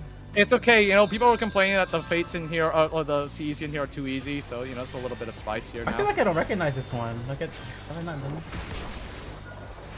I think because maybe like certain CEs are spawned by like mobs being killed. So someone must have been doing like a gold farm or something, killing certain mobs. I don't remember how like having to cleanse in one like this. Yeah.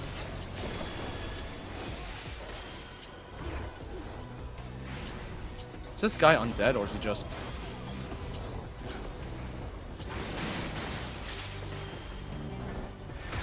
You know what? I'm gonna try. Maybe he is undead.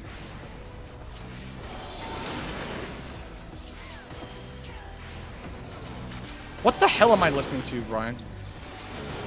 Some of them are. I'm hearing like do it. What is this song, bro? I don't know.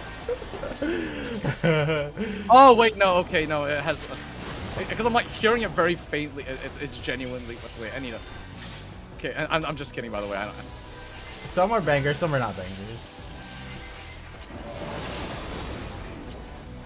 But I still listen to it because nostalgia. Yeah.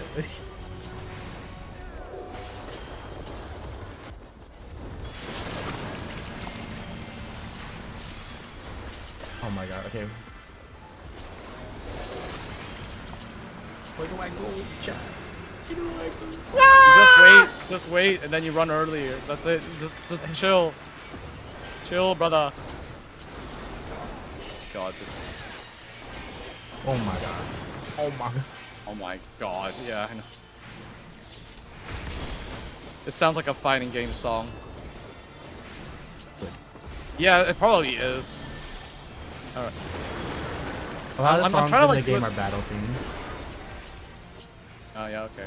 And I need to go and like figure out a way how if I could like dual stream like a song like thing, but just making sure that OBS isn't here. For some reason, you're still hearing the YouTube music, so it's kind of.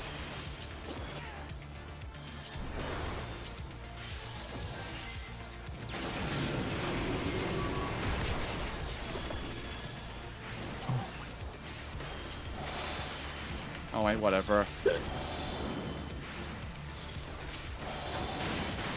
Nice. Huge. Someone is calling someone out in a line chat, in shout chat. Ooh. Ooh. Ooh. Ooh. The leechers, they just like, they enter and then like, okay.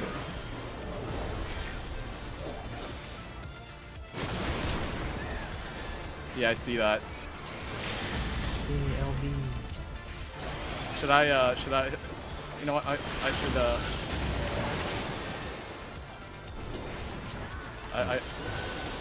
should, I'm gonna stir the pot. Crazy.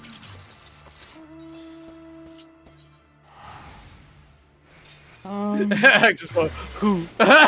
Who? Say their name.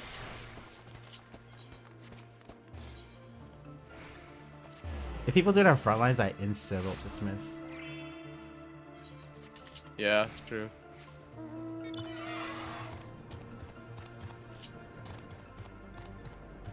Oh, this one's nice, actually.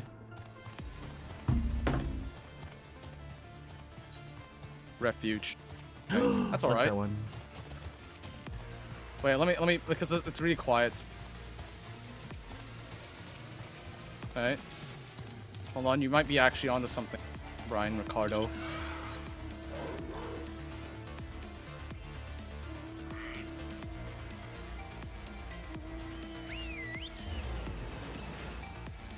Let's see. Mute audio source on stream OBS. What the fuck is that? OBS track. Which one is that?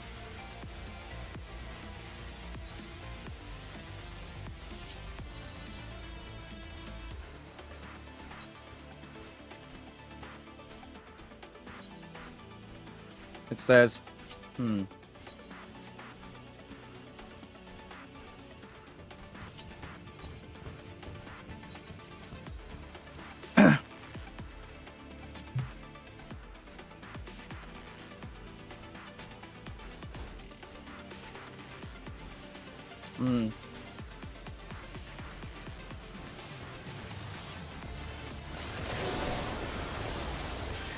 You know what? Okay, I have a Neo. I'll just have to like go.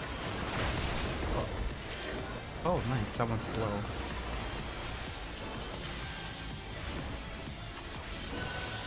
Okay. There we go. Let me see. There we go. Yukia, do you hear, or chat, anybody, do you, who's in my stream, do you hear like 2 songs at the same time or not?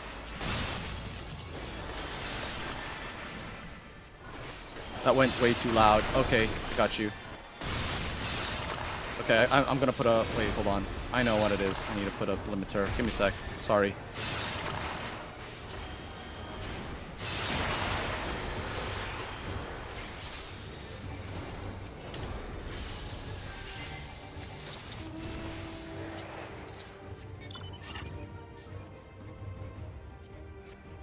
What's the limiter on this? 25 decibels.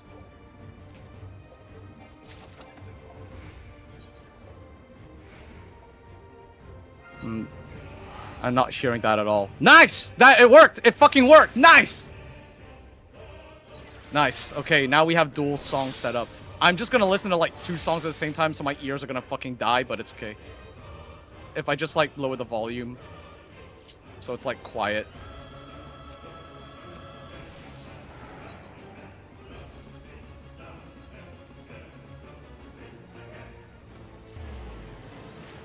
Okay, now I can pop this down here. Okay, let me cook, let me cook. Location. Capture, window capture. Let's see. It's called... I'm gonna also like this window capture.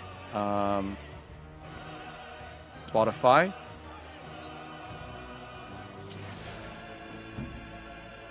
Yep.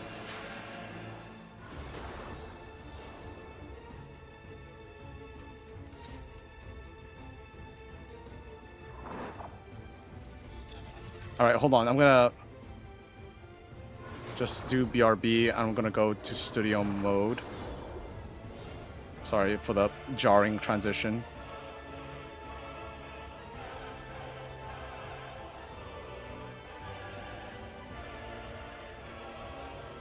Okay. Then transition back to this. Okay, nice. There we go.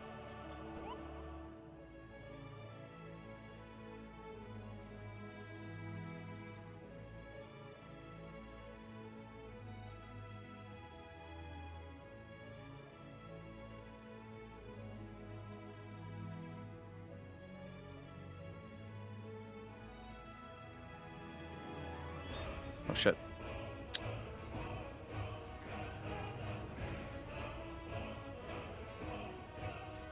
And there we go. And then I just do that.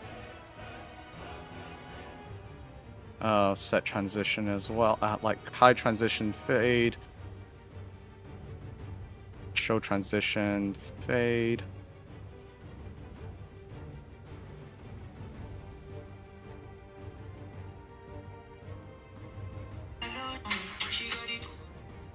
Fade. Fade. Done. Alright. So, how's the music volume now? My chat?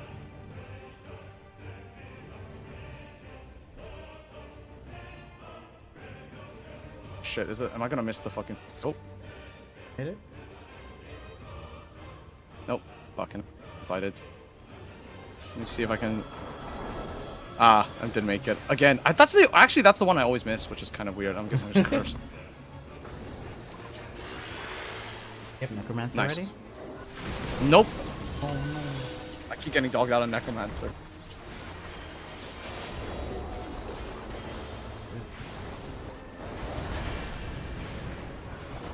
Oh, heals MP? That's crazy.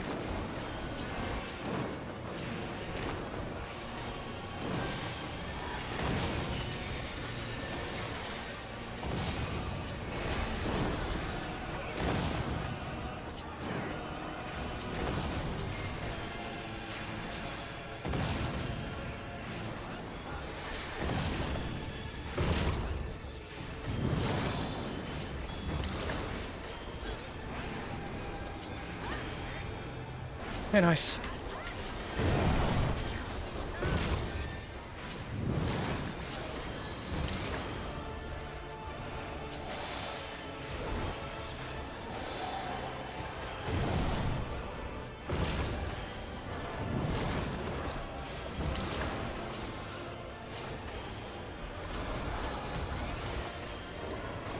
And I'll also lower 14 sound because that's kind of loud.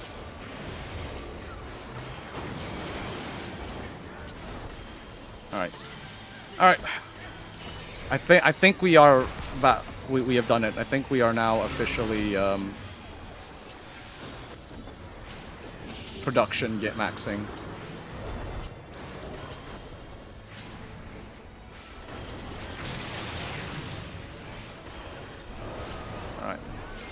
This song reminds me as a remix of the Resia theme, the one at the carnival line. Oh, okay. Let's go. Cool. I can actually grief everyone and just use a limit break outside of battle. No. I just realized. Oh yeah, and yeah. So Chad, if any of you have like song recommendations, let me know. I'm looking for song recs. That'd be so toxic. Oh shit. Brian Dead Cardo. Okay, that'd probably be me honestly if I wasn't playing tank. Tank is nice because it allows me to chat with stream and not lock in. I'm level 32. Holy fuck! This is 2 million years. I'm glad I started this tonight. I don't know if I'm gonna make it for on the day itself, but I might have to like before stream just quickly like mash out like a couple more levels to make it for the gold farming stream. Fingers crossed. If you want to go faster, I think it's just fast to spam fates. I probably will, but still, like, I still need to find the fates when they spawn. If they're not spawned because the CE is on, you know, online. You made 4 levels of progress. This is true. This is true.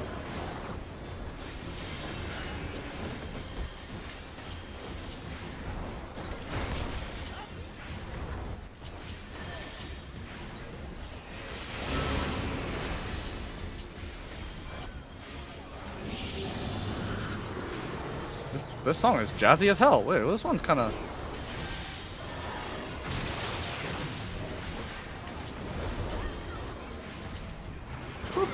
Yeah, I'm kind of fucking with this, Mr. Ricardo. Okay. What's the name of it? It's called Red, Yellow, Green. You know what?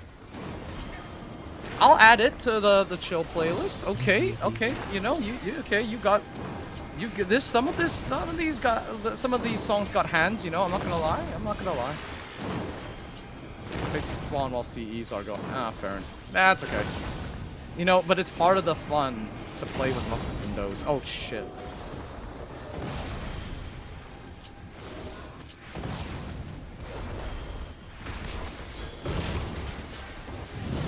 But yeah, okay. I'll also like hunt for any fates that are going on. Thank you very much, Sprinks. This might end soon. 7%. All right. Well, and there's a fate just outside, so.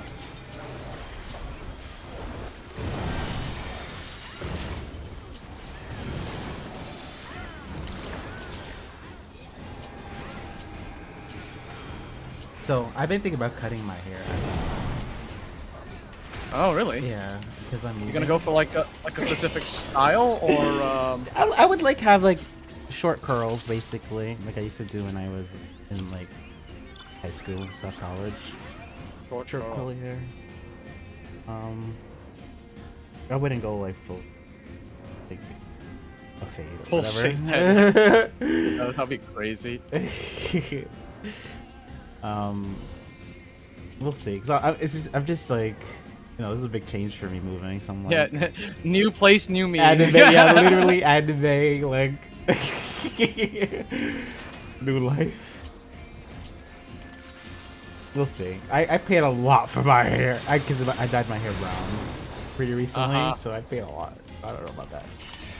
Yeah, I need to cut my hair too. Actually, it's getting too long. Like, especially my bangs, dude. My bangs are like literally like coming over my eyes. It's like, it's like so bad. I can't see shit sometimes. I have to like sweep it back anyway. I'm like, what's the point? Yeah, I have a ponytail. Getting hair professionally done is so expensive. Yeah, I know, it's a lot. I wear a ponytail most of the time. I have my hair. Ponytail, did you say? Oh. Yeah. Oh yeah, no, that makes sense. Yeah, no, because I think I remember now that you mention it. Because don't you wear like a do-rag sometimes, or am I crazy? No, never No. do rag. I do wear what you call it? Just like a bandana sometimes. Oh, bandana. Okay. Roy has a do-rag. It's pretty cool. when he like did the face cam stream like last year, I think like once, and then he had to do rag. I was like, shit, man, that was kind of hard, man. But yeah, thanks, bro. I think a lot of people wear do-rags for like waves. It's like, well, it's good for protection for curly hair, but in general, Yeah. Well, it also like changes your texture a little bit too. Yeah, I think Roy has specifically like afro. That's what he said. It was like it's actually like pretty big, like his hair. Yeah, I've seen his hair before. I have there's curl patterns. I don't know if you're knowledgeable about curl patterns, but like there's like numbers and letters attached to what type of curly hair you have, and I have like 3C.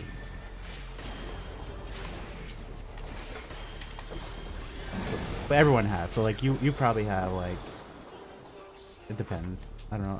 Haven't looked at your hair so super closely. But like wavy hair would be like a 2, and then like straight hair would be like a something. Yeah, I have wavy hair.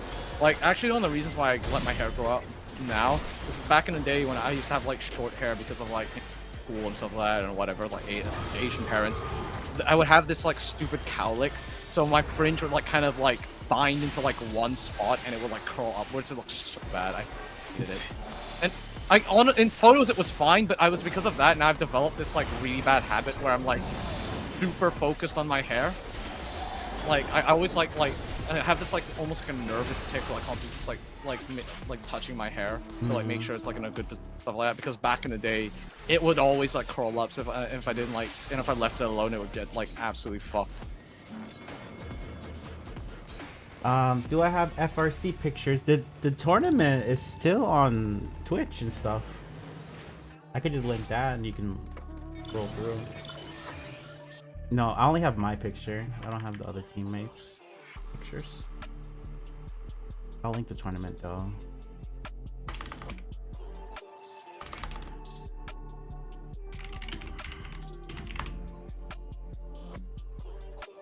It's on Twitch. For sure, because I checked back recently. I don't know if they ever put it on YouTube.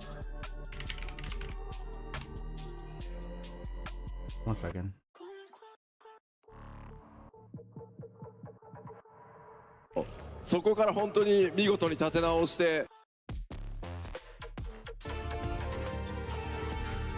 There you go.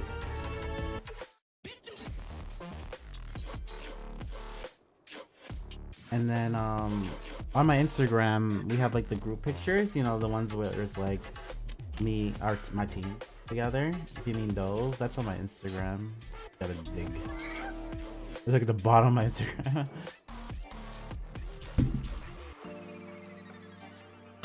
Oh, bar. That's it. That's 1+ to the subathon. Let's go. Thank you so much for the sub. Thank you for the prime. Might not make the CE. You can do it. I believe in you, streamer. You have a minute. Yeah, you'll make it. Why are you tripping? You got the mount speed, right?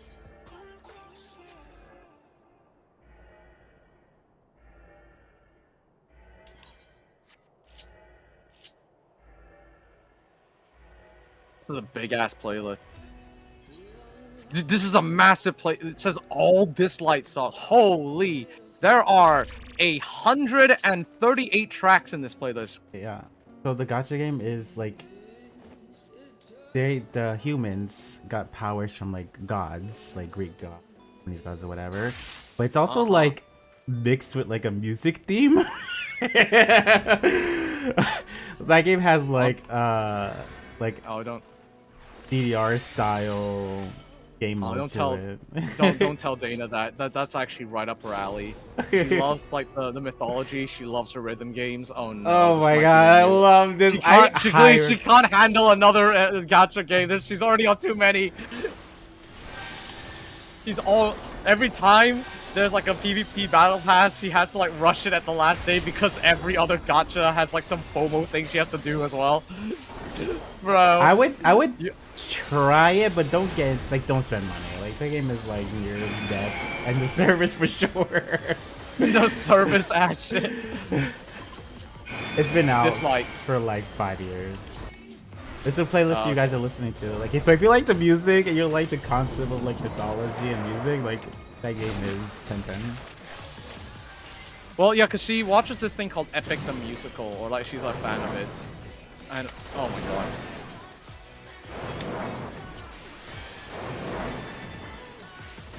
So which is kind of that. It's like a musical thing based on like Greek mythology. So yeah, this. Wow, kind of, literally. Yeah. But this is all, so it's like Japanese gods, so like Siryu, Byakko, this characters who have like the powers from them. And of course, like Odin and Thor, and then The boys. Yep.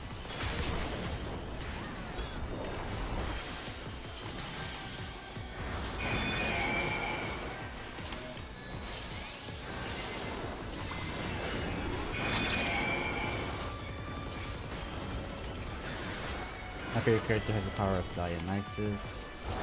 Dionysus, the party boy.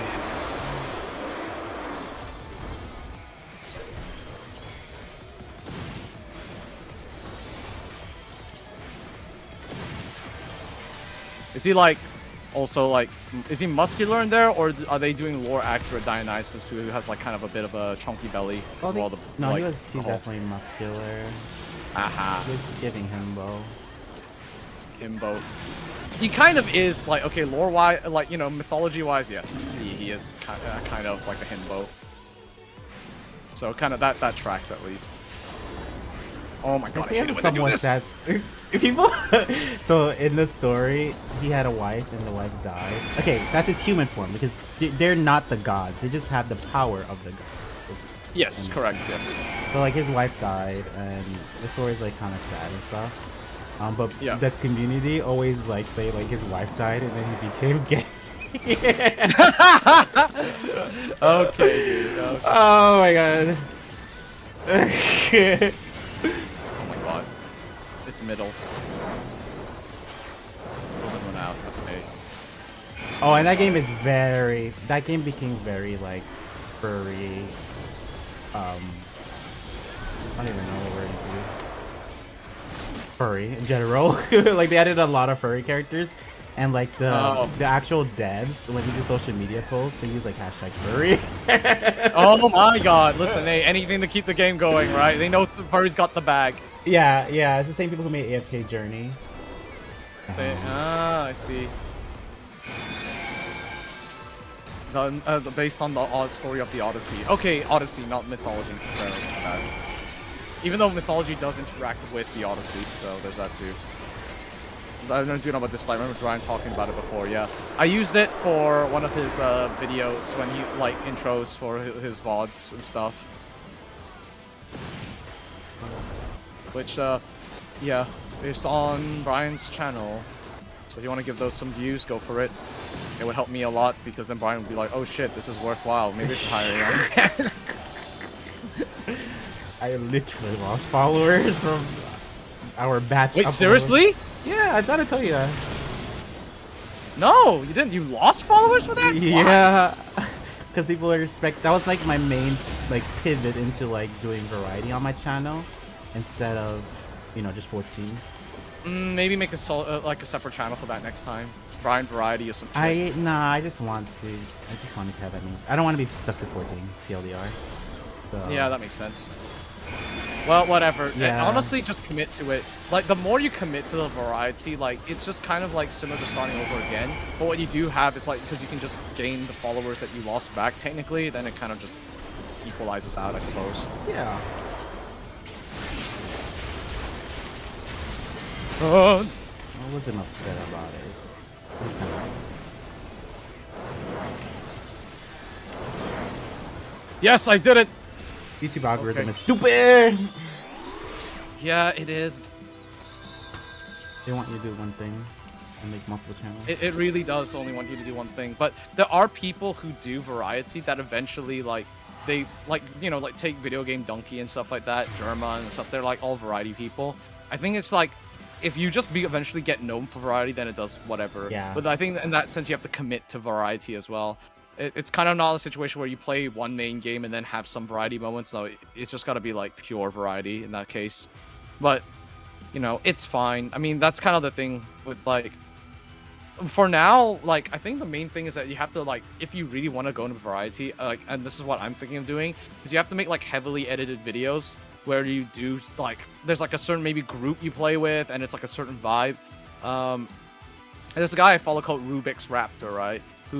He plays Arma typically, but has had videos based on, like, you know, things like, Far Far West and stuff, like, you know, other, like, games as well on top of that. And yes, while they still fall under the line of like FPS, it's not the same game. So it's like, you know, like you expand your variety by going or like Life Thero, or is it it's a Russian Badger. Russian Badger also, like, he did like a whole Marvel Capcom video as well, and he typically again does like, you know, shooters and stuff. It's like even like War Thunder. So I think it can work. I think having the group of friends helps for the algorithm for some reason. And it's like the same format of video, so like the same level, like type and style of editing, where you try to achieve something. Like there's a point as well, not just here's funny moments. Like no, okay, we try to do a challenge, we try to do something. You know, I think that's like or this is like a review of the game, you know, that kind of thing. And I think that's the angle that the algorithm kind of goes with. It's really shit, I know, but I could be just talking out of my ass, but from my observations, this is what works. So yep, there you go. Yeah, I think if there are other content creators, it works super well to collab with people. Yeah, well, that's why that's why I'm always down to collab. You know me, like this is why I'm here right now, bro. I am like burning midnight oil to like help. Well, I'm burning midnight oil so I can level up, so I can help you with your farm stuff and warn you for the content. Okay, did you see what Sakamoto said? Asian guy with the arm around Sir is Aeon. That's my old teammate. His name is Lumi. He looks nothing like you, I don't think. You could be the judge of that, though. Let me see. Is it on your Instagram or? No, the Reddit post that he just did. Oh, the Reddit post. Give me 1 minute. Because you said a guy looked like me once because like, he had long hair. I was like, you've got to be joking. Oh, the me. Monster like, Hunter. Yeah, no. Yeah, and you're like, oh, but he's got big lips too. I'm like, Jesus, I didn't say like, that. No. I said he doesn't look anything like me, and then Unagi came in, and you were like, then you started all saying that. I was like, oh my god, you got emboldened. Similar features. Unagi. You do have similar features. Oh my god, dude. But this guy does it. That's my old teammate. His name is Lumi. He's first of all, he's like over 6 feet. Shit, wait, for an Asian guy over 6 feet? Are you serious? Crazy, that's genetics. He's Korean. That's rare, bro. We are not born to be tall. I go back to Singapore and I'm like, wait, everything is like, all the shelves are like fucking eye level for me at once. What the fuck is this? Oh my god. The society is built on us being generally 5'5", like average. And even then, 5'5" is like, you know, consider, hey, not doing too bad. Anything higher, and you're like, shit. You ever consider playing for the national basketball team? To become a prospect? You may have run into him in a kid. He started playing CC again, like last season. His character name is Lumiel. Livio? Lumiel. Let me type it. Don't know a Lumio. From Crystal. Lumiel. Yeah. Oh, wait, no, Lumiel, yes. Oh. Let me keep this. Asian guy whose Sir is a. Okay, actually, I don't know how. Well, that's literally me in the middle. You can tell, right? Yeah, it's you in the middle, and right? Sir's my teammate next to me. Wait, Sir's the guy with the like really nice hair, right? And like chisel jawline. Peter Parker. And shit. Yes. Peter Parker. Yeah. He's like literally on your right, correct? Yeah, that's my team. Me. Okay, Sir, no, I kinda see it. No. What? Like he looks like a little bit like me with when I was like 16, stuff like that, because I used to have this hairstyle, unironically. Like the lips, not so much, but like the eyes and the nose, and like the general like facial structure, I kind of see. Like, you know, he's got like a slightly rounder face, so there's some similarities here. Like I kind of see it actually. No, Sakamoto's actually kind of cooking. See, he knows what, like, no! he doesn't go, oh, this guy has long hair and all this like stuff. You. He goes like, he's got long hair, he looks like you. I'm like, I never said that. Let me see if I have Yo, another bro, picture. you sent me the Monster Hunter ad, and I was just like, "Who the fuck is he trying to talk to?" It's like, "Who does he remind you of?" I was like, "I don't know." And then like Unagi was like, "You." And then after you fucking you gave him the emote with like the this or whatever, the thumbs up, and I was like, "This motherfucker." Brian, Ricardo, all Asians look the same. Got looking at Lumiel does not look like you, so I. this guy. This is the pic is like 20 years old. No, I said kind of. It's more like I kind of get what he's got. More than the other guy is crazy, to me. More than the other guy is not crazy, bro. I think I know what my face looks like more than you. Excuse you. Okay, Sure. go. Like you gave. The dude was chopped as hell as well. I was like, you gotta be fucking joking me. He was so chopped. I was like, bro. He's an advertiser for the game. I don't think people would have a chopped person do that. Bro, he's advertising for Monster Hunter, not fucking Calvin Klein. What are you talking about? They don't need a free.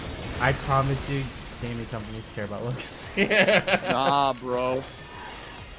He was chopped as hell. I was like, so as soon as you agreed with Unagi and Unagi said yeah, because I genuinely did not know who you're talking about, and Unagi was like you, and then you agreed. I was like, bro, you trying to pick a fight with me? Like, are you actually kind of like, are you actually kind of like, I will square up to you, brother, my guy.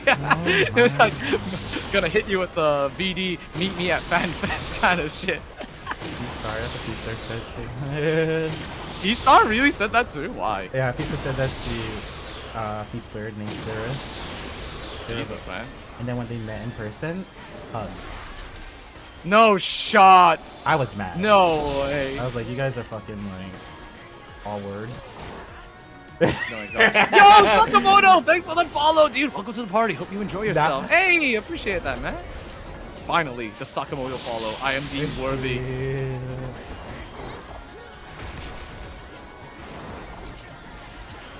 Appreciate you. You're Brian trying to pick a fight. Yeah, I swear, man. But yeah, no, that's crazy. Like, I didn't. It's also what people always say. That's like, oh, let's score up at FanFest, and then it's fucking crickets. Like, I've never heard of anyone actually doing that at FanFest. I don't know, because we're all nerds and shit like that. I don't think anyone really has it in them to fight, especially when. And also that, or okay, even if they do have it in them, then like people rarely want to spoil the mood. Because FanFest mood is actually like so nice and wholesome and chill. Like, why the fuck would you want to like ruin that, even for yourself? And then that means what? You fight. If you're gonna fight on day 2, where you can just like sit out for the rest of the, you know, the convention. Don't fight in day 1 and then you lose an entire day, bro. Yeah, I feel like it would be no tolerance policy. Like whoever fights you immediately, it can't come back. Exactly. And banned. They're all, of course, they're all words to FF14 players. Exactly. They get mad when people PvP. It's like, oh my god, you meteorite me. Yeah, that's kind of a part of the game, bro. Kind of the part of the game, little bro. Aeon looks like Sakamoto. Do I actually look like Sakamoto? He is Sakamoto. I mean, I'm assuming he's talking about a character named Sakamoto, but also, I guess, to extend that conversation, do I look like Sakamoto? No. The chatter? No. Well, there we go. I think Aeon is Sakamoto. Perhaps I am. Oh, real talk. God, I'm screaming. This is like Brian collects Asian people like fucking Pokemon. I swear to God. Out of here. Goodbye.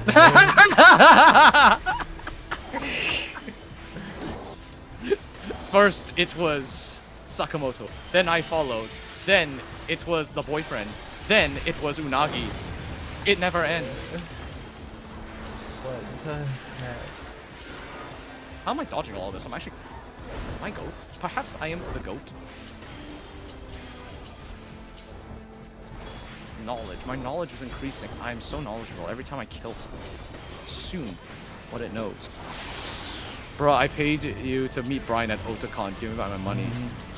You did not pay me anything, my good sir. This is the first time you have even, like, followed the channel, ergo, you haven't subbed. Nice try, guy. Also, I'm in the UK. How the hell was I supposed to meet him at Otakon? I ain't got that kind of money. I just spent all that money on, like, FanFest. That shit was expensive. People were, like, shocked that I was at Otakon. Just like, you were at Berlin. How are you here? Little did they know I lived there. It's literally like just a stone throw. Like, also, like you said, this shit is light work to you. Like you. And also, like, traveling yeah, that was also my local con. I literally took a train to get to Otakon. Oh fuck! I think there was dead zones here.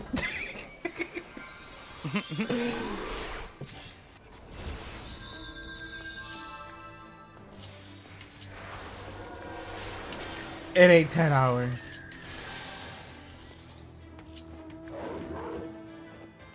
Oh wait, actually with time zone.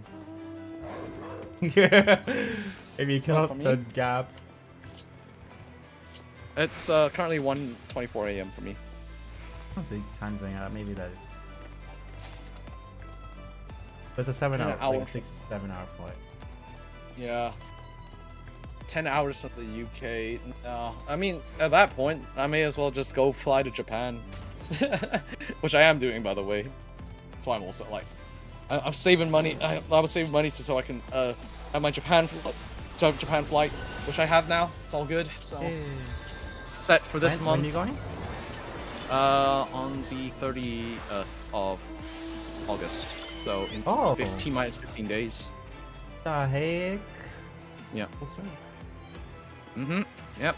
Gonna be a fantastic grand time. It's gonna be my first time going to Japan in a long time. Well, my girlfriend's first time going to Japan. My second time, but I haven't been in like ages, dude. It's been a long time. There we go. A nice little fate right there. I ship Aeon with Brian, not with yourself. That's crazy. I cannot believe. Why are you so? Sakamoto? Why are you being so? You know, giving today. You know, you're being so generous with Brian. I would have thought that you would have issues with me taking the attention. I'm actually quite surprised. You're being very, very generous.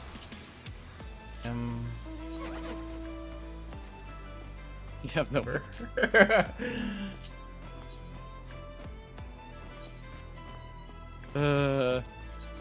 Oh shit, this guy just fucking exploded, okay.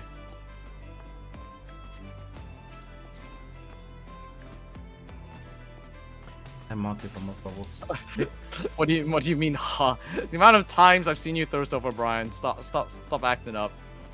I've seen you thirst over Brian. You cannot fool me, sir. Because I paid you to babysit Brian. Well, because you shipped me with Brian. What do you mean? That's why are you shipping me with Brian? That's my question. That's weird. Why? I didn't like. This is the weirdest shit. Like Briani? Briani? Is that our ship name?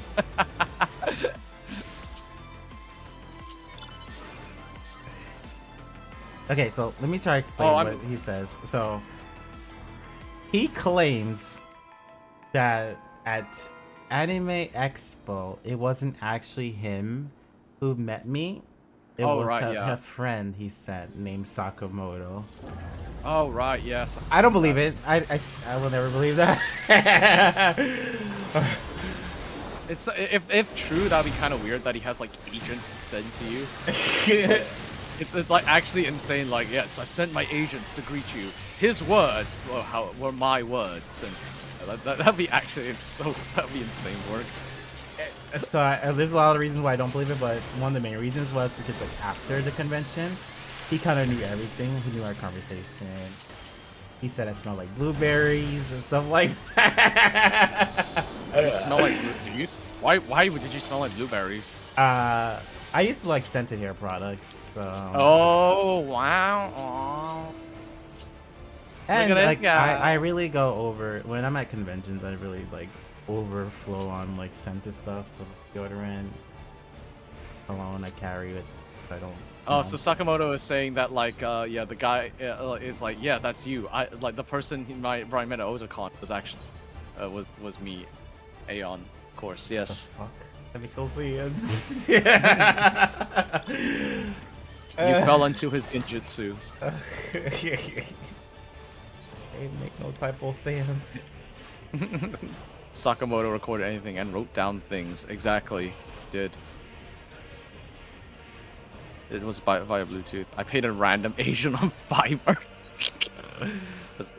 that's insane work. I think also, it was Aeon. Also, I said our interaction was cute because the person who Well, he claims he's not Sakamoto, but the person who came up to me was like, "I'm your sponsor. I came here to meet you." That's crazy. And I consider that interaction cute. So like when we came back from the convention, I was like, "Oh, I met," and it was like a cute interaction. And he was like embarrassed by it. So like, why would you be embarrassed by someone else? Yeah. I see. Okay. I see how it is.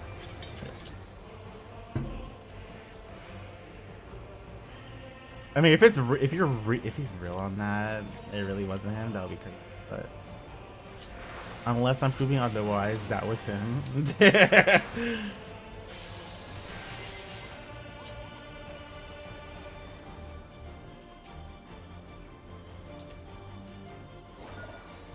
Anywho's, this one's gonna level me.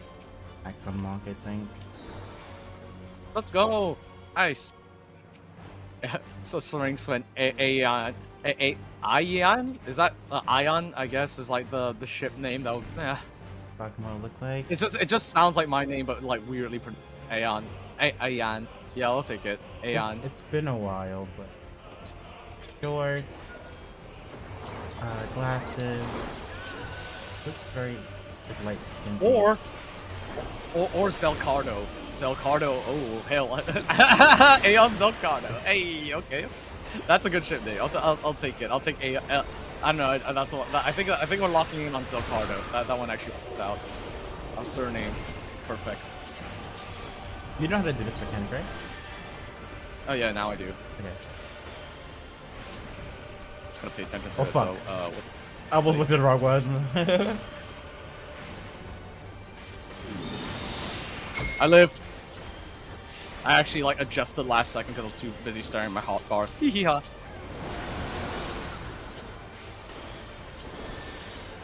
Oh.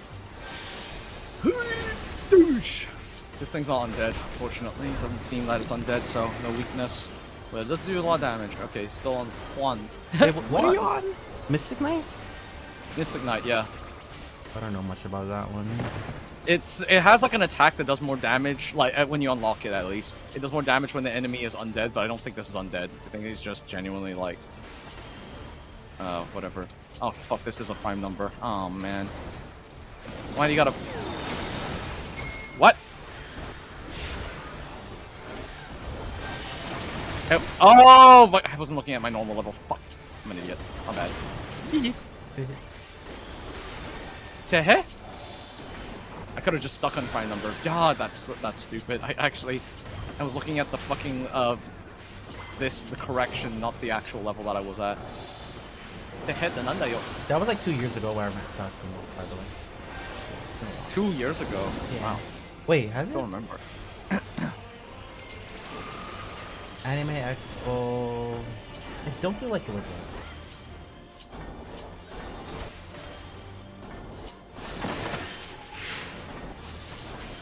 I was working that con.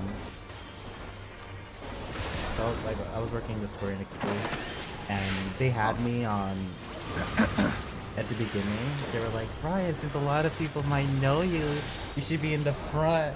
So you'll be our attraction." You'll be our attraction is crazy. And then like it was a nightmare actually, because some people did, you know, PvPers and stuff would come up to me like, "Hi, Brian," but also like I had to work on top of that, so it was like distracting. Yeah. Well, I mean, yeah, but at the same time, they're not like, you know, the whole point is that you're bringing people to the booth as well, so I guess it could have worked out for them. I don't think they were mad. They're not expecting it. If they wanted you to lock in, they would have put you at the back. Yeah, basically the front of the booth. Oh shit, I don't know where to go. Oh, not hard. My god. I couldn't do the math fast enough. Yeah. So when you're in the front of the booth, like part of your job is to like manage like the crowds, like the line basically of like people entering. Right. So doing that on top of having people, you know, coming in front of me to say hi was just like causing problems. Oh right. But yeah, they got me off of that after the first day. I was like, no more. And I just worked. Yeah, in, like that. This was not the cook, unfortunately. But what you call it? What's that team name with Welly and Arimi and Baka? Those people. They were really supportive though. They came by. They were like hanging around the booth. Out of the time. Nice. And they had breakfast like one of the mornings. They had breakfast in front of the booth. And then like the square team was like, "What are they doing?" And I'm like, "Oh, that's my friends actually." Oh, there you go. That's cute. Be careful with picking the ship name. By the way, the order of the name does not matter. Oh yeah, that's why mine's first. And listen, man, I don't think I'll survive if Brian is. Don't do that. Why did the girl grab me? The girl.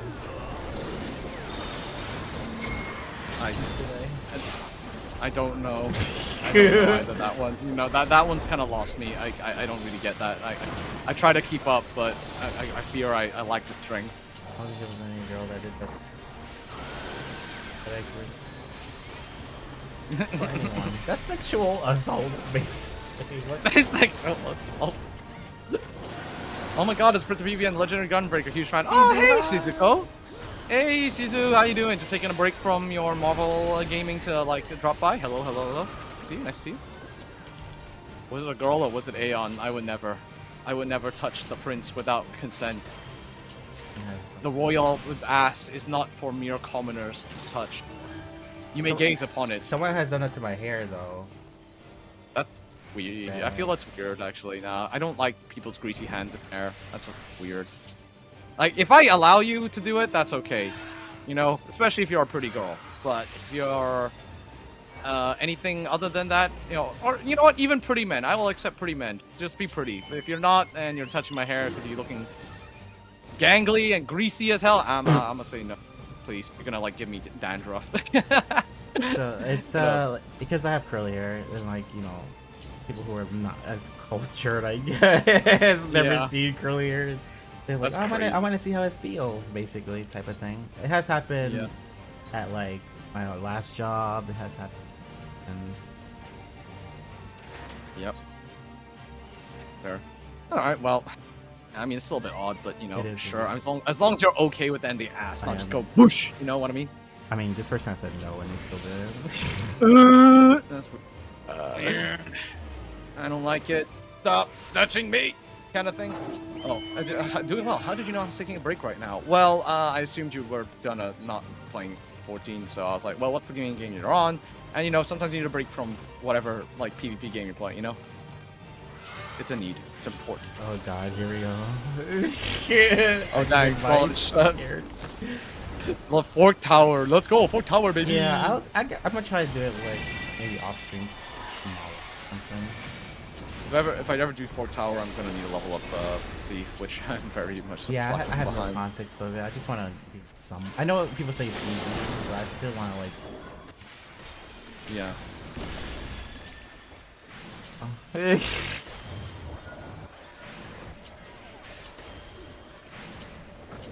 To be honest, before touching anyone, so one should ask first. Exactly. It's just weird as hell.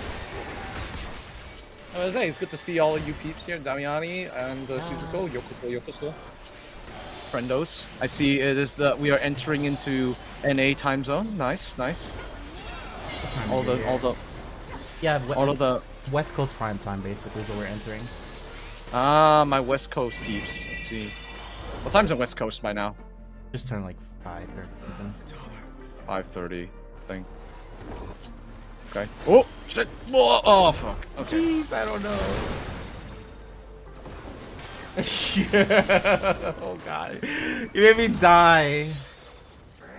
Okay, Aeon, can you read what she said? Do you even know what that any of that means? I painted all over the DL Oh, trade God. and it went through his bed sheets mattress and leaked on the bed frame. He called me Picasso. I screamed and ran out and left. And the shit there. I'm so ashamed. What do I do? So. That's so nasty. You own it. Just own it. Just you have to. You fucked up. You just have to commit to the bit and just say, yeah, I did that. What are you gonna do about it, bitch? And that's it. You have to, because if you start acting, I mean, yes, you could, if depending on the person, yes, you could act ashamed and be like, I'm sorry, but if that is not an option for you, then you just gotta commit. You know, two ways about it. Oh, it's Miss Shadowbringer. The road that we walk. Yeah, I think of the trailer immediately when I see this model. Better advice and Brian, yeah, because I'm a prince, I would not understand or do such a thing. Listen, I know a thing or two of mitigating cringe, and I have had many cringe moments.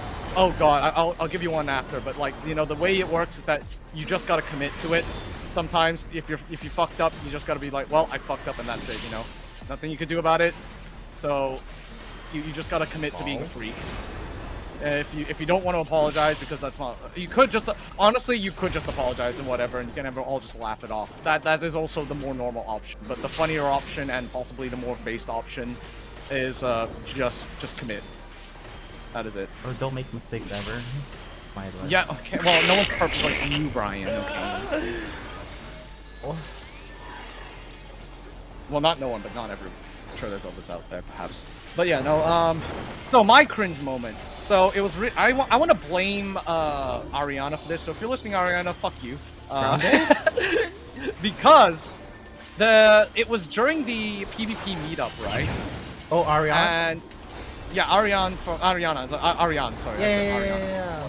Yeah, I want to blame her because it was during the PvP meetup in the EU FanFest, right? And for context, I don't know many of the EU people. Okay, I'm not that. Like, in the community, it's mostly NA I know about, and even then, I don't recognize people's faces just like that. You know, I'm in terms of like the stuff I like. You know, I know the players, and that's about it. They're in-game characters. But if you ask me, hey, what teams are these all people in? I don't fucking remember, man. Oh, it's like I'm not that competitive and stuff like that. I watch and I also like commentate on the tournaments, but I don't know these people off by heart because like I don't know them personally. So, right. You know what I mean? In the same way, right? They don't know me. And in the same vein as well. So like that's why as well. Like yeah, they just. I know them. I would have been the one to ask. Yeah. Yeah, for sure. So well, Ariane did give me the correct answer. However, here's the thing. It was Pro and Ash. Right? Oh yeah. And then when they were talking about them, they were like, "Oh, okay." They're like, because I saw them and I was like, "Wait, who are these people again?" And I thought, because like Ariane mentioned something about having like the CCRC players come in, and they're like gonna be in the part of the picture. Cool, but except I don't remember what they look like. So I see Ash and Crow, and I think, "Oh, Crow was in the match in the team, right? Because they're PvPers. That's why they're here." And they so I get introduced and stuff, and I'm also rushing off to like get stuff from the merch like section because I finally managed to get a spot, so I didn't want to be late for it. So I like say, "Hey, great games out there, great hustle," and then I went away, and then it's like they just look at me really fucking confused, and then because I was walking away and stuff, like I didn't have the time to like correct myself and explain, "Oh shit, I realized no, that's what they meant," but it was like. You know, like, as in, like, oh, we weren't fighting and stuff like that, like, you know, like, these, because I said that, I was like, and they looked at me confused, like, wait, am I stupid, are these, like, one of the CCRC players, and they went, like, that's Crow and Ash. She didn't say no, they just went, that's Crow and Ash, and I'm like, oh, okay, cool, like, and I just continued and said, yeah, so again, GG's and stuff, and they still looked at me confused, and I was like, fuck, so then I said that, ran away like a complete, like, idiot, and it was just, like, they just stared at me, and then, like clearly trying to hold in laughter. Because I was like, dude, why are you saying like good job to me? I wasn't in the fight, and that was in the match. And then I was like, bro, why did you invite them? Because I mean, look, I'm gonna just say it right. She invited them for the sole purpose. Shit, awkward, and by God, did she? And I'm like, fuck you. Why would you do that? Like, on God, that was so annoying, man. That is crazy. It was I gone? Because I was there. Like, that was like when we were near the entrance, right, under the staircase, basically. Yes, that was, and then they were gone before I could explain things to them, so that was great. So now, and they see me as like they're gonna like, I don't know, if they ever make jokes about it, I'm just gonna laugh it off and stuff. I'm just be like, yeah, okay, that was just me, like, kind of being an idiot, twerking out. I was in a rush, but you know, I wasn't thinking. I genuinely, and then just explain. I genuinely thought you were in the match. I don't know the teams. Whatever. They were gonna be there anyways because they are friends with some of the teammates. Right. Yeah. Like her. But yeah, so still, like, you know, I will say it was like, if in situations like that, you just gotta like admit you fucked up, make it a joke, and that's it. That's how you mitigate cringe. You try to laugh with them, and if they still continue to laugh at you, whatever, then as long as you yourself don't feel bad about it, you acknowledge it was a silly thing, it becomes like a funny memory more than anything. But damn it, man, why the fuck? Oh my god. But you should. I think you should know that because that's Ash Kitamura. He gets like rank 1 on NA. He's like. I don't know their faces. You think I? No, so like, she just said Ash, I guess. She didn't say the last. Yes, yes. They just said not Kitamura. You know, and even then I was saying it to Crow. So because I thought Crow was Crow is EU. So Yeah. I thought Crow plays NA too, though. Yeah, I know. But it's like still, I mean, Shimori is NA too, and then they're still in 6RC. So it just because they play NA doesn't necessarily mean that they are. And there's a lot of people. It's hard to remember. I'm not playing these. Yeah, exactly. So I'm like, bruh. And I was just like, god damn it. I'm not gonna lie though, and like, I'm gonna say this, like, I maybe because like Ariane was like stressed or something like that, I find it very difficult to her. Like, genuinely, I will have like a solid like 3 sentences, and that like she was like really hyped before, like meeting me and stuff like that, and like at the time, like, oh hey, and this and the other, and then like sticker trades, and I don't know, like it just became kind of like this like standoffish, if I was the best way to put it. I don't know. I just found it a bit hard to talk to her. Nothing against her, but maybe she had like something going on in her mind or whatever. Like maybe she was like trying to so like, she was in a similar situation to you because she doesn't play on EU, and not all those players are in Revival and stuff. So she doesn't really know people like that either. So yeah, maybe. But then like, well, I mean, but standoffish to me, like me specifically. I think like as I made I was like saying like, oh, you know, has the really hype matches like, you know, inspired you to queue up and stuff like that, and she's just like, no, and like just kind of looked at me like, what? And I was like, dude, it's like just the like she like, I don't know, it's just like, yeah, I hit Crystal and I like that's it, that's all I'm doing for this system. I'm like, okay, I'm like, I'm not trying to like beef. I'm like hashtag Revival. why are we what's up, what, like, you know what I mean? Yeah, that was like a really weird like interaction, and then like pretty much for the rest of the day it was like just kind of like, I mean, I had a really nice conversation with Alicia. Alicia was really nice, and we even brought like treats and stuff for everyone. That was really cool. Talking about Guild Wars and stuff as well, and like literally everyone there, like nice combos. Even some of the CCRC people that was like, you know, speaking with I even was like able to get like back insider info. I was like, hey, I saw that something happened with the you know, like, you were like calling for staff, like, I was like, was that like a technical issue? I was like, oh yeah, they were talking about like, you know, the keyboard switch language, and that's why it was Sabo was still stuck in spawn, even though they revived first. But yeah, no, like after, I was like, yeah, I was like, so everyone else was like really nice, and then I don't know, just like, I was like, did I piss you off or something? Like, what did I do? I was like, oh, whatever. So yeah, that was a bit of a weird interaction. Aren't you still mentor of that Discord? Sorry? Aren't you still a mentor of that Discord? I am still a mentor on Discord because, like, literally no one else wants to teach people how to play Gunbreaker. I mean, they do, but, you know, they also, like, I don't know, I've been sort of accepted as the guy who spends way too much time on Gunbreaker and thus would know the most about it or whatever, even though I'm not really high ranked. But I guess it's, like, I think that this one, like, the thing that maybe, like, I try to do is, like, I acknowledge I'm not great at Gunbreaker.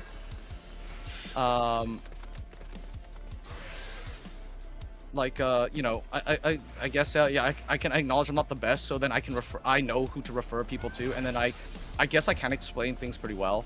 And I explain it in such a way that, look, this is, like, objectively, like, good info. It's not like I'm trying to, like, tell you how to play the game. Anyway, I can make Aeon feel better with an embarrassing story about me. You know what, Damiani? I would love that. I would love that as well. Today's cringe night. Let's do it. Let us share in our cringe, so that way we are cringe in solidarity. Feel better about ourselves.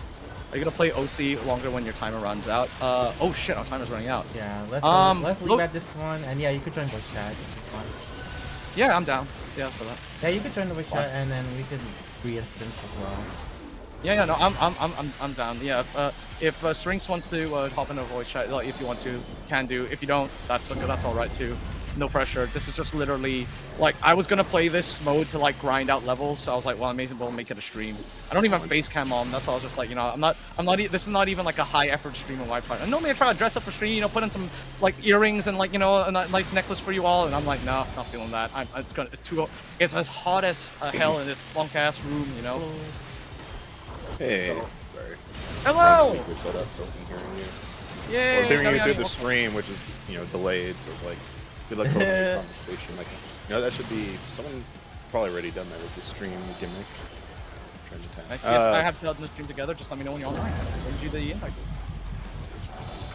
Are you on a Adamantis right now? Yeah. Yeah, okay. 8 so any of the any of the 8 I'll just wait outside of I just exited right now. Yeah, I just exited. Well, okay. I'm attempting to exit. Oh yeah, so sorry. The story. Your description about how to like laugh things off, like I wonder if that works for you. That's cool. My thing is like it's more like frustrating to remember about it. I just generally like forget about it, but like every now and then like something will just trigger like, oh yeah, remember when this happened and that was like really embarrassing to you.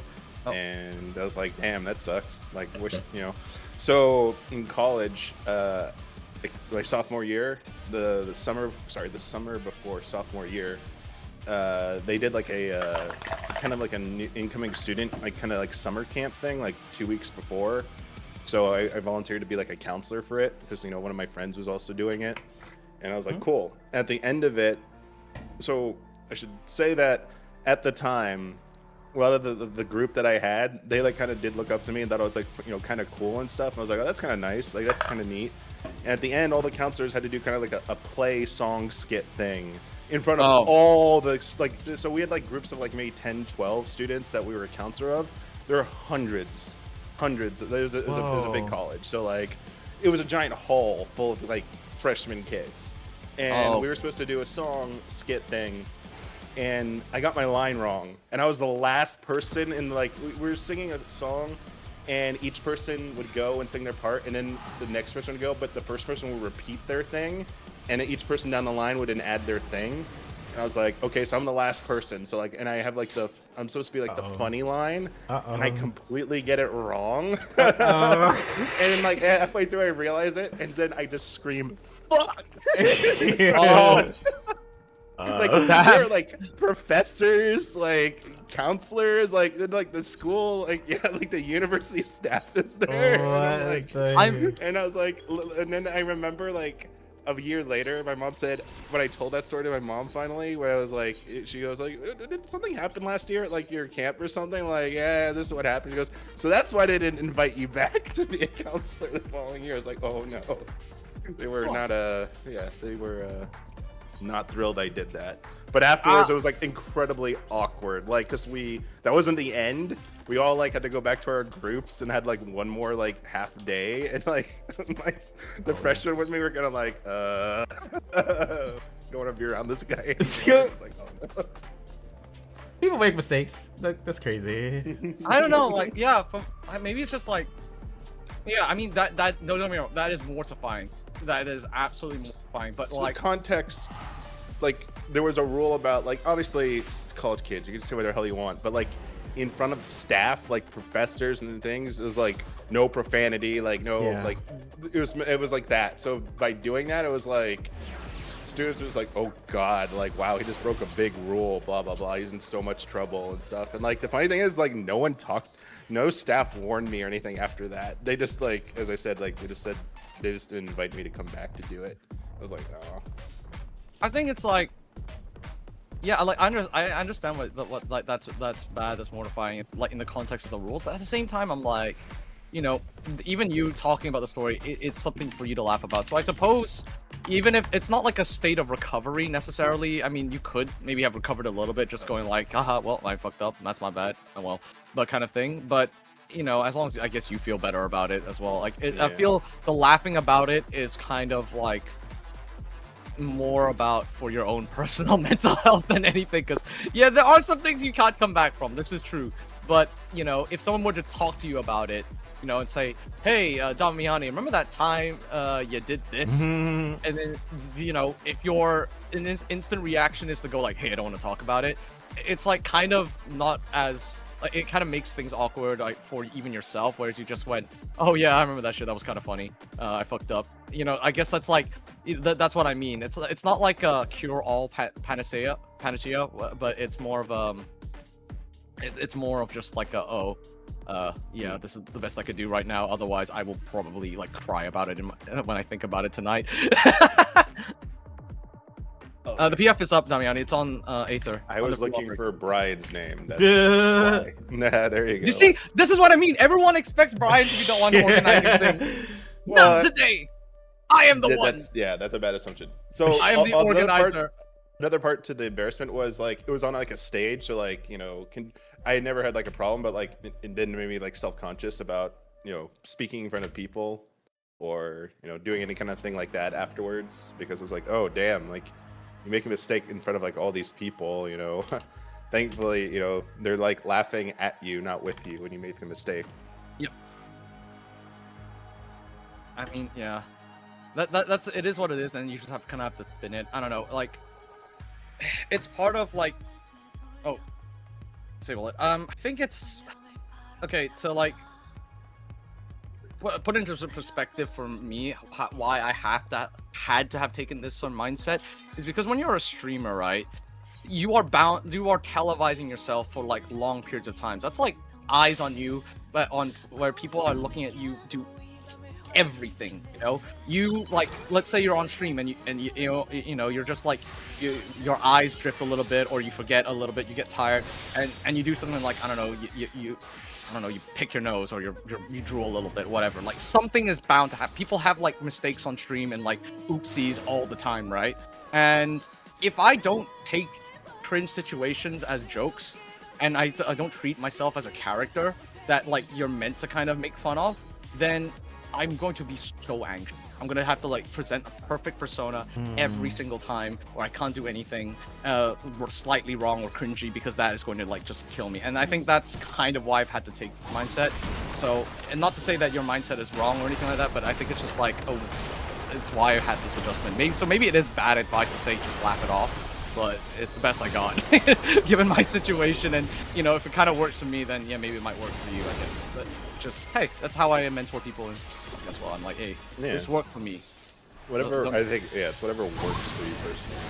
Yeah. What you do, yeah.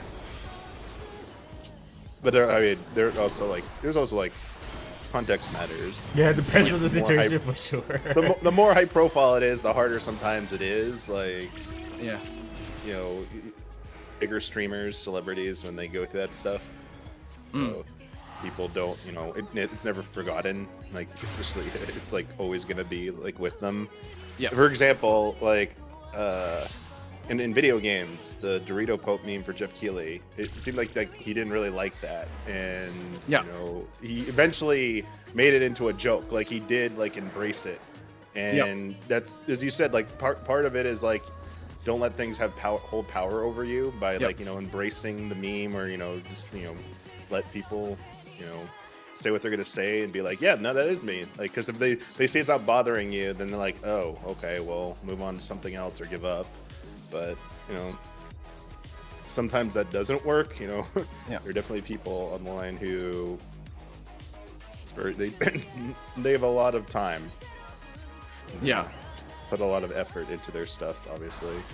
Yeah. Quote unquote trolling.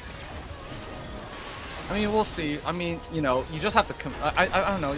Like, some things, like, yeah, are, like, you know, quote-unquote unforgivable or, like, unrecoverable, right? Like, yeah, Dorito Pope thing.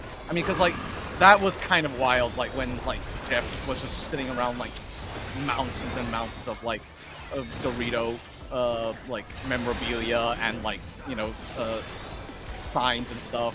But, you know, it's like I feel it's like eventually if you did the whole Dorito poke thing, like if you had just committed to it, because like it's not gonna be like an instant thing. Like the minute you make it a joke, then everyone's gonna laugh with you and not at you. It takes time. It takes like, you know, effort. I mean, I want to even say like it kind of works for people like B-Star. At least maybe on a personal level, if not at least on any other level, where it's like he did the whole from meme to king thing that like everyone kind of like memes about this little AI song that he made. It was so bad, Brian got distracted on the very mention of it and died instantly. And you know, like I don't like him. Like sure, like maybe people are joking about it and now like calling it cringe and shit. And they've made, but the thing is like, I don't know, P-Stars just kind of rolled with the jokes and just kind of like kept it going. And now I don't know, like people talk about it like now in passing, but I don't necessarily think it's like, I don't know, weirdly enough, I don't actually consider it like a too cringe of a situation. I kind of just feel like whatever. And it's just like, it's like kind of like with bullying, right? Like the more attention you give it, the worse it gets, I suppose. So it's like you brush it off, you laugh it off, then at least reduce the attention. Then even if it doesn't reduce all the negative attention to what happened, it still like mitigates. I suppose that's it. Give me 1 second, be right back. I mean, these are just full. I get the impression he is built diff in many ways. Yeah. Oh shit! What the hell? Okay. Oh. He legitimately doesn't care what other people think. So it's for him. Even if people like hated it and like were trying to, you know, get him for it, it wouldn't have mattered anyways. Yeah, that's pretty much it. Brian, did you ever find out how the answer to how to tell enemies' weaknesses in here? Like Libra. Red makes Libra. Yep. Oh my god. Figure it out. That's a thing. That's cool. I was like, last time I was like, it's a phantom job. It's action. I was like, I don't remember which one it is. But yeah. They actually put Libra in this game. Yeah, oh my god. I love Libra. Yeah, as long as someone uses Libra, it'll reveal it. I love Or Libra. you can look up ahead. It doesn't change. It's always fixed. So as long, if you like have it memorized, you can just, you know. Oh my go god. ahead and use the thing. The Libra, other thing I want my to love. ask is this was a PvP person, and if you're not allowed to answer this question, oh, I just kill myself while I'm asking it. That's okay.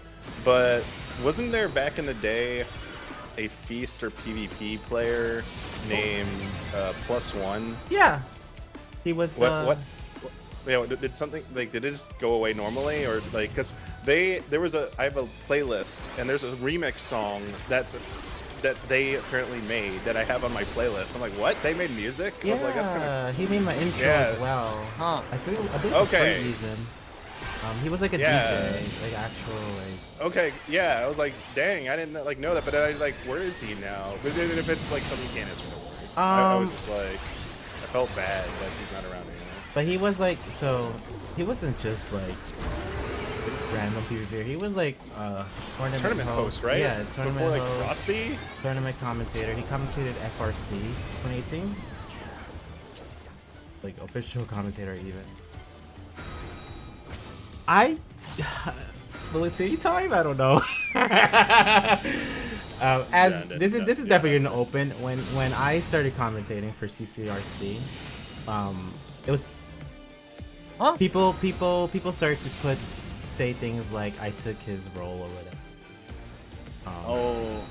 Yeah, so he and I were not in a good place because of that. It felt like people were just okay.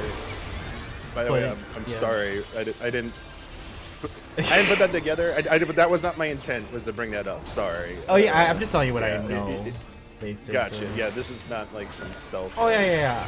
I had so me and him had you know, just being like a Feast players and people in the community back in there. I always had a good time with him. When I went to Paris 2019 FanFest, me, him, and one of the Square Enix employees, Rennie, and who else? One more person. But like the four of us were like traveling Paris together. We went to the Louvre. We saw the Mona Lisa. We went to the Eiffel Tower. Like me and him, like basically had a really good time together, and I consider him a really good friend. But like when CC started coming out and CC tournaments became a thing, I got invited to do commentary and he didn't, and people started to like try to pit us against each other. But he never really communicated back. He never told me like, Brian, I don't feel this way or anything like that. He just kind of stayed silent. So I never really knew how he felt about it. Like, I don't know if he felt the same way, like I took his job or something like that. But They took our job. but the T is like, it's just strictly that they wanted me over him, and I mean it sucks, but it's not my fault. Like I can't be at blame for something like that.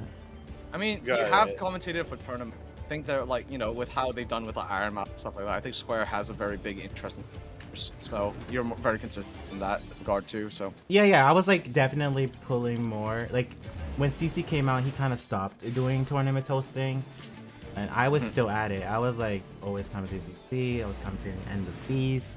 I was. There we go. I didn't really start fighting games then yet, not really, but. I was streaming often. I was just like, I was already known as the Prince. I was like really in the community eyes. So I was chosen. And a funny story, originally I was gonna give it up. I was gonna give it up for him at 2023 Darcy. Oh really? Yeah, but I ended up not because of like the hate I got. Out of spite, you're like, you know what? Fuck you guys. I will take this shit. Salty run back. Yeah, I literally the hater. I was like, no, then I'm gonna have to prove myself here. That's funny.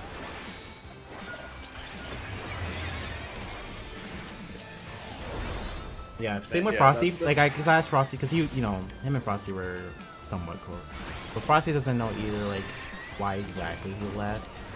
We can only assume, like, after not getting CCRs for him. Like, that may not be true at all. It could be something totally else. There are people in the community who do know, like, they're friends with him still. I just don't personally know. Yeah. Thanks. No, yeah, and I was, and again, I was just more like, why they just like stopped even being like PvP or whatever. Not necessarily like the tournament stuff. Yeah. Just because. I don't even know if he so many liked people CC. who come and like go. Yeah. Like during that point, yeah, that makes a little bit more sense because some people just dropped playing a lot of PvP once CC came out because they were like angry with it. And they didn't like the toolkit changes, and they're like, well, I'm just done with all PvP. Yeah.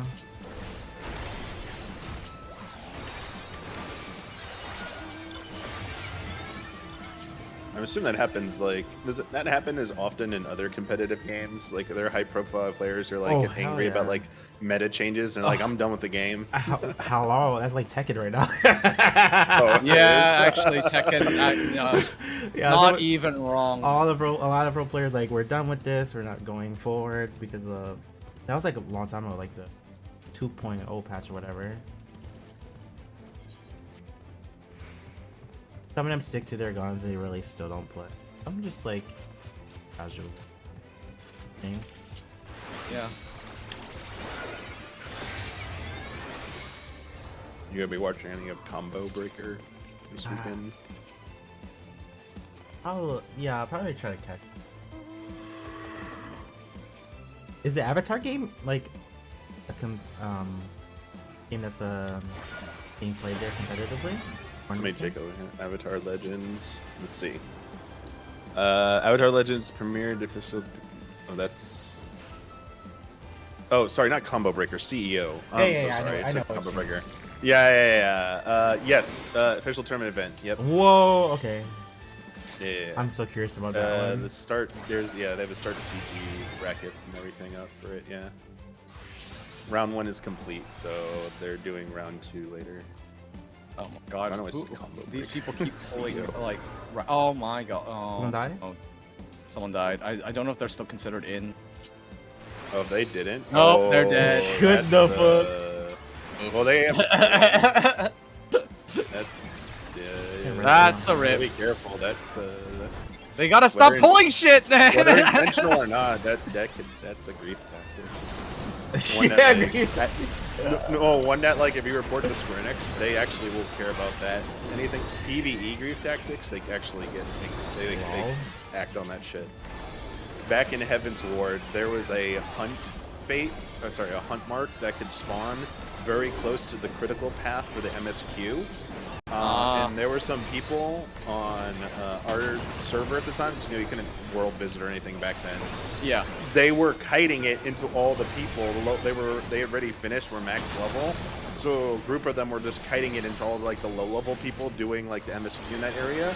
So everyone would get like one shot and died, and couldn't like progress in that area because you had like kill like a group of mobs, and they were just straight up like having the A-rank mob there, and it was insta aggroing to everyone and killing everyone. And within like less than an hour of like that happening, like I saw it like happen to me. Within an hour, they were gone, and a GM like contacted and said like that won't be an issue anymore. That won't be an issue anymore. Damn. That was kind of paraphrasing, but yes. And I wasn't the only one. Other people were shouting like GM's contacted us. They're gone. Oh my god, an hour, man. Imagine them like being that fast in PvP. Funny, Damian. Yes. That is funny, Ani. Do you think they were used like AI GMs? There's gonna be some craziness from that. I don't know, because it wouldn't solve the problem in PvP. It's not so much the like marking and stuff like that. It's the freaking like, you know, grief tactics and also the throwing and stuff like that. I don't know if AI would be able to like honestly like compute, but we'll see. Like, unless they can somehow like train it on like, you know, game knowledge and stuff. But even then, I doubt. Oh, what the fuck? Come on. Oh god. Oh my, I hate this. This mechanic! Alright, come on. There. Okay, we did it. Ugh. Mean, bro. The way I do that one is I look at two of them, and then from there, I see where our third one is, and then if I get it right. Yeah. Okay, yeah. This is one of the ones that made me just go on tank, because like, you just can't die. Yeah.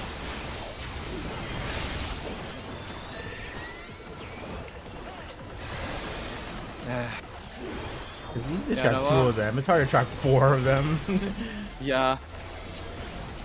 I think the first one is supposed to show you that they're technically paired. Like two of them function like just like they're kind of like mirrored or something. So if you just figure out one set, you know where to go for all the others, I believe. I don't know. There's probably a YouTube video guide that says go over here. Oh. It's also kind of annoying. They definitely designed these fights knowing that like 20-second meta is gonna go away, because every time it seems to like overlap with this BS mechanic, so I get so much downtime.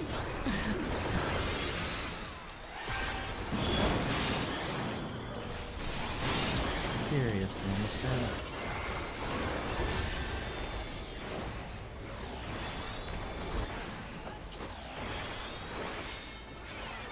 Oh. And this one stinks more because like it just keeps the only mechanic is just keeps summoning these damn things. Yeah. Like for critical engagements, like do you have another attack?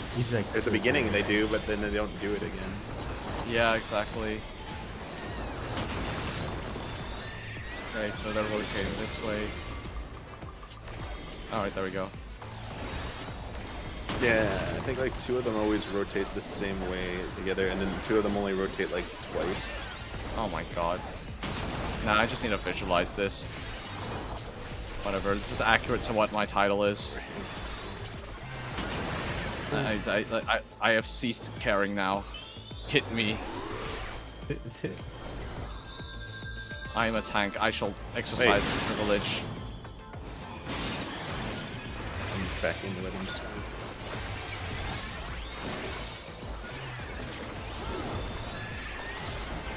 I'm listening to Japanese dubstep right now. because of like like this is like the Japanese part of the game, I suppose, like the Japanese like mythological. The gods, yeah, probably the Japanese gods. The Chinese ones as well. Like a Chinese rap song in there, several. Is this song? Is this game made in China, or is this like a different? Farlight Studio. Yeah. Yeah, it is.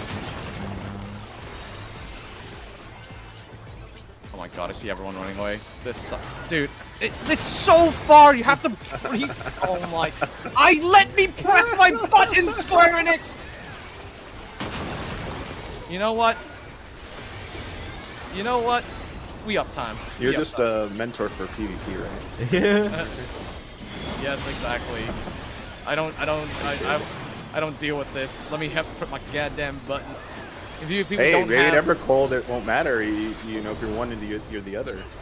Yeah, exactly. Well, here's the thing, right? That's why they designed the fights as they are right now. So much downtime. Like, bros, you have the data. You know how long, like 1 minute takes that we have our like stuff up now. You are actually griefing us by putting it like the attack timings like this. Why you like this? Oh, get away from me. Thank God. Alright, we did it. I'm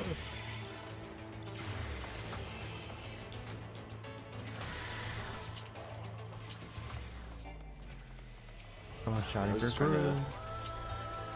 Oh, for CE. Oh, that's it. Tried so hard. Oh, nothing to turn anymore. Okay.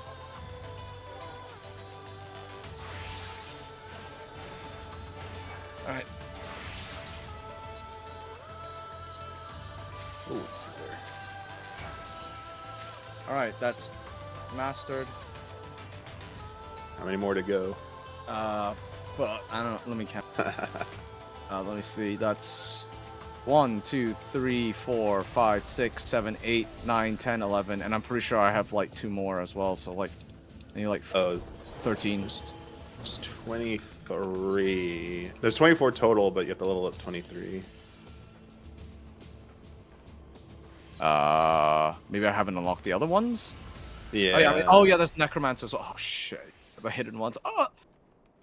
Do I have even Berserker? They also added I 3 don't even have Berserker. Oh man. Yeah, they added 3 ones to the other map, the old map too. At some point, I had to go get those. I was like, God damn it! So why would you do that? How much but you don't need to level up all of them, right? For the mastery, it's like for like freelancer. Though it does, each patch that they've added, it scaled up. So now it's mastery level 24 is the max, and there's an ability. Yeah, it's not how you get it. It's not that important. FYI. You Really? don't need to, unless even in Fort Tower Extreme, like the uses apparently aren't that great.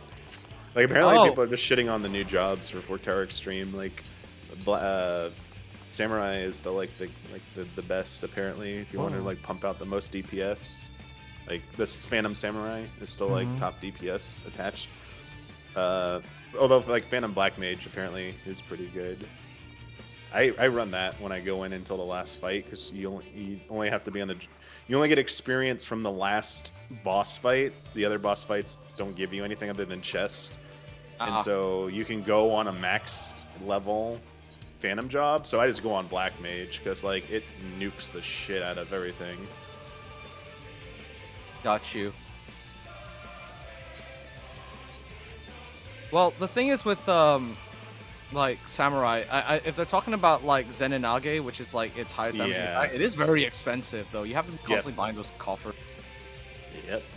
So yeah, you pump damage, but unless you got a full stack of them, you're probably not gonna use it every fight. So I guess that's like the balancing act, I suppose. Though I do think for others, some others got like replaced. Like if you're a healer, you just go on White Mage, and then like you might need one like healer on Dancer. But otherwise, like bringing Phantom White Mage is the go-to thing now, apparently. For support. Okay, that's a new job that's doing well then. Okay, so it's not all bad.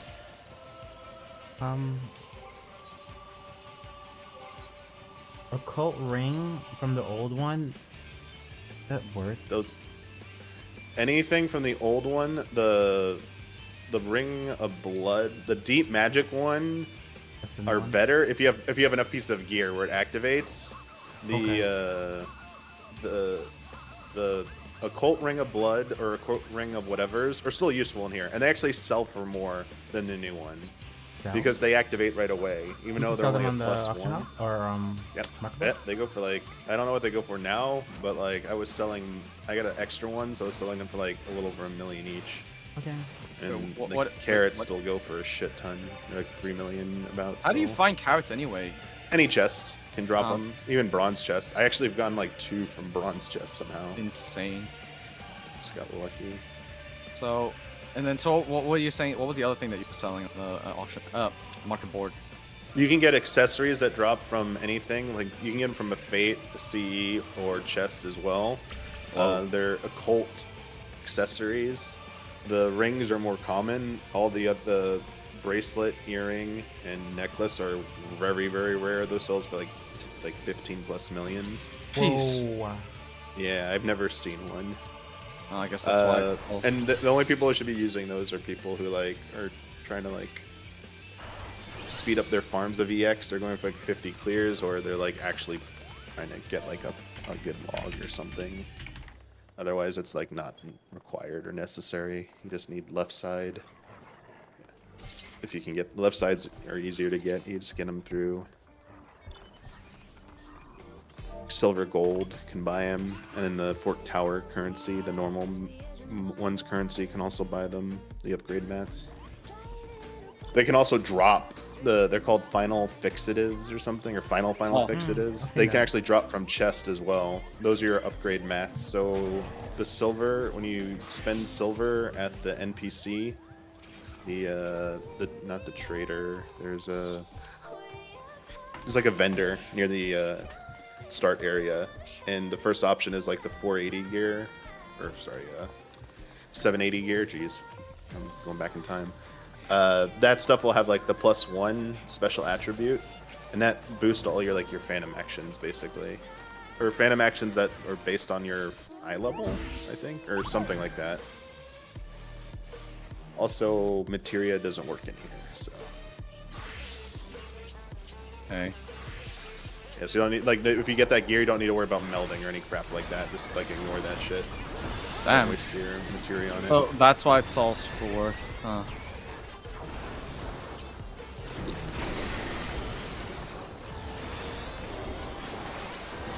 Actually, I have all my stuff in my healer now, and I bought everything I can buy with silver, and now I'm just buying like tank gear for my paladin now, since actually it's easier to do anything in this mode on paladin. Healer's harder.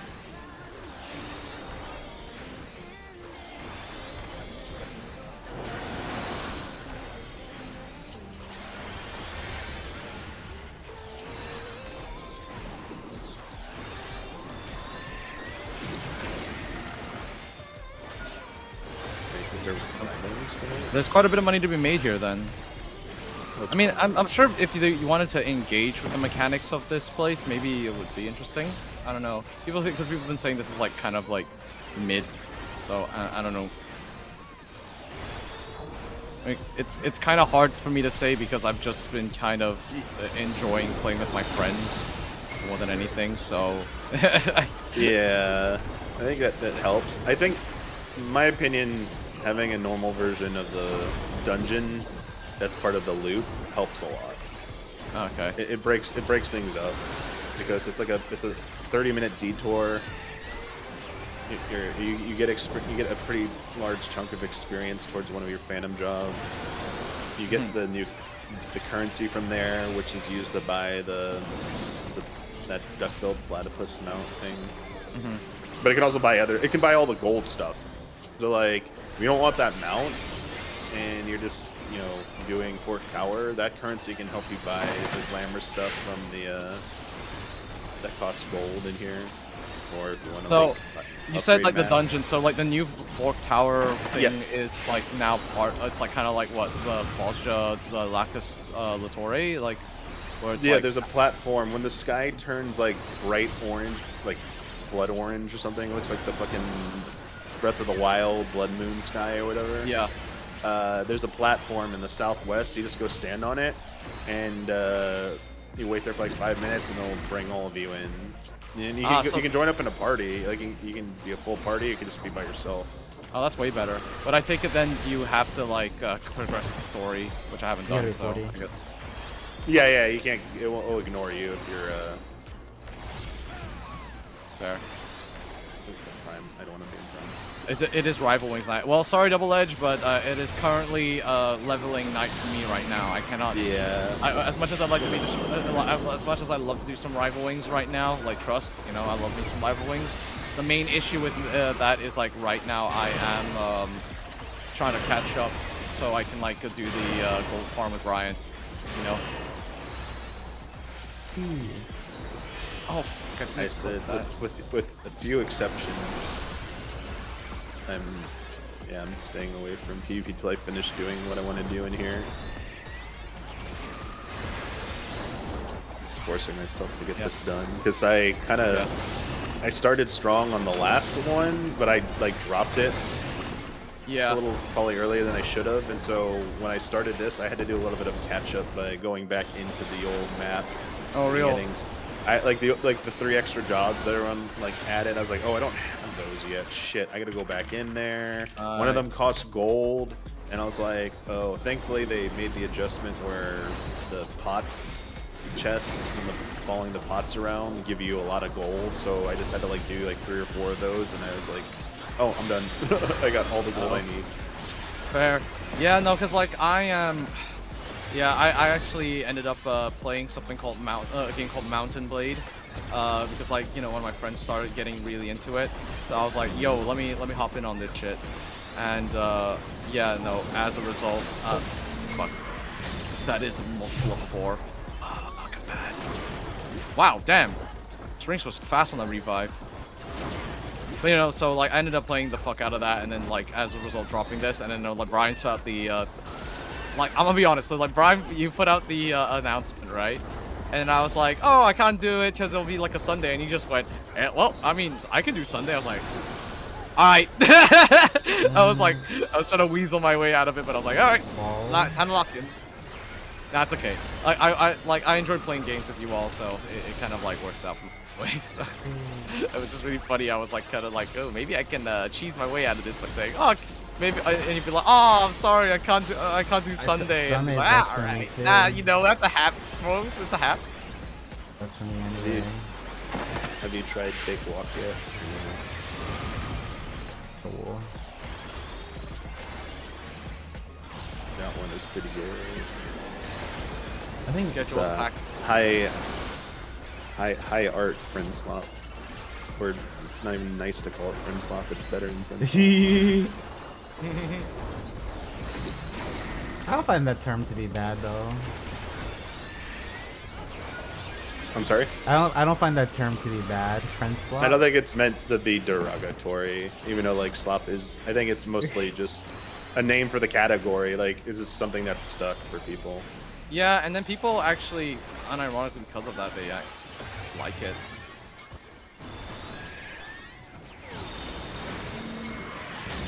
Like, like it's kind of just like at a point like if it is derogatory, it's self-derogatory, because like playing games with your friends is fun. Like so, like why is that something that's to be ashamed of? Kind of thing. But maybe I want to play some friend slop with my friends that I do have. Yeah. Though Mountain Blade was actually a single-player game that I picked up, so that kind of like ends up being kind of a bit contrary. But in terms of like yeah, playing with my friends on FF14. Yeah, is FF14 friend slop? That's the question. Yeah, there you go. I guess you can technically play through a lot of 14 solo now. So yeah, there's a guy who's like the channel's entirely dedicated to that. Yeah, do they upload to YouTube? Because I saw like someone like they do like can you solo blah blah blah like yeah, that would be... like true soloing. What's her name? Yeah, like like solo leveling. I don't know. His name is I think Wrath Games or something like that. Yeah, there you go. Yeah, that sounds familiar. Yeah. He was weird so- when I met him in They real had- life. Oh, he was. Yeah. That's all I'm gonna say. What rat game? Yeah, well, I met him at a freaking. He was like really awkward. They were Speaking of- giving us Yeah, I mean, I've sorry, and you pressed, oh, sorry, one second. Double S says schedule's packed while you said in the beginning of stream. Yeah, thanks, man. I appreciate the understanding. Anyway, yeah, and I'm also chat. I'm really sorry if I'm like slow at responding. I am reading your message. Rest assured. No, don't want to interrupt the flow of convo. Anyway, as I was saying, yeah, I do have a little tea from when. Remember when I commentated for Frosty's thing and as well before the tournament. Rat Game was also there. We had a bit of an awkward moment, but I feel like maybe I don't know, like, is it bad if I say what the awkward moment was on stream? I mean, I know that this is like bait because it's like I asked that and people are gonna be like, well, you gotta tell us now, Aeon. But I'm like, legitimately, I am concerned. If up to me, nah, then I'll say no. I'll just say I can kind of like confirm, but I didn't know if he was doing a bit. That was all I would say. So. Yeah. For me, Nice. so I met him at TwitchCon, and you know, all of us 14 streamers for TwitchCon, we all like buddy hardcore. Like me, Ponto, Sayori, Yama, we're just like together like almost the whole time. And we were trying to get him, you know, he wanted to be a part too. Of course he wanted. He's a 14 content creator too. But he was just very just like quiet, standoffish. Like we would like try to talk to him. He was just like just a socially awkward person. That's the TLDR, and that's fine. Like not everyone is like social or used to that environment. I feel like a lot of us like we console, so we go to these cons a lot. We know how to like interact with friends and viewers and stuff. He was just wasn't used to that. And...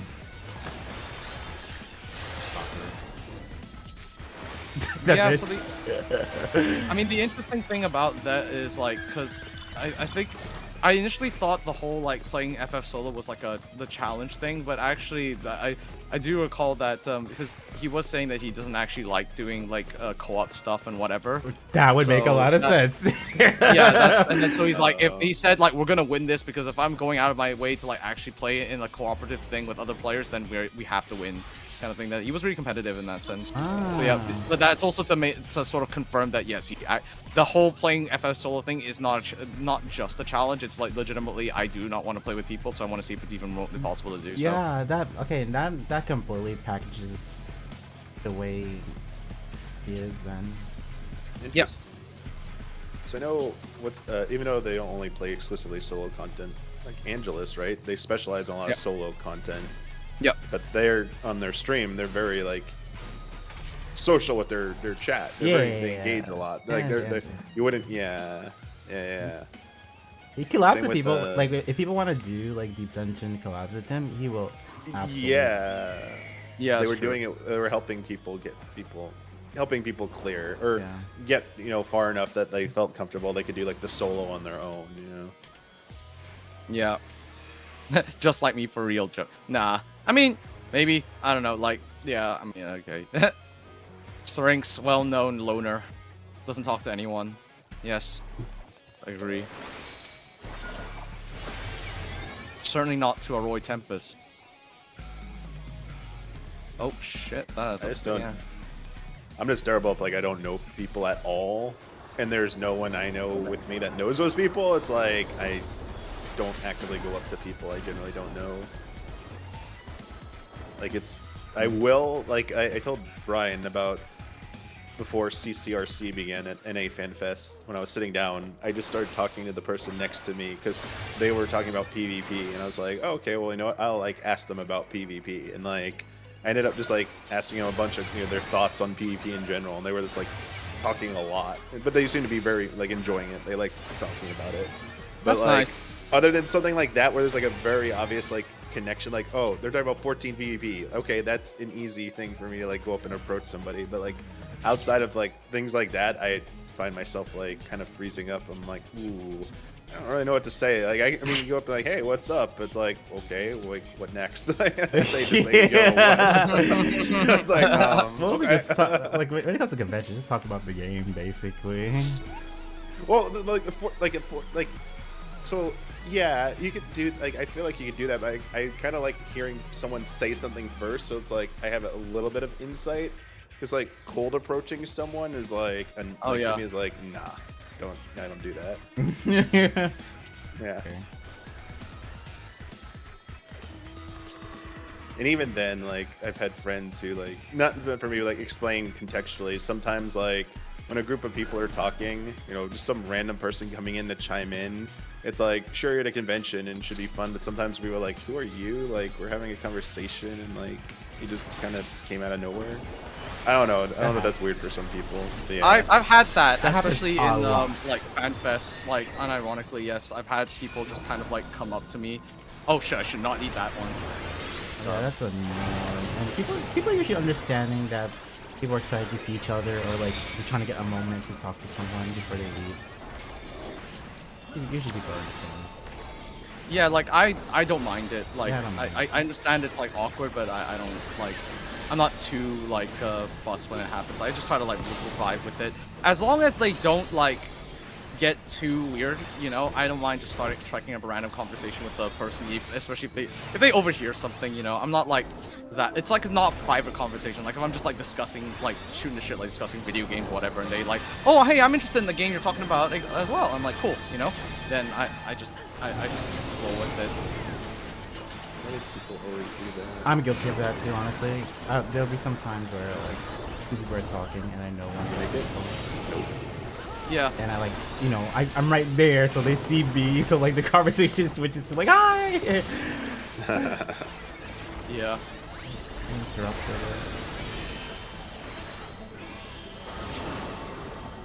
Very nice. There we go.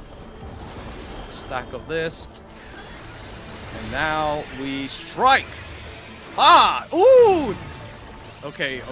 Gladiator Loki kind of fun.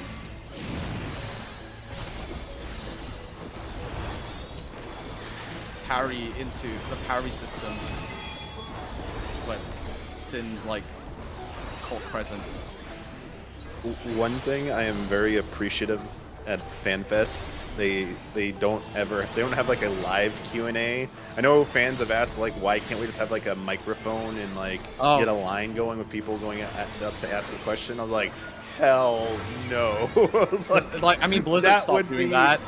Oh my god. I was like, as someone who has been to San Diego Comic-Con at Hall H, where they have like all the celebrity panels, like Marvel and shit, and they used to do stuff like that, people will open up their question by stating their entire life story first. Oh, wow. They'll be like, hi, I'm like a huge fan. I've like collected like all the Marvel comics and all this. Yeah. And, like, it's like, wait a second.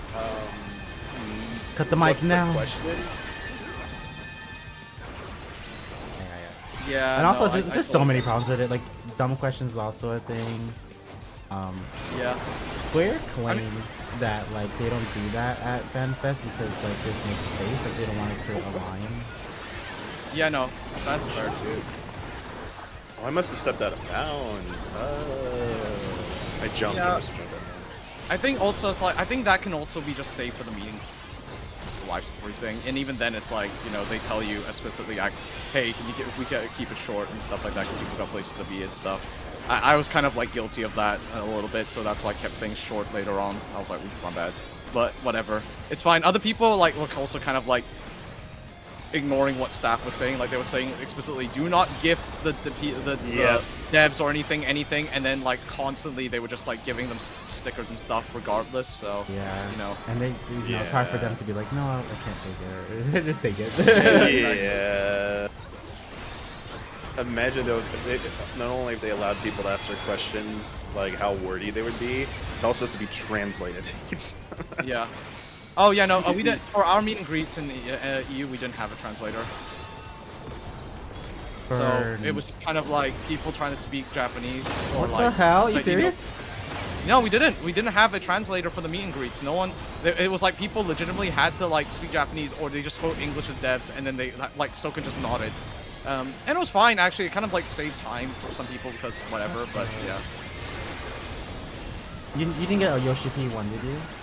No, I didn't get a Yoshi one. I wonder. I got Soken. I got Soken, Kinuya, Soken and Kinya, which is like because they did it like double, and a Jason, Charles Miller, and Koji, which was really nice actually. The Jason Charles Miller was honestly such a bro. Like I was asking, not asking, but I was not whole life story, but I was like kind of like yapping quite a bit, and he still was like happy to like respond. Like I asked a question and stuff about like his like creative processes. Like I went into like fucking interviewer mode for some stupid reason, and he still answered even though it was kind of stupid. And if anything, I was like more like talking about like Koji's life story. I was like, I was like really inspired because like he was a Japanese English teacher, like an English teacher in a Japanese high school, and then now he's here. And I was like, I told him, you are a testament to how passion can take you far in life. He seemed really like actually like very touched by that. So. But then it was like, yeah, okay, but did we need to do the whole talk? And I was like, probably not. So they were like, please, can we keep it short? I was like, they said that to you? No, they said that to the people in the line after as like a sort of, yeah, that last guy was kind of a bit long. I was like, lol, yeah, that's funny. Yeah, but like I said, see, cringe moments, it was cringe, but we're at FanFest. I think it's okay to be cringe, and it's like again, it's like that's why I just laugh it off, and I'm like, back to the previous conversation, What else can I do? If I don't laugh at it, then I just cry in the shower. What do I do, man?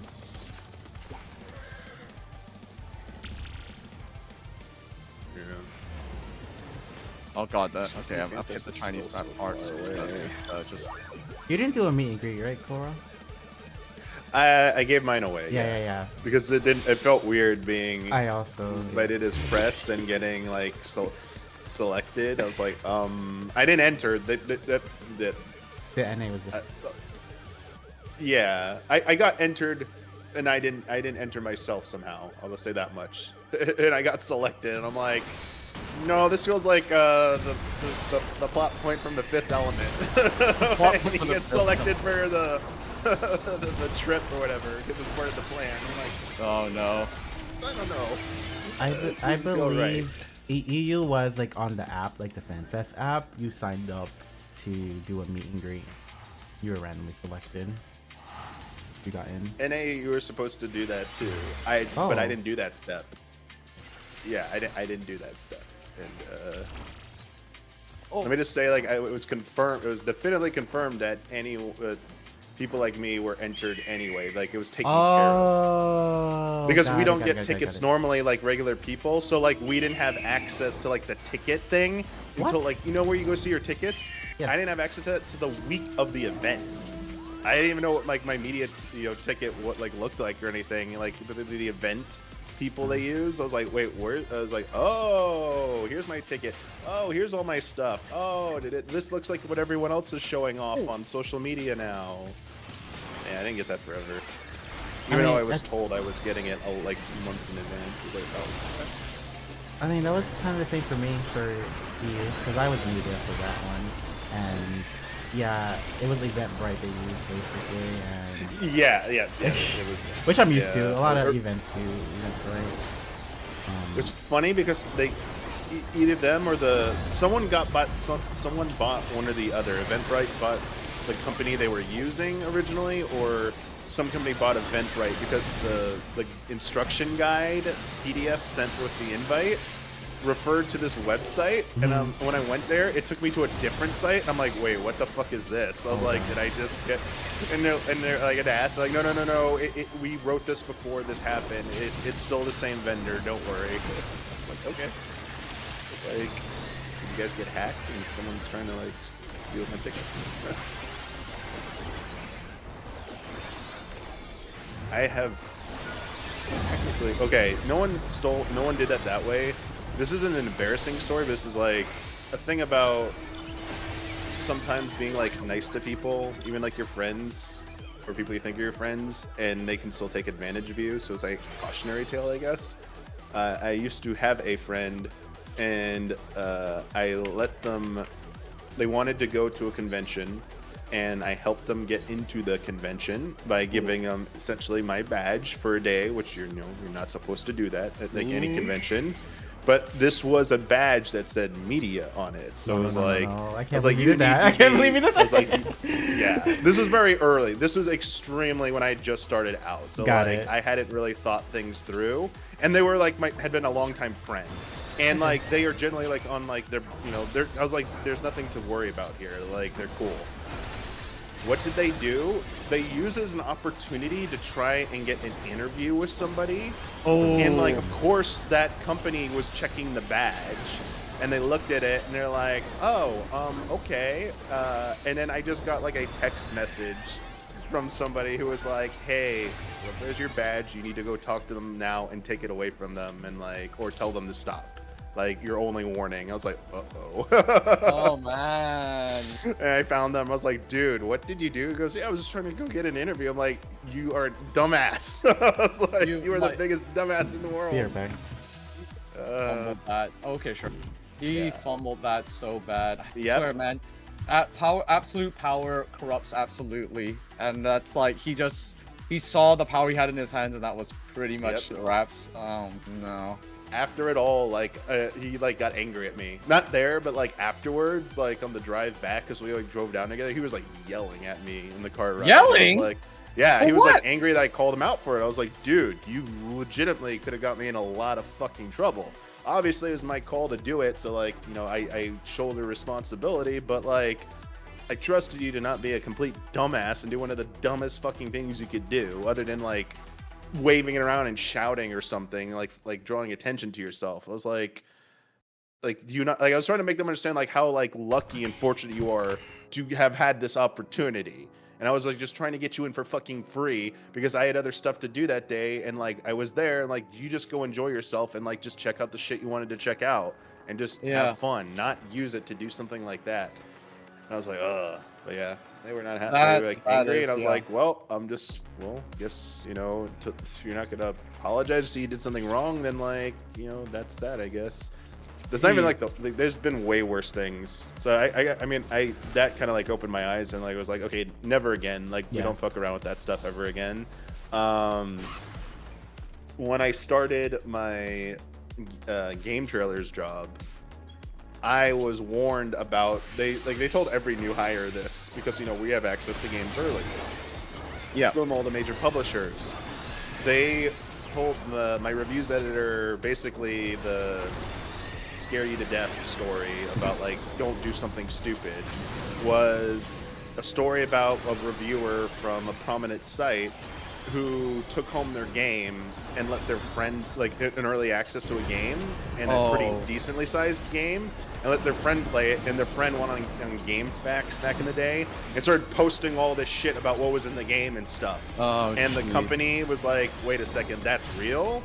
And then like they started like, I guess like the guy revealed too much information, and they found out like where, like what state, what city, and then it was like, let me just say, like they probably weren't like in LA, so an area where you're not in like one of the major cities. Like, okay, there's only so many people who the big companies get send review copies to, so like word got back to the reviews editor of that media outlet, and they asked them, and they're like, yeah, that happened, and they were like fired and now also blacklisted, like.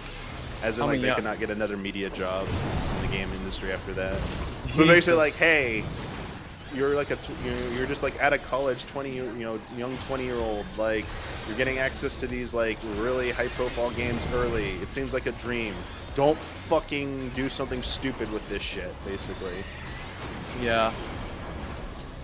And I'll tell you, like, that's not it happened. We heard stuff like that happen either inadvertently or like people just being dumbasses. And one time, over here. Sorry, mechanics were confusing me for a second. Yeah, of course. Back in 2017, Nintendo. Not Nintendo. Don't fuck with Nintendo. No, don't fuck with Nintendo. Some fucking North American review outlet. They didn't like just leak a game. The Mario and Luigi DS game that was coming out at that point, or 3DS game. Yeah. They uploaded the fucking game to the internet to be pirated, essentially. Oh my god, and it was joking. hacked and everything. So Nintendo knew what it was. They went thermonuclear on all of us, all of NA media. We were all blacklisted for like the remainder of the fucking year. And All then, of it. All of and NA. then when they started bringing people back, like our outlet, we weren't invited back to be like we have still to this day not gotten early copies from Nintendo after that.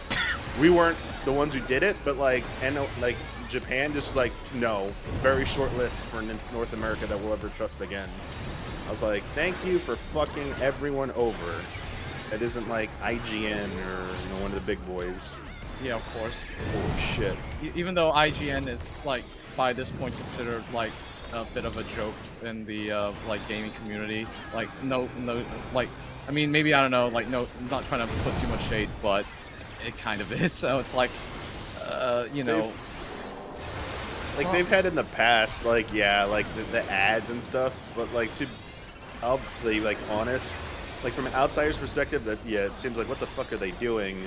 But like behind the scenes, like this is shit they have to do to survive, and honestly, like they're the last one kind of standing of the big media sites that have like even they've had layoffs, but like I would not be surprised at some how much longer they're gonna be able to be at like their giant capacity.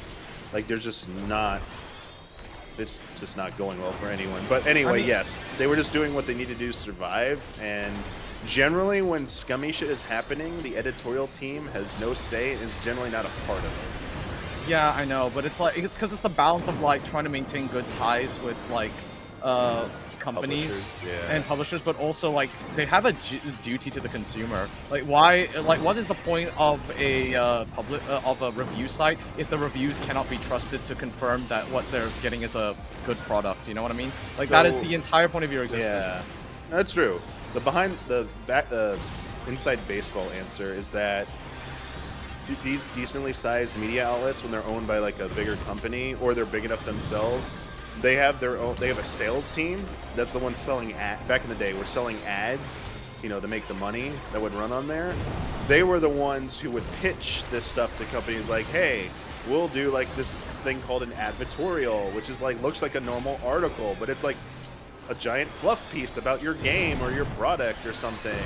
Yep. And those would generally be handled by sales, and if they had to be like written by that site, it'd be outsourced to like a freelancer who was not part of like the core team. So they tried to keep like a hard line between the review editorial team ever having to like engage with the publisher in that way. But because the company's doing that, and there were high profile instances of incidents of like Jeff Gerstmann, for Kane and Lynch, remember that? Like he gave it a low score. Apparently the advertisers weren't happy, called up the higher ups at GameSpot, and they were like, all right, we're firing him, he's gone. It's like, wow. Yeah. Yeah, well, I mean, that's exactly why I trust more independent sources like, like, I don't know, like yourself and whatever, because it's like, this is exactly the type of shit that I really despise, this sort of, like, lack of, I guess, transparency. And then yes, all these like what essentially is fluff pieces and stuff, and it's just like that type of thing just like makes me like not consider it. It's like, why would I care? Like I would rather watch some YouTuber who will give me the honest damn truth, not beholden to like some like larger company and like shareholders and this that, and the other, or like whatever, just management and like internal like chicanery. Like I would rather. Like, and they don't even get the reviews out in time because they don't necessarily get the review copies. Like they buy the game out of pocket, and because they're supported by like patrons and stuff like that as well. And then as a result, that I'm able to get a much more accurate, I guess, review and like way to determine if I want to buy a game or not. So it's like of course the IGN is like dying. It's like I wouldn't even say it's thriving. It's just like, okay, it's holding on. It can pay people, but even they had layoffs because the worth of IGN is just slowly dissipating. And it's just like, if your entire point is to give reviews, why write fluff pieces? Why write ads? If I want to watch an ad, then they might as well cut off the middleman and then just do an ad on like YouTube or something like that. And It's way more mind-boggling. complicated than that. Yeah, they're falling apart because traditional games media can't thrive right now financially. The economics don't work for it anymore to sustain large teams. Which is like, if you see any last remaining traditional media outlets, they're all laying off all their staffs, and their executives are turning to AI to write the articles. Yeah, They're that's not what even, I've seen, yeah. staff. And then everyone else has moved on to like content creators, Twitch streamers or YouTube content creators, and as much of the stories and accusations that happened during the like heyday of traditional media, whether it's print or online, the amount of rampant like let's say shady shit going on is it's way more rampant now than ever, because of like Twitch streamers don't like. There was a story that came out that like some of the biggest Twitch streamers did not, they met like IGN or some outlet to like just like see how they do things, like, oh, I want to see how like older people did it or something, and they were blown away by the fact that they weren't compensated for like review copies or something. They're like, wait, like you do it, you like, they don't offer you like a deal or something, like they don't, like there's no like big, you know, promotional thing, or like you're not getting sponsored for playing this game, and they're like, no, we review it and then we put it up, and then the views, we put up advertisements for other things. Like they didn't understand that concept of like no promotional deal being negotiated. It was so foreign to them that like, wait a second, where's your sponsorship deal? And it's like, no, that doesn't happen most of the time. That's not how it works. Sponsorship, I suppose. I don't know, like, yeah, I guess like my sort of thing is, I'm saying it's just like, you know, it will probably get to a point where, I mean, if it hasn't already happened already, is that traditional video game media, like, so media outlets are kind of are just obsolete. That's what I'm saying. It's like it's obsolete because I'm gonna say no. you say no. You think there's still some worth to IGN. I will. I tell this story about EU FanFest. The only actual media that they did the interview with was traditional. They had none of us content creators there. So, yeah, I will kind of. The thing I will say to give insight onto that is that some of the more established, long-running video game companies, we've talked about this before, they don't like change, they don't like new people, they don't like unknown stuff. They try and cling to whatever is established. So that's why you're going to see your Euro. I mean, they're not even. You're going to see your IGN at like NA FanFest, or you're going to see PC Gamer or whatever. Yeah, PC Gamer. The gamer was there at EU. Yeah, or Famitsu. Famitsu's at all three of them. They get invited to all three, and they get like the highest, preferential treatment.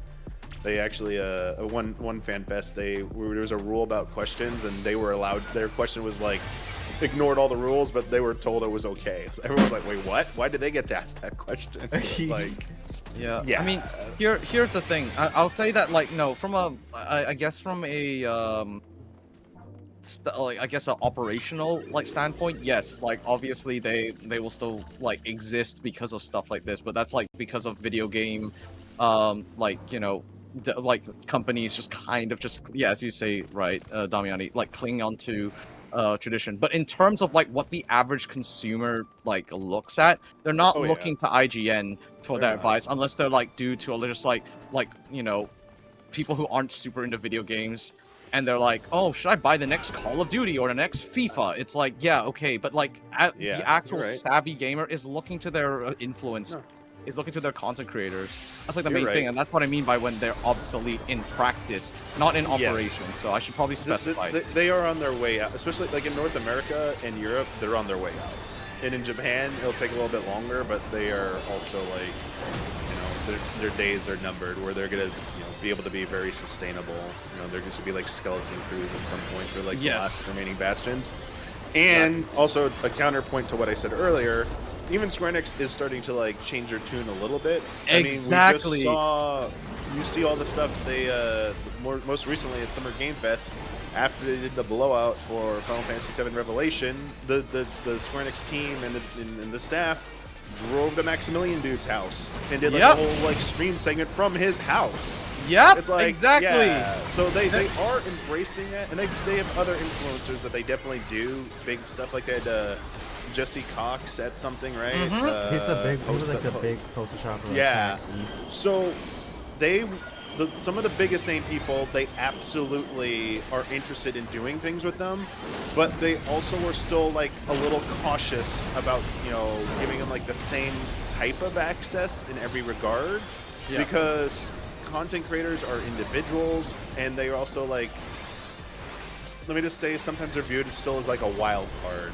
For example, Square Enix rolled out the red carpet for Asmongold when he first came into the community. Yeah, I and remember now that. they're kind of like, imagine, I have no inside Asmon who? information, but They're like, they're probably who? like, I don't know yeah, like we that. don't know who that person is anymore. We never dealt with them, or we'll never deal with them again. Like, stuff like that. They understand that, like, oh, they might be loved, they might bring in a lot of people, and you're useful to us, but like, you're also equally as like, can be a liability. Whereas old traditional media outlets had structure, rules, like consequences, like you could be blacklisted, your boss would fire you. So like there was like a threat, you know, there was like they had some kind of like a little bit more of a leash, I guess. And now they kind of don't have as much of that, and so like I think they're being very, very, very cautious about who they move on with. But they are starting to do it. They are starting to make headway with that. And eventually they're going to have to like just fully embrace that. I think creators who have like actual proper like management, like a talent manager who's not like their best friend or something, but like, comes from, like an actual agency. Yeah. Those people probably leave a better impression on them, I would guess. Yeah. I mean, that's why Max is like good. 'Cause Max has been like, I think. Wait, what? having I didn't, good, that was like, not an intentional shade.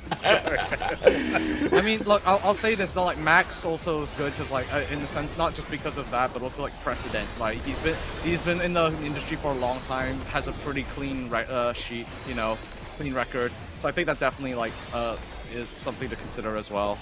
Yeah, and each time he does a good job, like he did the 16 thing as well, the launch event. Oh yeah. Like that. Yeah, they had maybe not just the first Square Enix. I thought they did. I forget what I did. They had like Curious Joy, I think, maybe do something with them as well. Oh, which one? Maybe I remember. Curious Joy? I think she did something with Square Enix like a few years ago too. Maybe it was for Forspoken? I'm trying to remember. She's done a lot of stuff. But... Yeah, no, she does. She was wasn't she like co-host of like Game Awards one year? Well, Keely? not sure. Or something? She was at something, because I was at Game Awards and she was there and I was congratulating her. Oh, Summer Game Fest. Sorry, she did a thing with Summer Game Fest. Sorry. That's what it was. Because I don't go to the Game Awards. That's in December. Yeah, I think, just to be honest, we're at a point where, okay, like I'm really happy with all these like small creators like getting like, you know, I guess like all this recognition and stuff, because to me it just means that like we're kind of doing away with the give the imagery, the bloated corpse of like traditional games media. I'm very much so against like sort of it, because it's the well's been tainted. There's too many vested interests in like maintaining all these connections. It's to the point that like you can't ever guarantee any sort of honesty from these groups, these individuals, and because it's like the support comes from advertisers, it comes from all of these other external things that are like simply out of the consumer's hands and control. So you know, it just means that they do not act in the interest of the consumer. They have no incentive to. They act more in the interest of the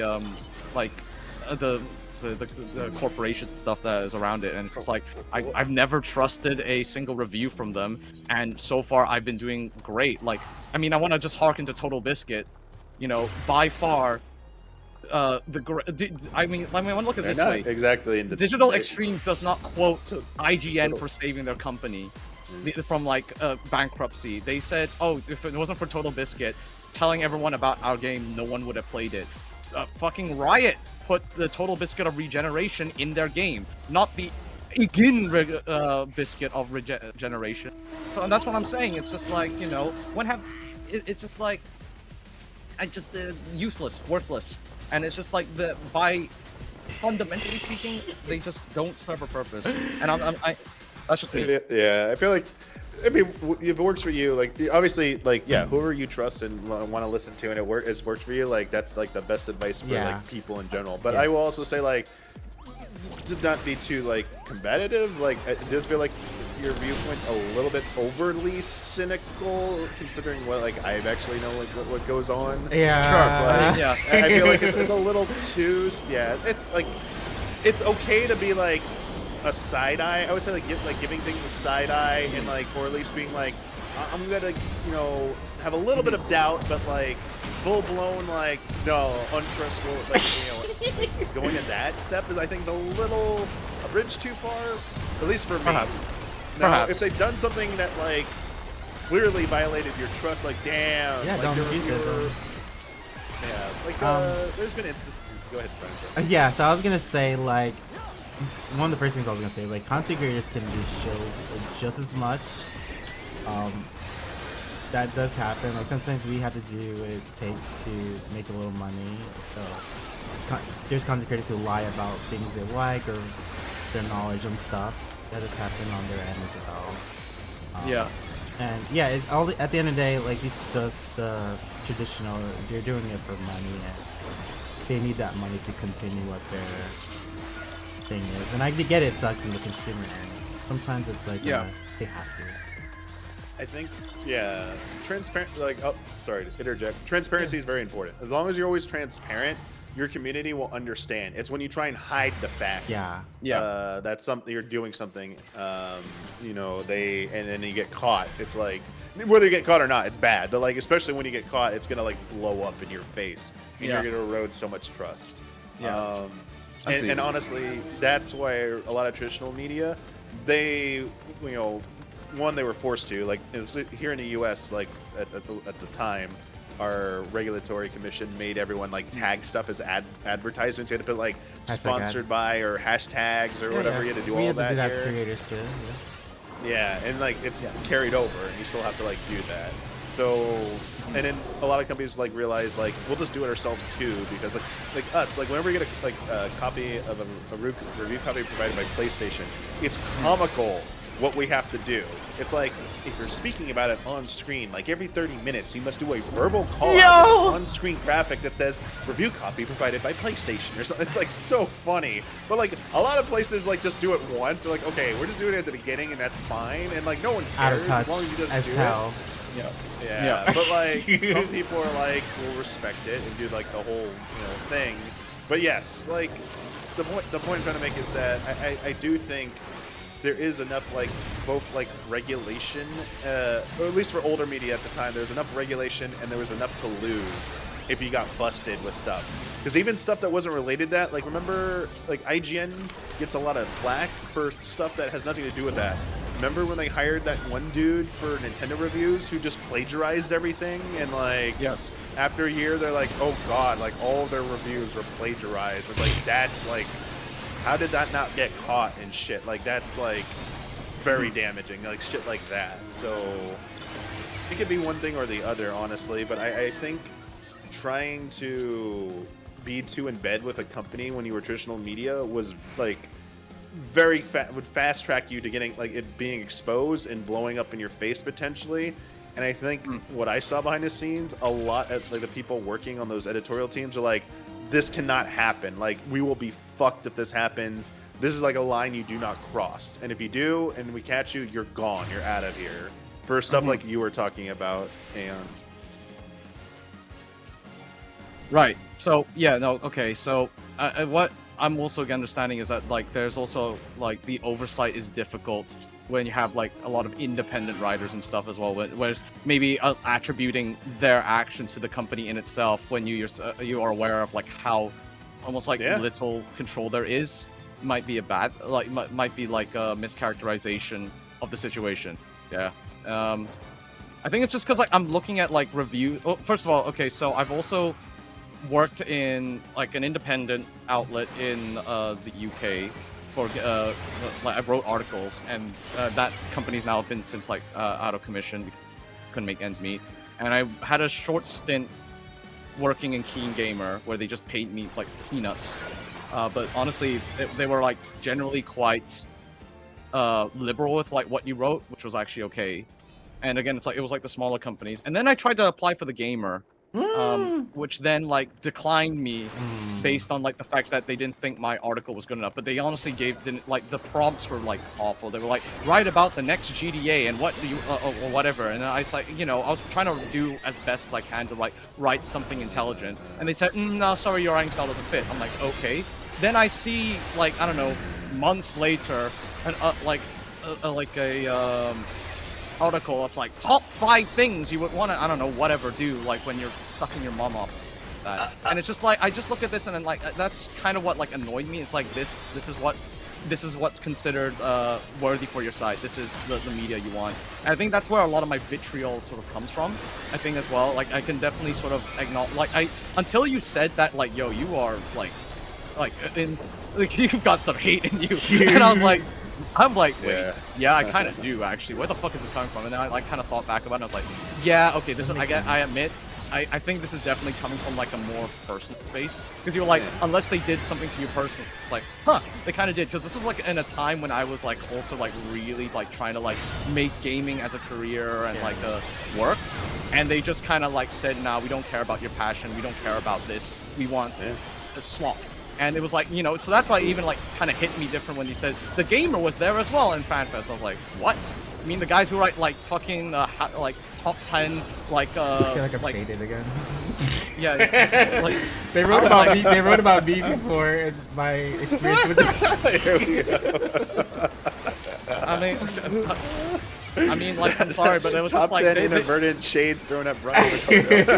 Listen, man, that's what it is. I was like, dude, it's like top 5, I don't know, like Leon Kennedy looks that we absolutely cannot get enough of, something like that. I'm like, brother, what is this, man? I think the title. But I like, understand as well that that's bunny actually boy. also because they're just trying to like fill out the what's it, the click-throughs. I think they were saying like we have a click-through rate and stuff they have to go for. Yeah. It's kind of difficult, and it's often given to like the low end, like not the senior editors. It's like the junior editors kind of like get this shit, and it's kind of like what I'm talking about though. Like So I will say this, like I mean that explains a little bit more, but also like how do I say this?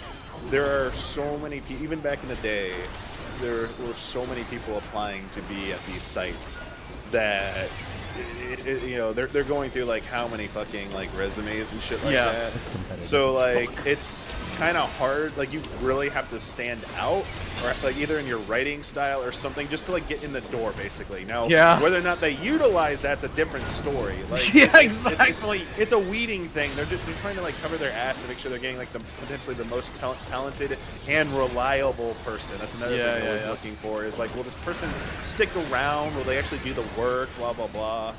And I will say, to say it's not uncommon what like you experience that in the hiring end. My interview at Game Trailers consisted of the phases of it. I was given an exam essentially where they gave me a copy of a random game and told me I had like 15-20 minutes to half an hour or something to play it, and then afterwards they wanted me to start writing a review. And I would have like 10 minutes. They want to see what I would write in 10 minutes. Like even if it was just notes, what I did in 10 minutes after playing a game for 30 minutes. Which you're like, okay, you can't write a review in that time. Like, what the fuck? But like, the point of the exam is to see how you deal under stress, because that situation, while you might not be reviewing a game in 30 minutes, you might be at a preview event. You might be at E3 where you're like 15 minutes with a game and a giant line of people screaming around you, and you don't have time to have a piece of paper in front of you. You have to like mentally take notes about like the dozens of games you're playing. They wanted to see like, could you handle that? Because this is like, at events, you're going to be dealing with this amplified. Yep. And like, if you just freeze up and don't write anything, you can't do that part of the job. Because they probably know a lot of people can at least write something for review. Like, that's not, obviously they could test a different way for that. This was not a test for review.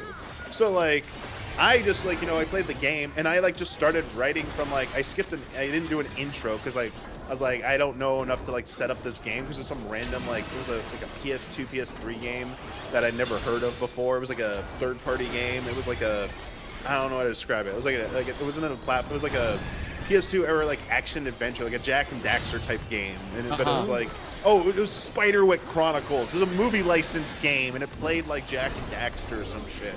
I just started writing about the gameplay and design and like how the gameplay felt and shit like that.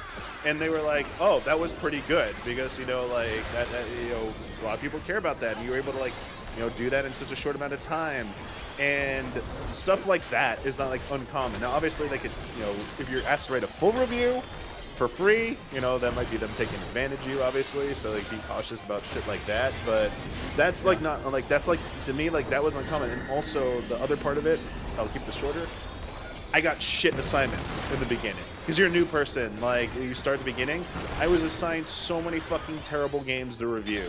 That like I started to hate it. Like I was like, I don't know if I like reviewing games anymore, man. This like kind of sucks. Like these are shit games. They're not fun to play, and like I hate like this. Like I just want to write these suck. Like don't buy These it. suck. Like, who cares? Like I don't need to like be like wordy about this. I don't need to wordsmith this shit. Like just say it's bad. Don't buy it. And then so. So why weren't you able to just write that if it, again, this is not a got you. I'm like literally just like asking. What you said about they had a style, we had a like a style guide for our reviews when I first started. Okay, so you were able to write this was shit, but just you have to do it in the style, essentially. Yeah, there was a structure. Okay. We had like because we did video reviews, so there were segments. There was like story, which was if the game didn't have a story, that part could be cut. But like graphics, gameplay, design, like visuals and music, like all that had to go into segments, and you had to write about them. And you weren't allowed really to like connect dots. You weren't allowed to talk about things out of like order. So like, even though gameplay and design is more often than not very interestingly linked, that like it's hard to talk about them as separate components.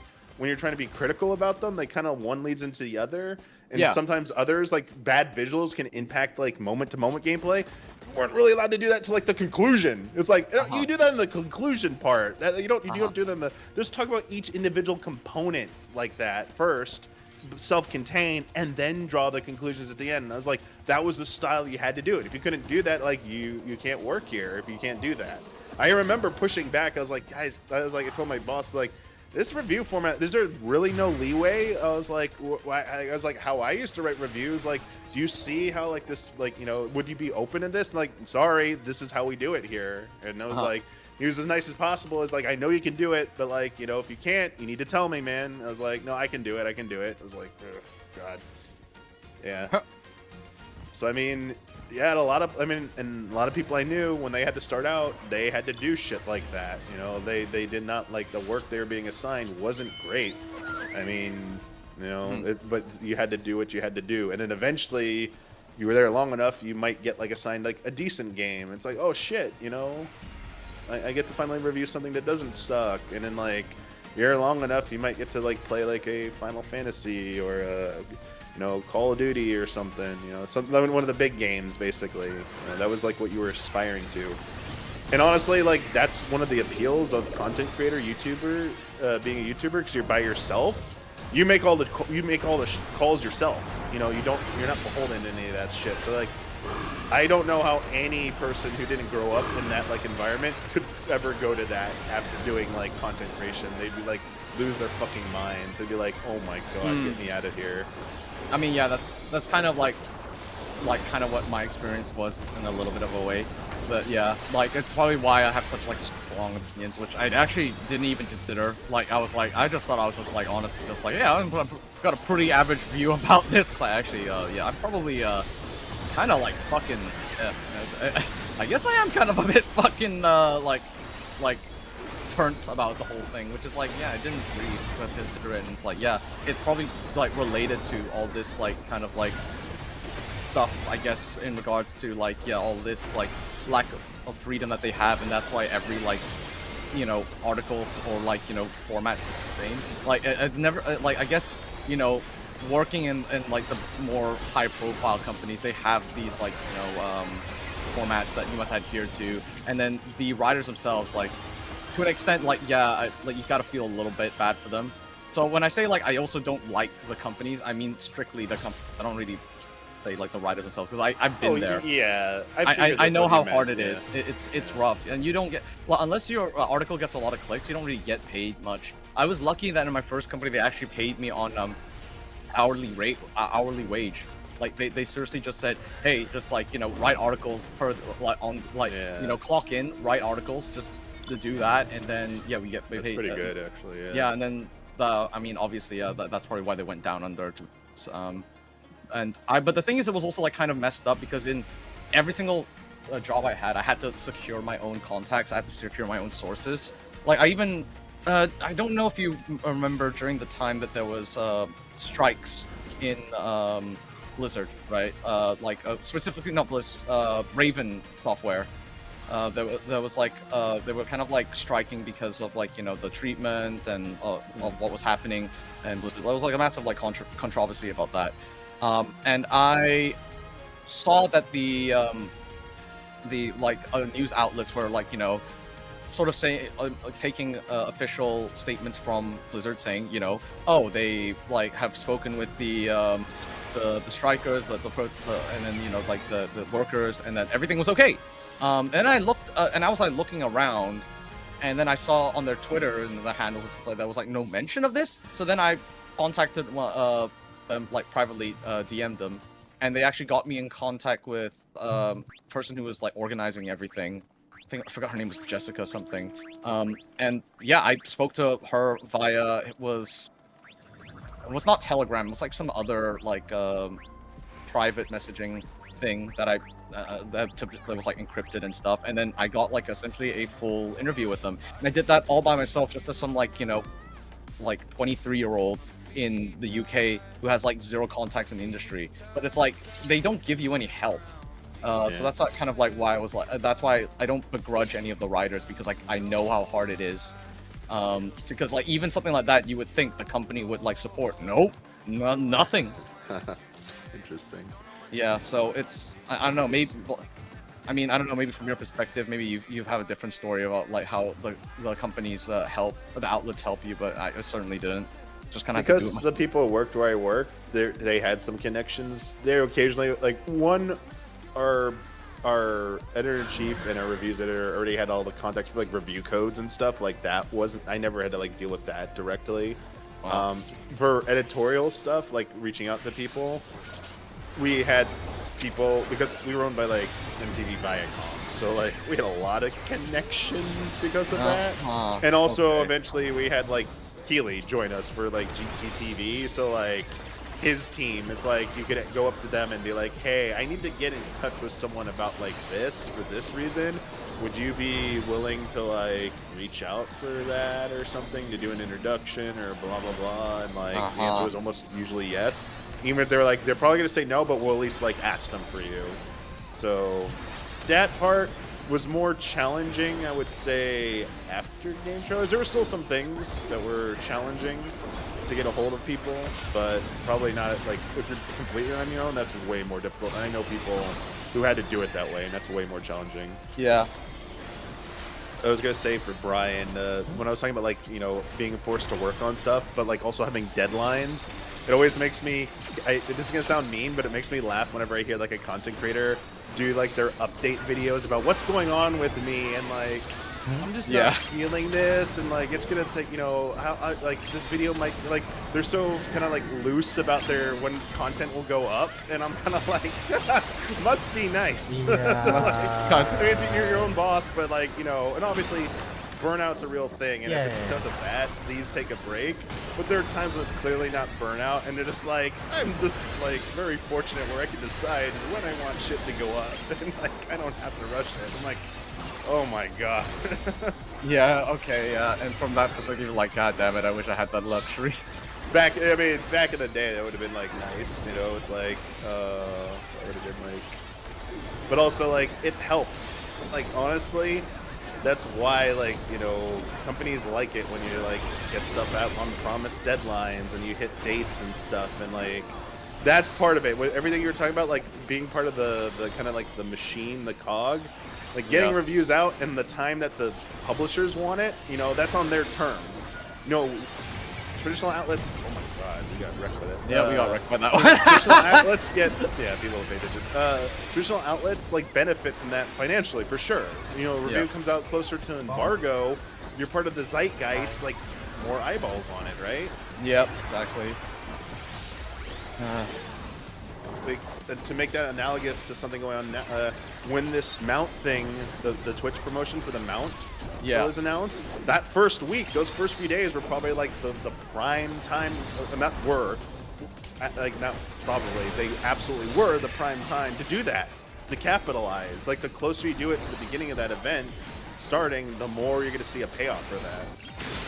I'm sure Brian probably I saw that, streamed like, 15 hours and I fell asleep on stream. Jeez. Yeah, no, Brian's just built different in that sense. I mean, I think a lot of my friends did. Like, I saw like a lot of streamers doing the same thing, and some of them were doing AFK streams, so they like leave their stream live to collect subs while sleeping. I didn't go that far. Yeah. Yeah. Essentially, embargo review dates for like big games got replaced by, you know, trend chasing. That's the current thing. If you are not in the zeitgeist of a new game or trend for a game, you miss the boat. You just become late to the party. I think that's even like true for content creation though, like making videos and stuff. Like there's certainly a window. Specifically, that's what I'm talking about. Specifically, that content creation. And that's also what I meant by like sometimes content creators just do wrong. Like sometimes they're such in a rush to like have a content out first that they just do like a bad job or incorrect information. That's great. Yep. Perhaps. Like the criticisms of the early 14 guides that come out, you know, better strats. Hector always has to put better strats will be available. They're just trying to help people out. I mean, these days, I mean, they are trying to get out early, but also like they are trying to be helpful because people want that shit ASAP. Yeah. But like they also have, you know, had to bear the burden of like that, you know, criticism of like, dude, why are your guides so fucking strategy so bad or whatever? It's like, well, do you want them immediately or do you want them like 2 weeks later when the like party finder kind of standard strats are developed? Because you know damn well that they're still gonna complain. It's like they're gonna complain that like his strats are not coming out fast enough as well. So you're like, come on. Yeah, exactly. Like it doesn't matter. It's like it's just people who want to complain for the sake of like complaining. The armchair critics, unfortunately, aren't happy about like almost anything. If you think like Don Jail was doing bad enough that like Square Enix was in trouble, I'm like, don't know about that. Don't know that narrative is like any supported by anything. I mean, they would like to reverse the trend that's going on, but like I don't think they're in trouble. Like I can't tell you either how many streams or videos is Square Enix in trouble or like they're in trouble now. I'm like, or there's no denying that Square Enix or Dawn Trail was a controversial expansion. I'm like, okay. It had controversies that people claimed about it, but like I don't know if you can generally say the whole consensus about the expansion was that it was controversial. Even like good content creators I see make that mistake where they lump in general assumptions and like apply it and like, can you actually back that up? And even in the same video, they will be like, okay, this might not like, here's a caveat. This is just like what people are saying. It might not actually be true. I'm like, oh, then what? Like, you just said that in your opening, and now you're trying to say no. It's like trying to have their like cake and eat it too, I guess, so to speak. In short, this is something that like I feel like everyone like as you know everyone's kind of like struggling with. Like you know it's everyone's just like so like I guess to like go back to my original point. It's like my notion that there's zero attempts for transparency, there's zero attempts to like think about the consumer is incorrect, largely because there is an actual balancing act. It just doesn't. I guess I was like emboldened by what you were saying about like you know the called the fluff pieces essentially, right? But that's actually not true in like the common or like conventional practice. It's actually more of a like a thing that's since gone away, and in order to survive, they're now actually looking to like try and strike that balance, and it's because they're trying to strike that balance. It's difficult. Is basically what, am I understanding that? I was laughing at chat. Sorry, I saw what Sakamoto said, and I know they meant dilated. Dilated, but time diluted. Dilated, diluted. I was like, time diluted. I know what you mean. That made me chuckle. Like I was trying not to chuckle on there, but I was like, that is like, oh. Yeah, space buff. I was like, that. I was like, yeah, that's funny. This is my last, by the way. This fade, I got to go eat and stuff. Okay, got you. yeah. Enjoy your food, man. Thank you very much. Treat you. Very educational. I like when Korra comes in here. I learn a lot, actually. Yeah, same. I mean, yeah, same. I know, especially like this conversation has been very eye-opening. Sure. Yeah, it has highlighted the depths of my ignorance. I'll admit. Oh wait, Crescent Mimic. Oh shit, this Mimic? Wait, hold on. Let me fight this shit. Yeah, they're mimics in here. They can be various levels. They sometimes can drop a chest when you kill them. Yeah, that's what I'm thinking. Just like the deep budget. Okay. Although, in this map, I haven't had them drop a chest once. In Southhorn, I got it like 2 or 3 times, but here I haven't had it happen once, unfortunately. I don't know if it's like higher level ones have a higher chance. Nope, I ain't get shit. Well, damn it.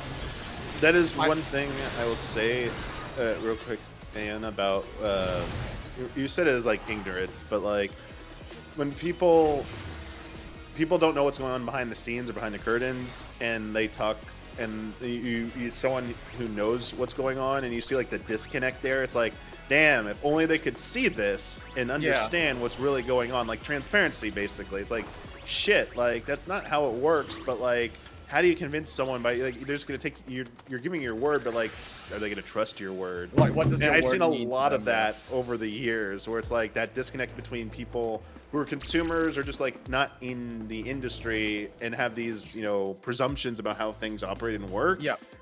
And you see how that sometimes bleeds into the general discourse about like a game or the game industry at large. And it's like how many times that leads to like misconceptions. It's like, damn, it's like kind of crazy to see how like that works, and like it's kind of frustrating to realize you really as an individual don't have a lot that you can do about that sometimes. Yeah, like I think it's just also because like there's like the sort of like reputation that like I think like that sort of bleeds over as well, because it's like it's like one person, right? Because one writer is like assigned the game, right? You write about this game, cool, and then they write about the game and they give it a glowing review. Then when people play it, they're like, wait, this sucks actually. Oh, this is definitely like a paid shill thing, right? And then it's sort of like, because it's part of the company, it casts like a it's like if people disagree with you, you're a shill essentially, or you're at the very worst glazing it unnecessarily. And then that sort of then, because of the lack of transparency, the lack of like sort of insider knowledge and industry knowledge, they just draw the easiest conclusion, right? And as in a way, that's kind of what I did. But like obviously, I drew like connections to the Dorito like incident with Keeley and stuff like that. Like several other incidents in the past, which may not even be true now. And that because there's like a lack of education around that front, because we don't have people like you, like for example, speaking out or like recalling their experiences. The public is not educated in that regard, and then they will just say that's why they have this. And instead they're emboldened by like other content creators who maybe are a little bit more inflammatory and stuff like that, and do you see where like the sort of vicious cycle comes from? And then people like me are affected for sure. And also like it's like confirmation bias. Oh, this like me, like I admit there is confirmation bias. Like, I was recommended a really good game by this like independent YouTuber, so obviously why would I ever trust anybody else, kind of thing. It's that too. Yeah. All right. It's definitely that. Like I'm not excusing the ignorance. Obviously, I could have just like, oh yeah, by the way, Don't. just You're like, overthinking it. I wasn't. Nothing I was saying was directed at you or like meant to do. It was just other people I've seen who get really bad with like their ignorance, like stuff. Oh like, yeah. yeah. It was nothing directed at you. But anyway. Oh yeah. I mean, there's. I mean, I guess the value. I mean, because also it's like your word means a lot. It helps that your word means a lot to me because it's like, oh, like you know, I know you and stuff like that. You know, like collabed and interacted. So it's like, I suppose, what would happen if I didn't know you? And I guess that's like kind of like a scary thought for me. I'm like, I could have just been like, nah, fuck you, shit the fuck up, you're full of shit. I'm like, oh man, that's what I kind of hate. You know, it's maybe I guess also the combative nature about like content creation in general. Yeah. Like, it's just like every like you know controversy gets clicks, so you're kind of like, and it's like the online space has been just so negative, like as of late. You know, I mean maybe not even as of late. Technically, it's like been around for like a while, but like I remember like early 2000s, I feel like it's getting worse you know, for sure. Yeah, right. Like Yeah. I don't remember the internet being this much of a negative space back then, but it is now. Well, we're going tomorrow night, right, Brian? Sorry. When's the gold thing? Oh, supposed for to be? Sunday. Sorry. Sunday. Oh, Sunday, Sunday night. Okay. Yeah, Sunday we can talk more then. Yeah, honestly. I didn't do an Yeah. exact time yet. I'll do Got it. that when I get a chance. It actually helps me. I can now watch the Kingdom Hearts thing tomorrow. But we Yes. could talk all that Sunday. Yeah, I know Brian wants to get some food, so Yeah. I'll get out of your hair until then. GG's, y'all. Have a good night. GG's, Brian. Take Thank care, you. man. Thank you so Thank much. you for joining. Enjoy your Peace. food. Yeah, thank Take it you. easy. Yeah, we're gonna rate Aeon. I didn't miss anything, chat. Okay. Not much. Darth, thank you for the channel points. I was ending, so I couldn't really do that. But we're gonna rate Aeon. No stream tomorrow, but Sunday should do the gold farming. Good time. We're ending. Gonna rate Aeon though. I think he's gonna be grinding for a bit long. Not sure how much longer. Make sure to follow and join. Yes. Thank you guys. It was fun. See ya.